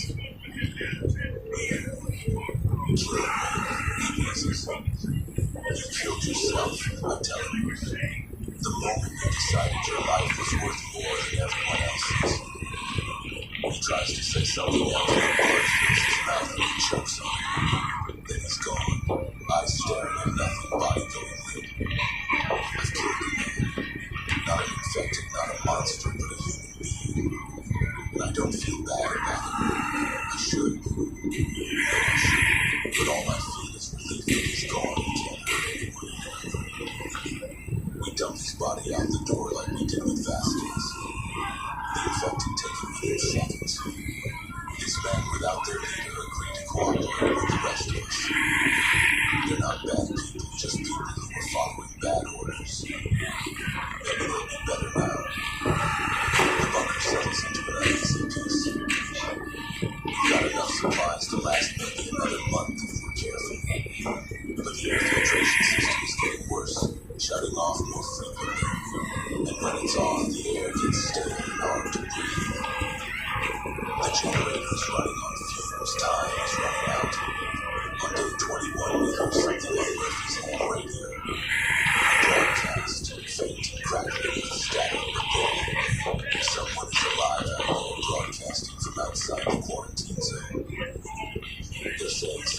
about safe zones, about areas that are still secure, about evacuation routes for survivors. We crowd around the radio, trying to make out the words through the interference. The broadcast mentions Cheyenne Mountain, the old NORAD facility, says it's been converted to a refugee center.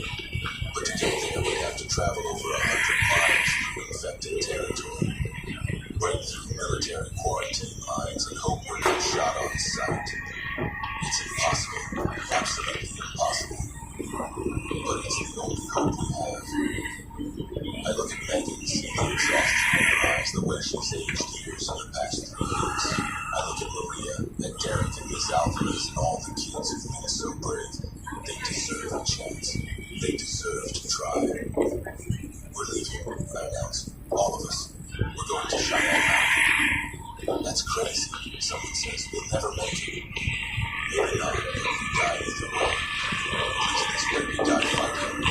We spend the next 2 days preparing. We gather every vehicle we can find on the street outside, hotwire them, fill them with gas, siphons from abandoned cars. We create weapons from whatever materials we have. We divide into groups, establish communication signals, plan ways.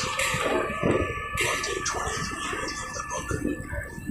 All 58 of us, we climb those stairs one last time and emerge into a city that's barely recognizable. The body is left downtown Denver, a moonscape of craters and rubble. The fires have burned themselves out, leaving everything covered in ash.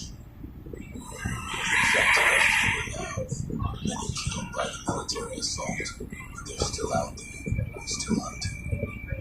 We load into the vehicles and start driving south toward the highway that will take us to Cheyenne Mountain.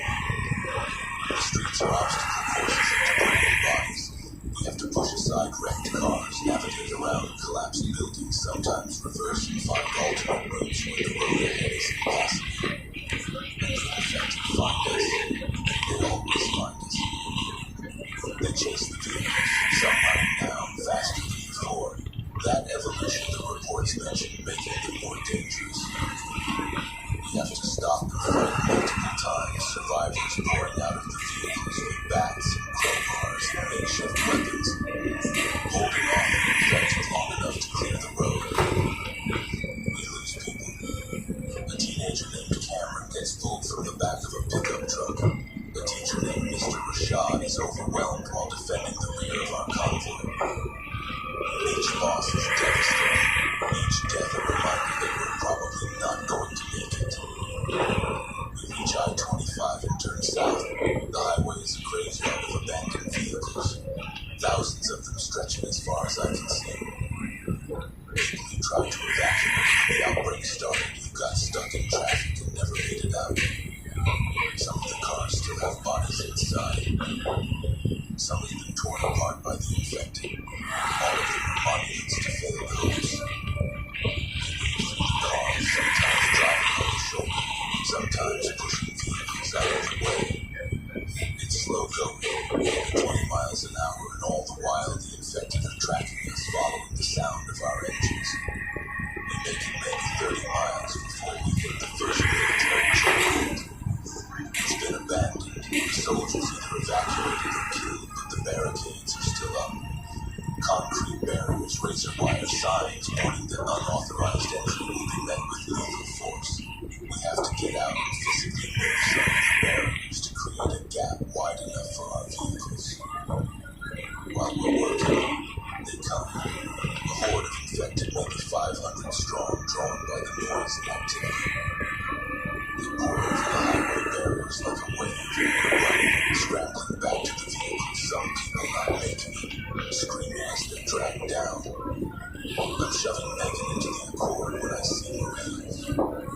She's 20 feet away, surrounded by infected, her medical bag clenched to her chest. She's fighting them with a tire iron, keeping them back with their engine ready. Our eyes meet across the chaos, and I see her make a decision. She throws the medical bag toward me. It lands at my feet. Then she turns and runs in the opposite direction, drawing the infected away from me, sacrificing herself so we can escape. I want to go after her, want to save her. But Megan is pulling on my arm, and the infected They're closing in and I have to choose. I choose my daughter. I get in the car and drive, watching in the rearview mirror as Maria disappears into the massive infected.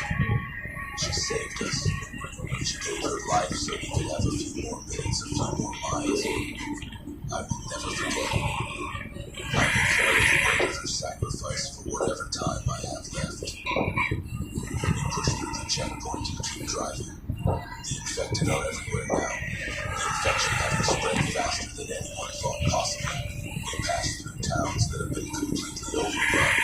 We see infected shambling through streets that once held farmers' markets and school plays and the America really is gone. What's replacing it is a nightmare. 50 miles from Cheyenne Mountain when the vehicles start breaking down.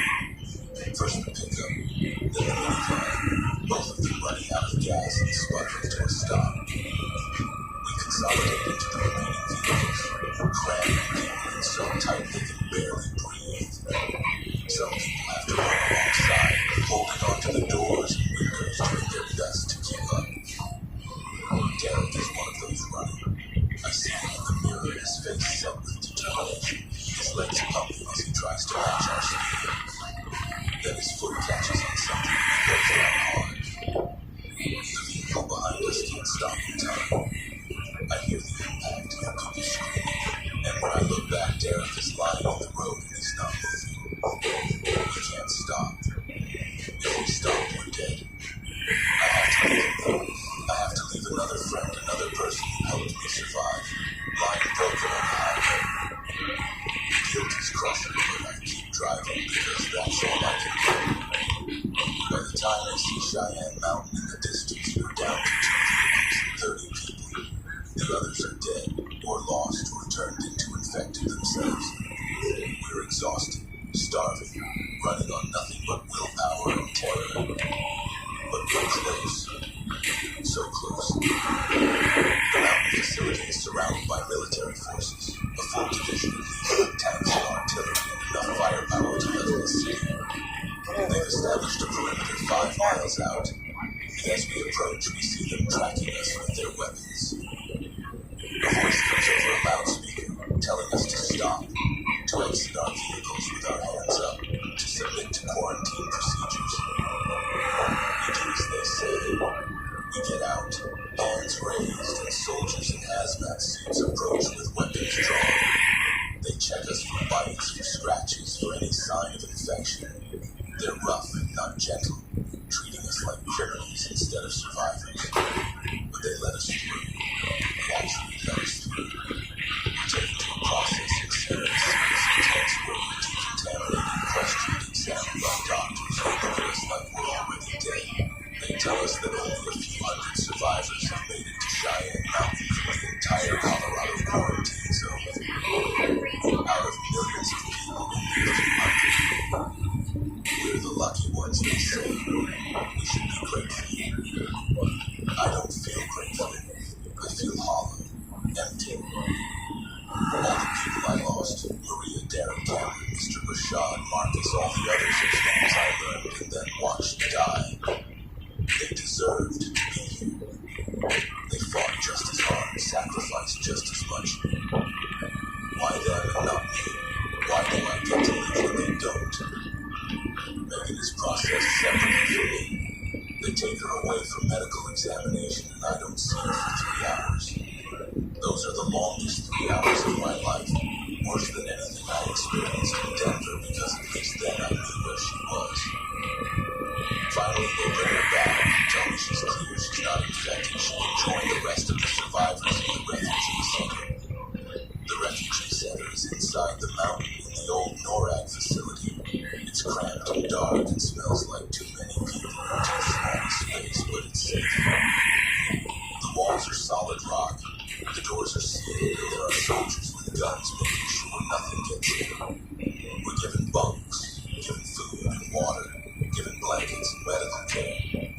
But safety comes with a price. The military isn't evacuating anyone. This facility, along with a few others scattered across the country, is where humanity is making its last stand. Everyone outside the walls is considered lost. The infected own the world now. refugees hiding in the dark waiting for the end. The scientists here are working on a cure, they say. They've isolated the pathogen, they're running tests, they're making progress. But I see their faces when they think no one's watching. I see the despair, the hopelessness. They know the truth. This virus, this rabies X, or whatever it is, was engineered to be incurable. It adapts too fast, mutates too quickly. Every time they think they found a solution, the virus evolves and the solution becomes useless. Days turn into weeks.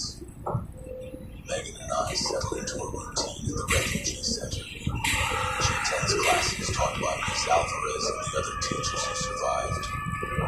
I work in the kitchens helping prepare food for the 2,000 people crammed into this facility.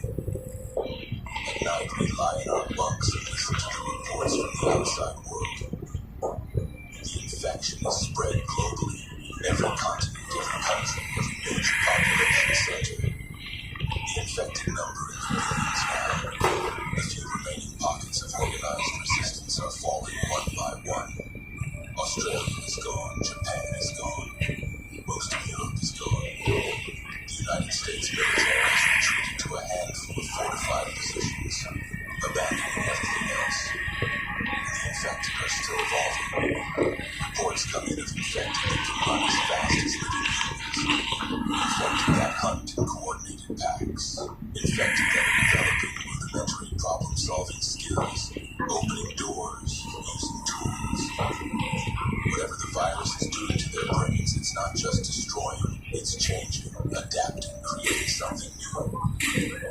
On day 45 inside the mountain, we get word that Denver is being sterilized.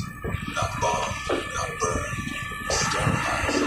They're using thermobaric weapons, fuel air explosives that will consume every molecule of oxygen in a 10-mile radius and incinerate everything else. Mile High City is going to become a crater visible from space. We're brought to an observation room with monitors showing satellite feeds. I don't want to watch, don't want to see my city erased from existence, but I can't look away. Megan buries her face in my shoulder as the countdown begins. The explosions are beautiful and terrible. Massive fireballs that beam across the Denver metro area, so bright they hurt to look at even through the monitors. The shockwaves are visible from one, rippling out in concentric circles. When the fires die down, there's nothing left. No buildings, no streets, no evidence that a million people once lived there. Just ash and melted stone and silence. I think about Murphy's bunker, about whether anyone was still hiding there when the bombs fell. I think about Union Station where I started my last shift. About Coors Field where I used to take Megan to watch baseball games. About all the places that shaped my life and are now gone forever. The government officials at the press conference after the bombardment call it a necessary measure. A way to prevent the infection from spreading further. They're lying. Everyone knows they're lying. The infection has already spread further. Sterilizing Denver wasn't about containment. It was about making sure there was nothing left for the infected to feed on. Nothing left worth reclaiming. It was giving up, officially, completely. The winds continue. Food rationing gets stricter. Air filtration systems struggle to keep up with the number of people breathing. Fights break out over bugs, over rations, over stupid things that wouldn't matter if we were all slowly going crazy trapped in a mountain. On day 16, a group of scientists request volunteers for medical testing. They want to study survivors, see if anyone has natural immunity or antibodies that might lead to a treatment. I volunteer thinking maybe I can contribute something. Maybe prayers and daring sacrifices to mean something. They take blood samples, tissue samples, run me through scanners and monitors. A week later, they call me back and tell me I'm a carrier. I have the virus in my system, but my immune response is keeping it dormant. I'm not infected, not turning, but I have it in me. And there's a chance, a small chance, that I could still turn even after all this time. They want to quarantine me, separate me from the general population, including Megan. I refuse.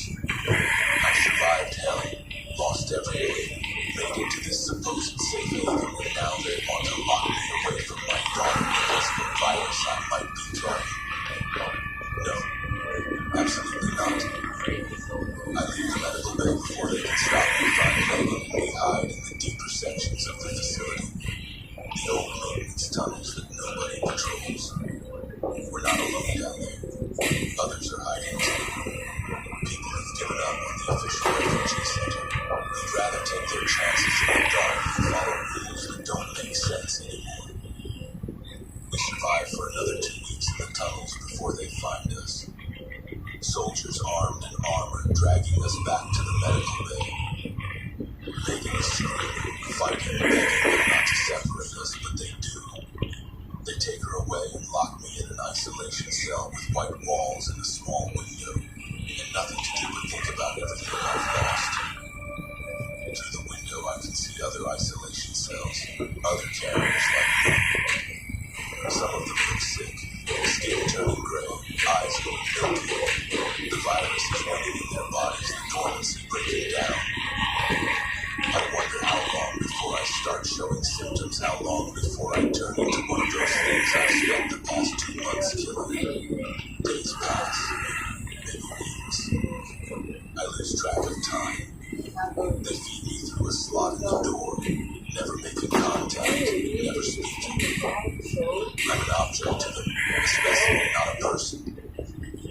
I bang on the door, demand to see Megan, get nothing but silence in response. Then the alarms start, red lights flashing, sirens wailing, and I hear gunfire, lots of it. I look through my window and see chaos in the corridor outside. Infected inside the facility, attacking soldiers and doctors. Someone brought the virus inside. Maybe one of the carriers in turn, maybe a security breach, doesn't matter. The mountain has been compromised. The isolation cell doors unlock automatically. Some kind of emergency protocol. I step out into the corridor and it's pandemonium. People running, infected, chasing, blood everywhere. I have no weapons, no plan, nothing but the desperate need to find Megan. I run through the facility, dodging infected and survivors both, following the signs toward the refugee center. The infection is spreading fast in the enclosed space, people turning within minutes of being gone. The soldiers are falling back, establishing new defensive lines, sacrificing sections of the facility to buy time for evacuation. Evacuation. That's a laugh. Evacuate to where? Outside the mountains, billions of infected. Inside is hundreds more. There's nowhere left to run. I find Ms. Alvarez in the refugee center, barricaded with her students in what used to be a class. Those fuckers paid me for my survey, 50 cents. I told you I could When she sees me, she runs, and I catch her and hold her, and for a moment everything is Rip me okay. off, and the whole survey disqualified me. I tell They Ms. direct me to Alvarez, another the whole survey. facility is compromised. If we stay here, we die. Shit. Where do we go? She asks. And it's the same question everyone's been asking for 2 months. Where do we go when there's nowhere left? I don't have an answer. But I remember something Murphy said back in his bunker before I killed him.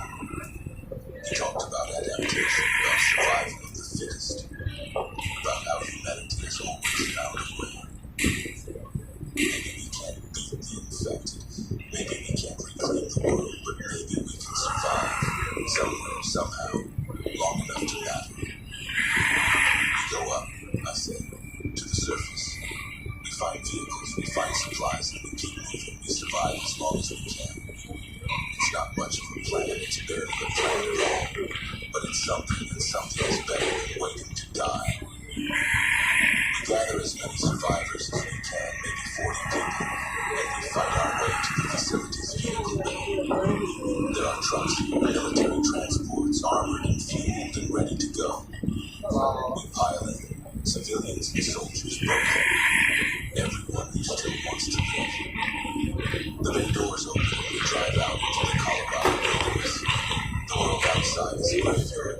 Infected stumbling through the forests, cities burning in the distance, smoke blotting out the sky. We drive west toward the mountains, toward places so remote that maybe the infection hasn't reached yet. We don't have a destination.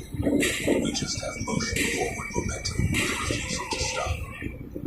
Behind us, Cheyenne Mountain explodes. The soldiers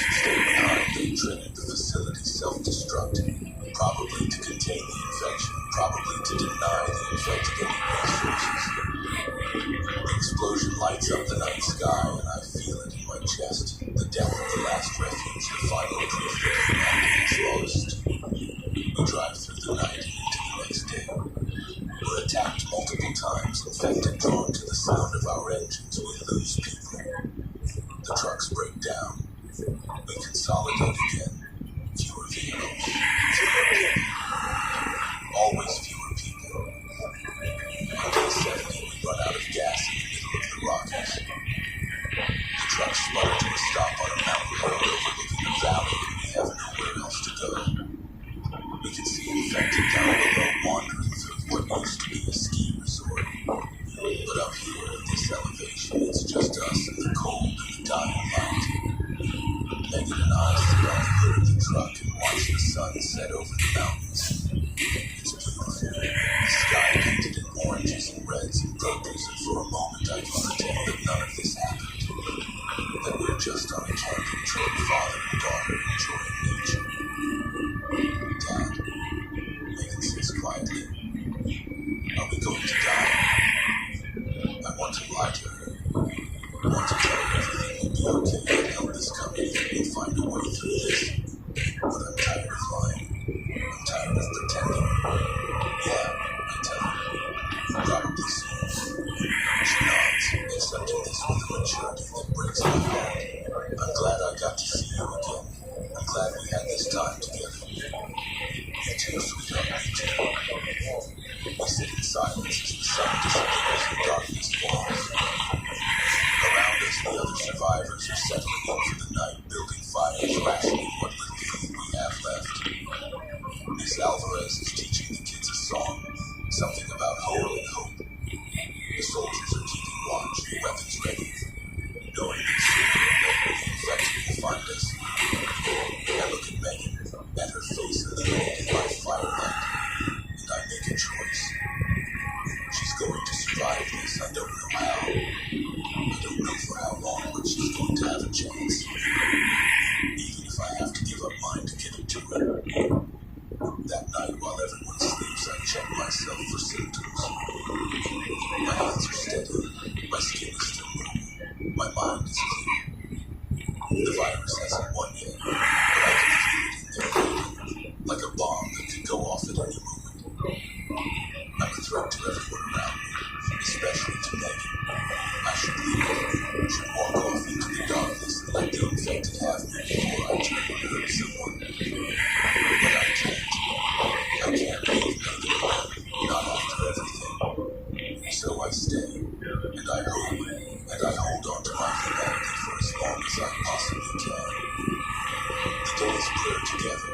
We survive on scavenging supplies, on melted snow, on the occasional deer that wanders into our camp. The infected find us from time to time, but we're high enough that they're sparse up here. We fight them off, lose a few more people, keep going. On day 90, the radio picks up something, a broadcast, military frequency talking about safe zones in Alaska. Places so cold and remote that the infected can't survive, where the virus becomes dormant in the freezing temperatures. It might be real. It might be a trap. It might be nothing. But it's hope. And hope is all we have left. We start planning a route north. It's thousands of miles through infected territory with no guarantee we'll make it. But what else are we going to do? Stay here and slowly starve. At least moving gives us purpose, gives us something to fight for. On day 95, I wake up and my hands are shaking. My vision is blurred. My skin feels hot, feverish.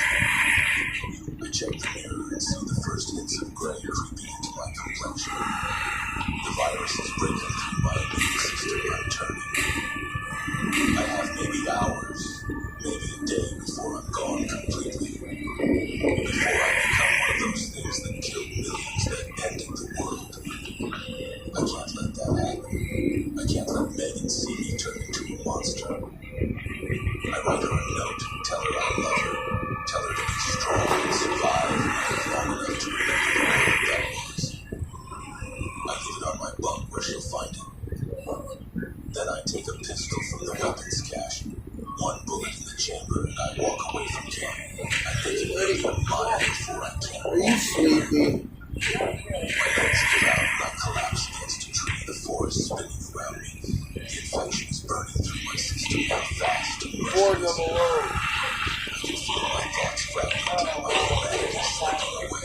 Soon there will be nothing left but hunger and rage. I raise the pistol to my temple. My hand is shaking so badly I can Shut the barely den hold off it. too. This is it. This is how Shane O'Connor ends. Not torn apart by infected, not bombed by the military, by his own hand, choosing to die human rather than live Let's as put a Just monster. Play together. I think about my life, There's a lot of about room. the choices I made, Come sit on the people I bed. lost. I think about the sacrifices so we can escape. Derek falling under the wheels of the car, Murphy bleeding out on the bunker floor. All the death, all the suffering, all for what?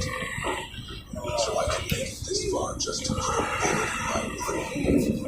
But then I think about living, about living a few more days, a few more miles, a few more chances to survive.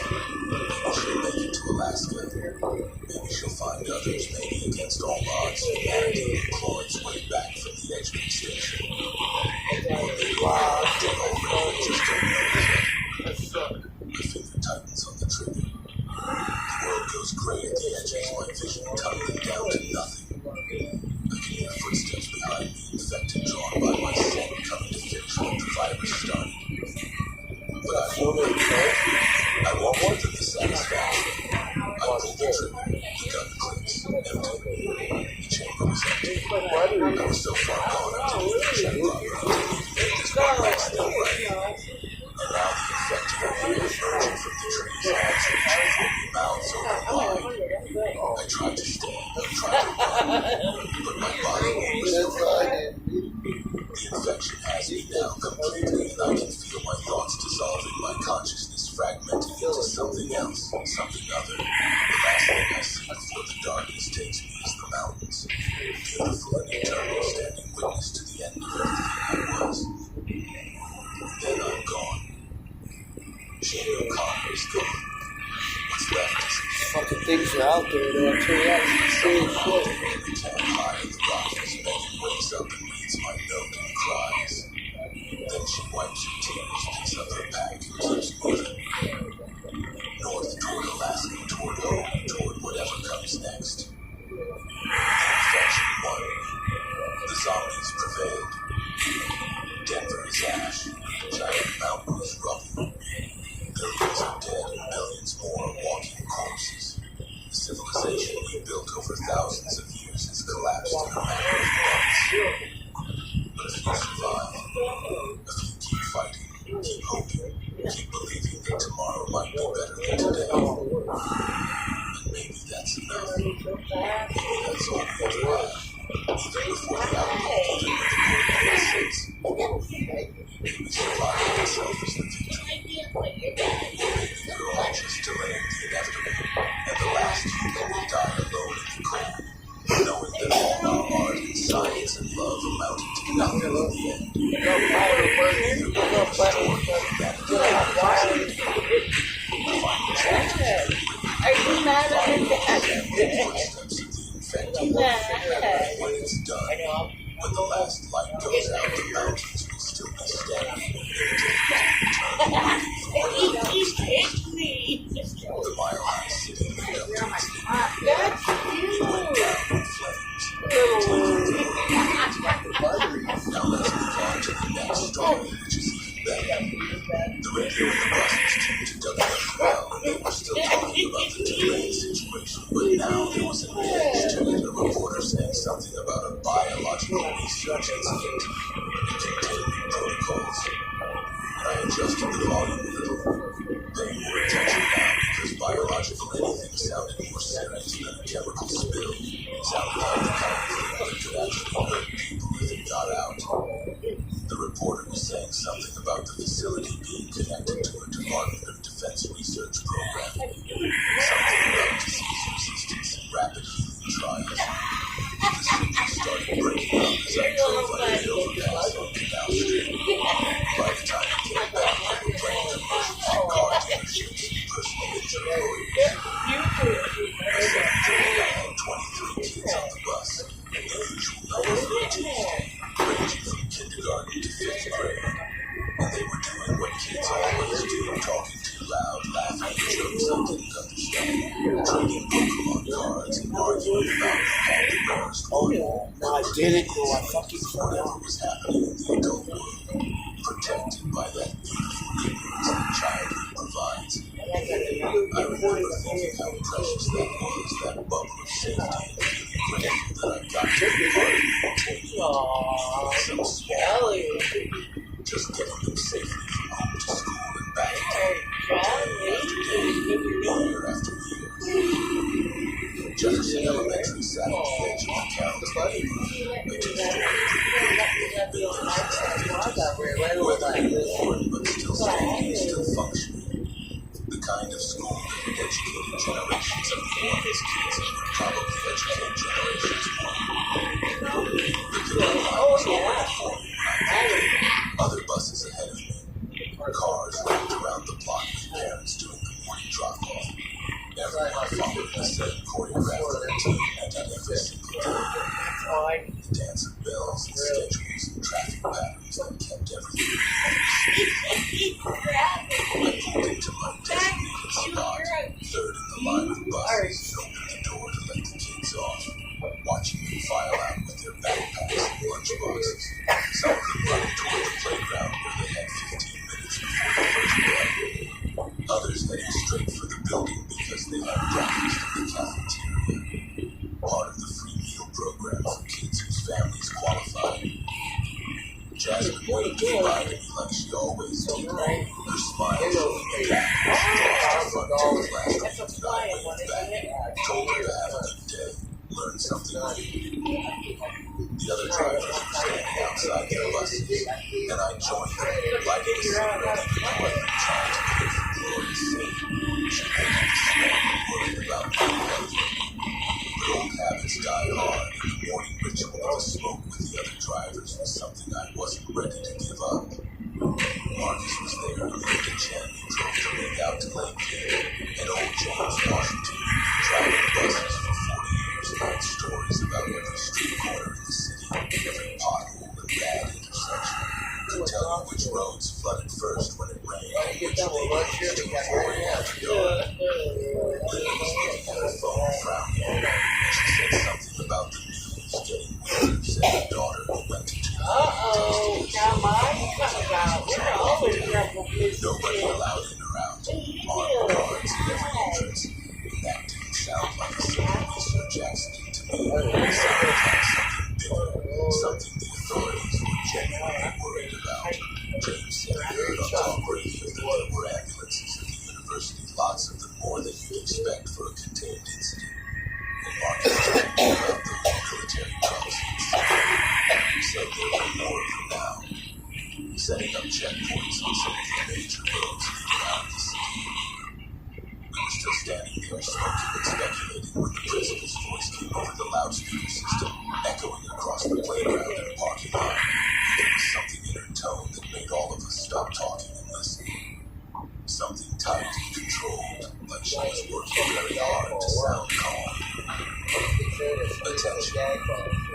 All staff and parents, we are implementing an immediate lockdown at Jefferson Elementary. All students currently outside need to present to their classrooms immediately. All parents in the pickup line need to remain in their vehicles. This is not a drill. I repeat, this is not a drill. He told me. The playground went quiet in that very way that happens when children sense something is wrong. When they pick up on the fear in adult voices, even if they don't understand the specifics, and I watched as teachers started herding kids toward the building. Their movements quick and purposeful, not the usual casual stroll, but something more urgent, more frightening. That's kind of unfair. Linda was already on the phone trying to call them, and Marcus was heading back towards the bus, saying something about the condition what was happening. I crushed out my cigarette and climbed back into my bus, turning the radio to the news station. And what I heard made my stomach drop, made my hands go cold despite the march warmth already building in the closed vehicle. The reporter was talking fast, her professional composure starting to crack, and she was saying something about multiple casualties at Tulane University, about a containment breach in the virology research facility, about infected individuals showing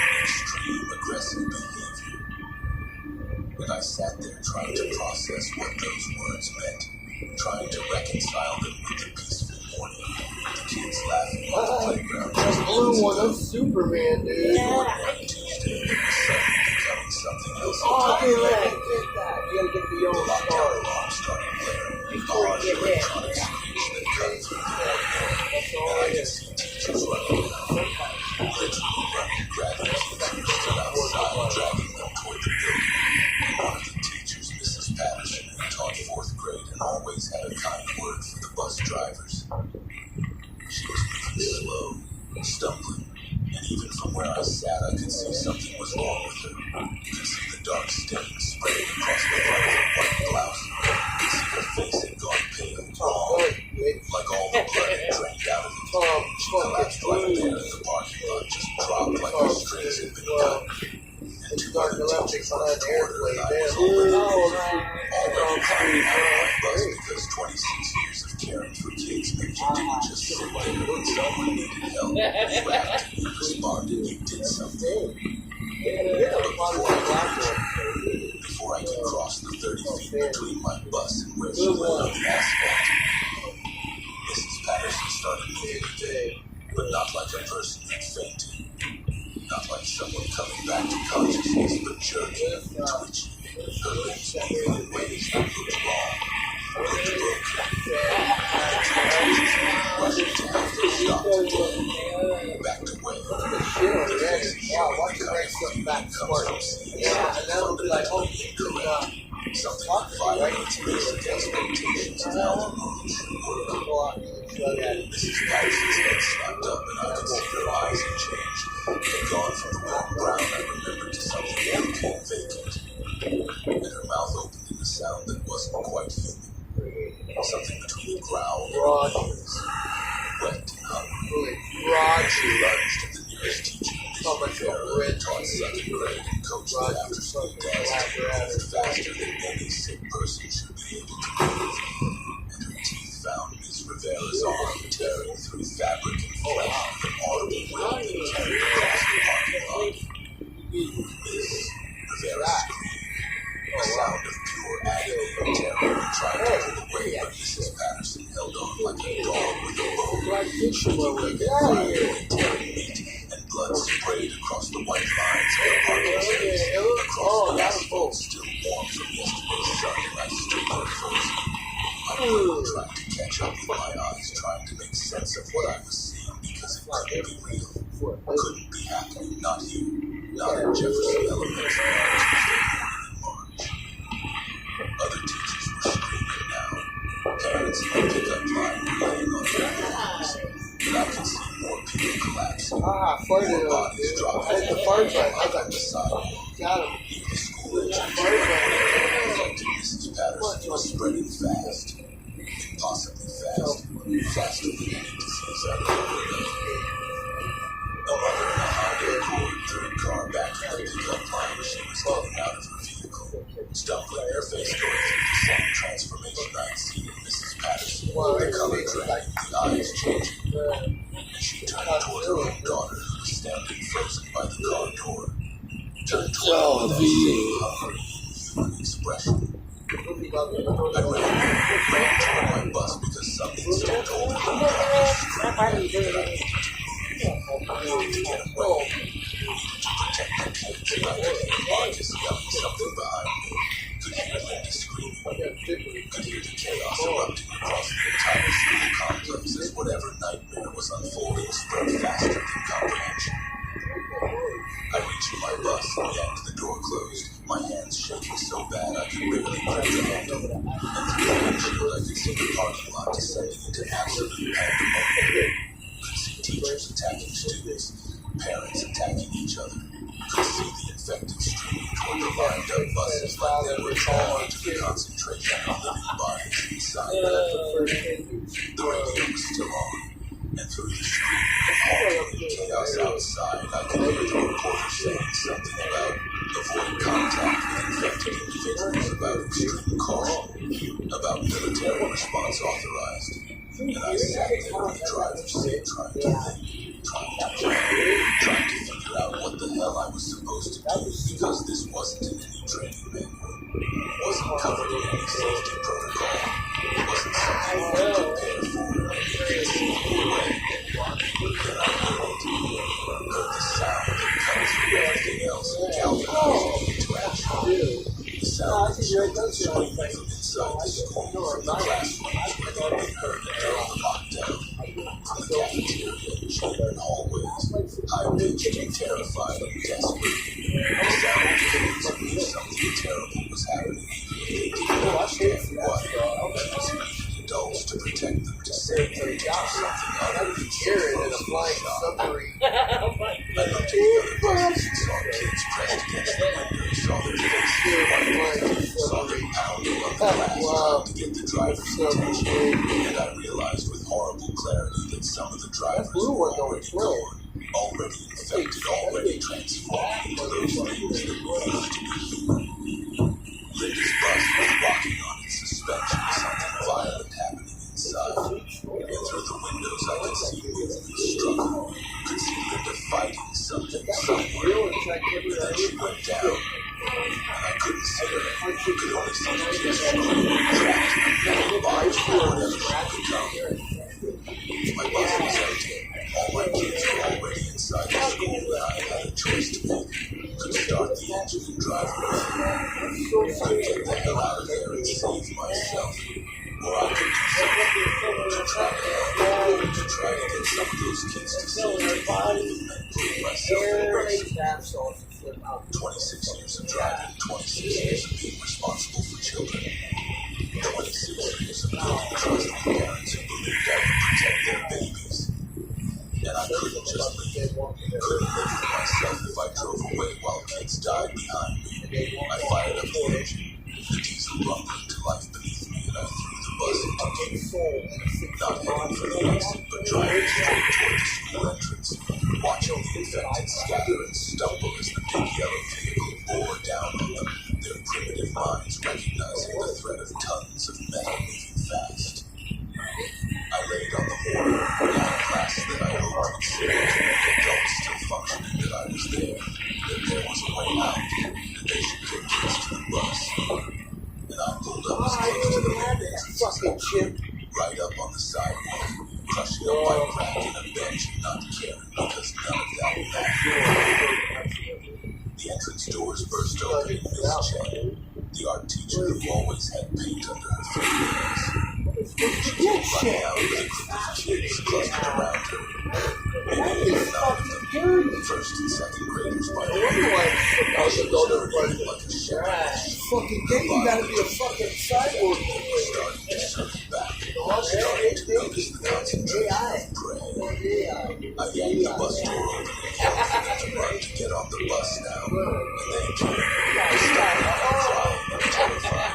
And Miss Chen pushed them up the steps one after another, counting them in a voice that shook but stayed firm. 1, 2, 3, 4. Making sure they all got on, making sure none were left behind. Get on, I yelled, get on the goddamn bus. But she was looking back at the school and the doors and the kids were appearing. She was trying to evacuate. And she said, I have to go back. There are more in my classroom. I have to get them. And before I could stop her, she was running back toward the building, back into that nightmare.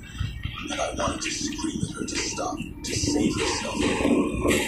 But she was already gone, disappearing through the doors as another group of kids came pouring out. This time with Coach Anderson, the PE teacher, a big man who played linebacker at LSU back in the day. And he had at least 15 kids. Drafted it for number 1 pick, and they got it for the sector. They have some awesome whiteboard.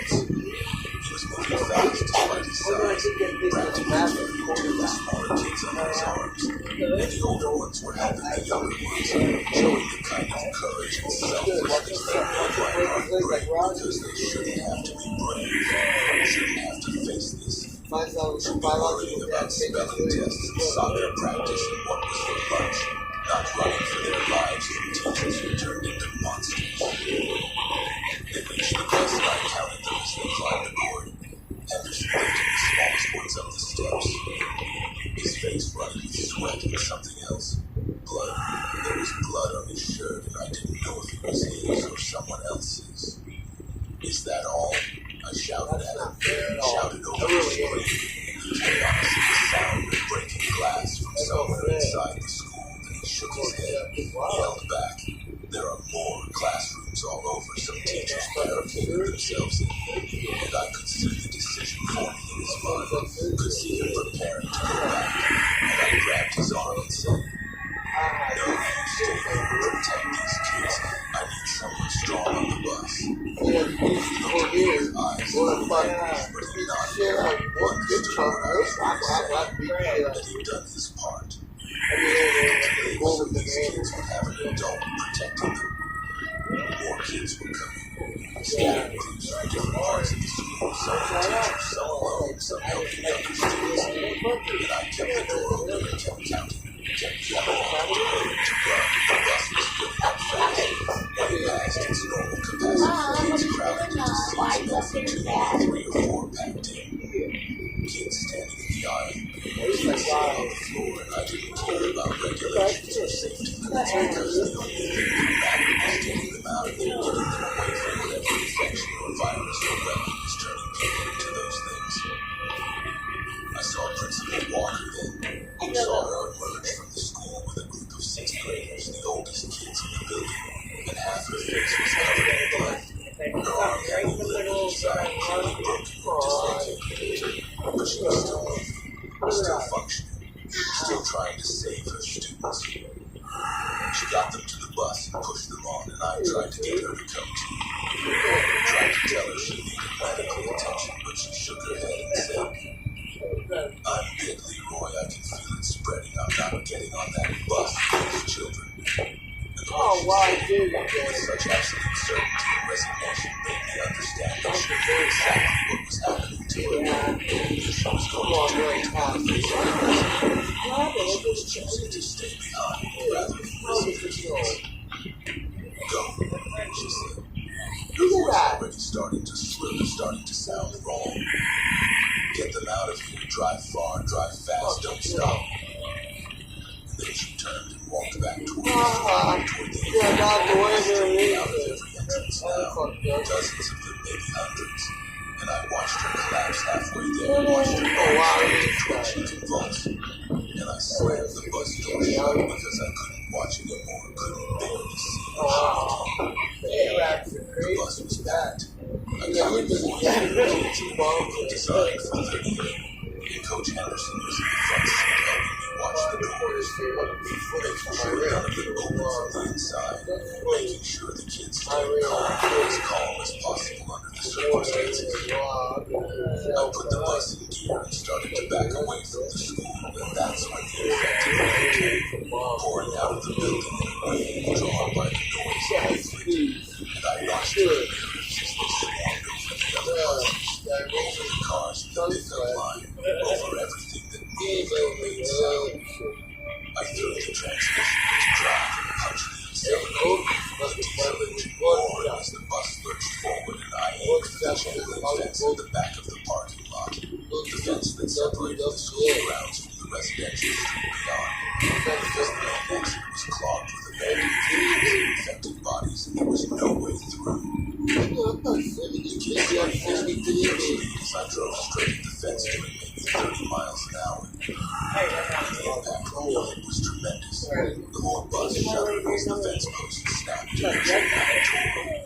And then we were bouncing over the curb and onto Carrollton Avenue. We're escaping while behind us Jefferson Elementary descended into complete hell. I had no plan beyond getting away, no destination in mind except up there.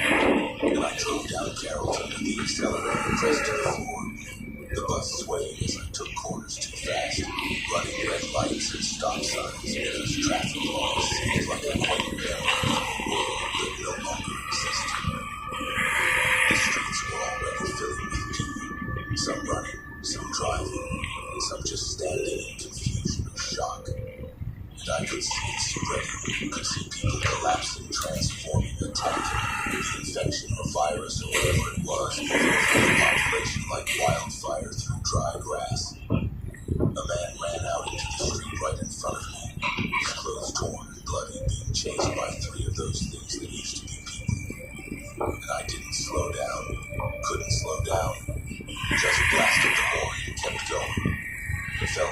twiddling thumbs, he bounced off the front of the bus and went down.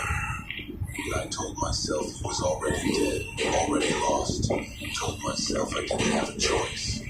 But the guilt settled in my stomach like a stone anyway. The radio was chaos. Every station breaking into emergency broadcasts. Some playing the emergency alert system tone. That harsh beat that usually meant severe weather or a missing child, but now meant something so much worse. I caught fragments as I scanned through. Shelter in place. Avoid contact with infected individuals. Military establishing safe zones. Proceed to designated evacuation points. But none of it was specific enough. None of it told me where to go or what to do or how to keep 47 kids safe when the entire city was falling apart. Coach Henderson was trying to calm the kids, telling them to stay in their seats, to stay quiet, to trust that Mr. Jackson knew what he was doing, but I could hear the doubt in his voice. Could hear him struggling to maintain authority and composure when he was just as terrified as they were. Some of the kids were crying, sobbing for their parents, asking when they could go home, and I had no answers for them because I didn't know if their parents were even alive, didn't know if any of their homes would be standing by the end of the day. I turned onto Canal Street thinking I could take it all the way downtown and then cut across to the 9th Ward where Gloria was, where her daycare was, because I needed to know she was safe. Needed to get her and the kids and bring them all somewhere secure. Somewhere we could ride this out until the authorities got it under control. But Canal was gridlocked, cars abandoned in the middle of the street, accidents blocking multiple lanes in between the vehicles. I could see the infected, hundreds of them now. Stumbling and lurching and running, chasing anyone who moved, pulling people from cars and tearing into them with teeth and hands. I yelled real hard right, jumping the bus up onto the sidewalk, crushing newspaper boxes and trash cans and a parked bicycle, anything to avoid getting stuck in that nightmare traffic jam. And I could feel the right side wheels leave the ground for a second as the bus tilted. Could hear the kids screaming. But then we came down hard and I was driving on the sidewalk, scattering pedestrians who were too shocked or too infected to get out of the way. The bus mirrors clipping storefronts and street signs as I fought to keep the vehicle moving. Ahead I could see the French Quarter. Could see the spires of St. Louis Cathedral rising above the buildings, and I realized with horror what day it was. Realized that it was Fat Tuesday, Mardi Gras, that the quarter would be packed with tourists and revelers. Hundreds of thousands of people crammed into narrow streets designed for horse carts. People drinking and celebrating, completely unaware that death was spreading through the city. That the infection would reach them any minute. That the celebration would turn into a slaughter. I had to make a choice. Had to decide whether to keep trying for Gloria, or to get these kids out of the city entirely. To head for the interstate and drive until we ran out of gas or found safety where the bus fell apart beneath us. Every instinct I had screamed at me to go to Gloria to save my wife. But I looked in the mirror at those 47 faces, those scared children who were counting on me, who I'd already saved once and I knew I couldn't risk them. Couldn't drive into what would certainly be a death trap just to ease my own conscience. But I couldn't just leave her either. Couldn't abandon her without even trying, so I grabbed my phone and dialed her number with shaking hands while trying to keep the bus on the sidewalk, trying to avoid the infected that were starting to notice us, starting to converge on the noise and movement. It's on the bed now. Once or twice, 3 times, I was praying harder than I'd ever prayed in my life. Praying to a God I hadn't since I'd stopped going to church 5 years ago.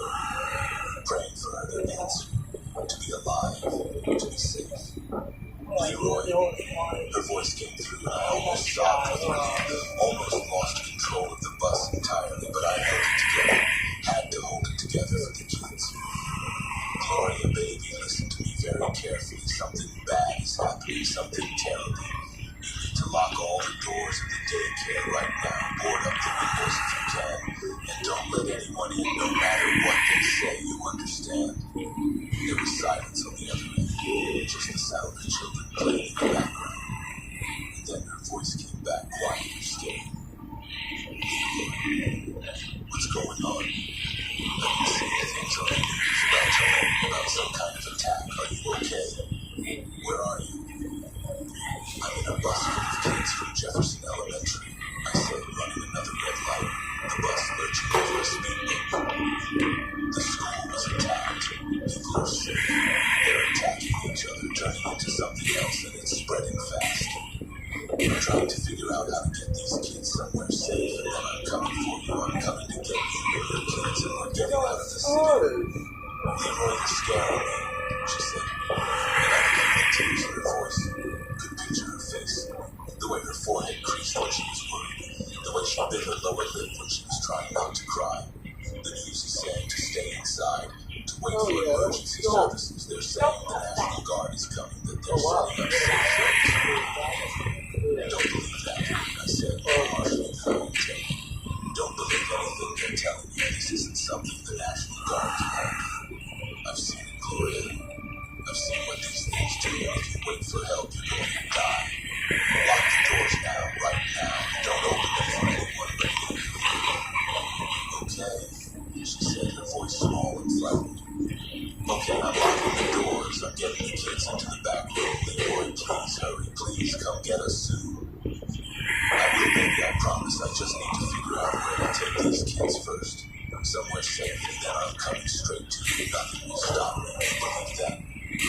I believe you, she said. And then there was a crash on her end. Something loud and violent, and I heard children screaming.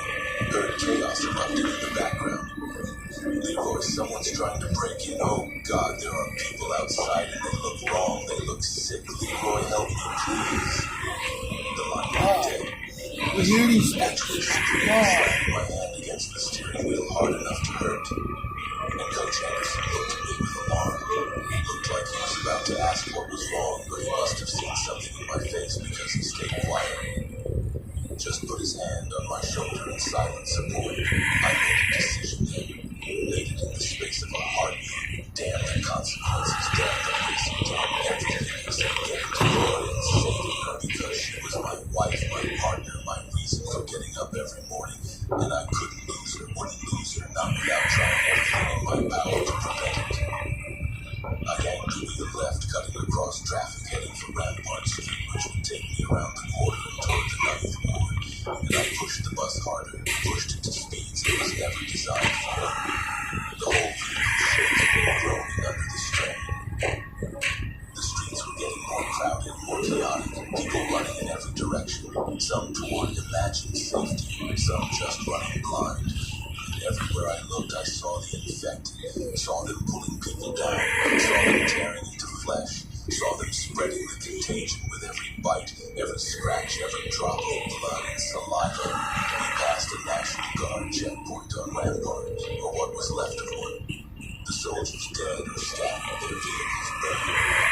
And I could see bodies in uniform lying in the street, could see infected in military fatigue, stumbling around with the same ugly, vacant expressions as all the others. So much for the authorities having things under control. So much for the safe zones and evacuation points.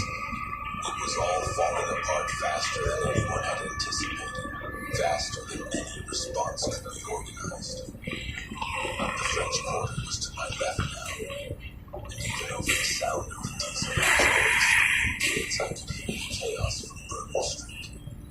Could hear the screams mixing with music that was still playing from bars whose owners hadn't figured out yet that the party was over. That Mardi Gras 2025 would go down in history as the day New Orleans died. Smoke was rising from multiple points across the quarter. Buildings burning, and I wondered if it was the infected knocking over candles and lanterns, or if people were deliberately setting fires trying to destroy the infection with flame.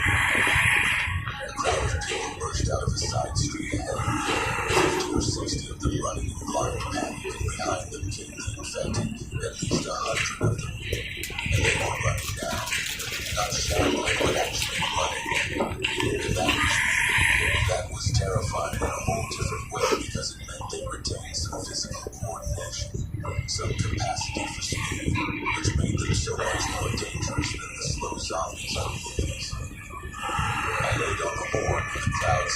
People died along the way, and I kept the bus moving, plowing through the infected because there was no other choice. Feeling the impact shudder through the chassis, trying not to think about what I was doing, what I was destroying, even if they weren't human anymore. Claiborne Avenue was ahead, and I could see smoke rising from the direction of the Ninth Ward, could see what looked like buildings on fire, and my heart was hammering so hard I thought it might burst. Thought I might have a heart attack right there in the driver's seat, and then who would save the kids? Who would drive them to safety? Coach Henderson must have sensed something because he leaned over and said, "Breathe, Leroy. Deep breaths. Breathe, Leroy. And I forced myself to slow down my breathing, forced myself to think clearly, even though every cell in my body was screaming in panic. I turned onto Claiborne and immediately saw them. Saw the military helicopters hovering over the Ninth Ward. And at first I thought it was a rescue operation. I thought they were evacuating people, but then I saw the muzzle flashes, saw the tracers lighting up the afternoon sky, saw them firing into the streets below, indiscriminate, continuous, and I understood with sick certainty that this wasn't a rescue, this was containment. This was the military deciding that the Ninth Ward was lost and everyone in it needed to die, infected or not. I just want to say one thing to my wife and home.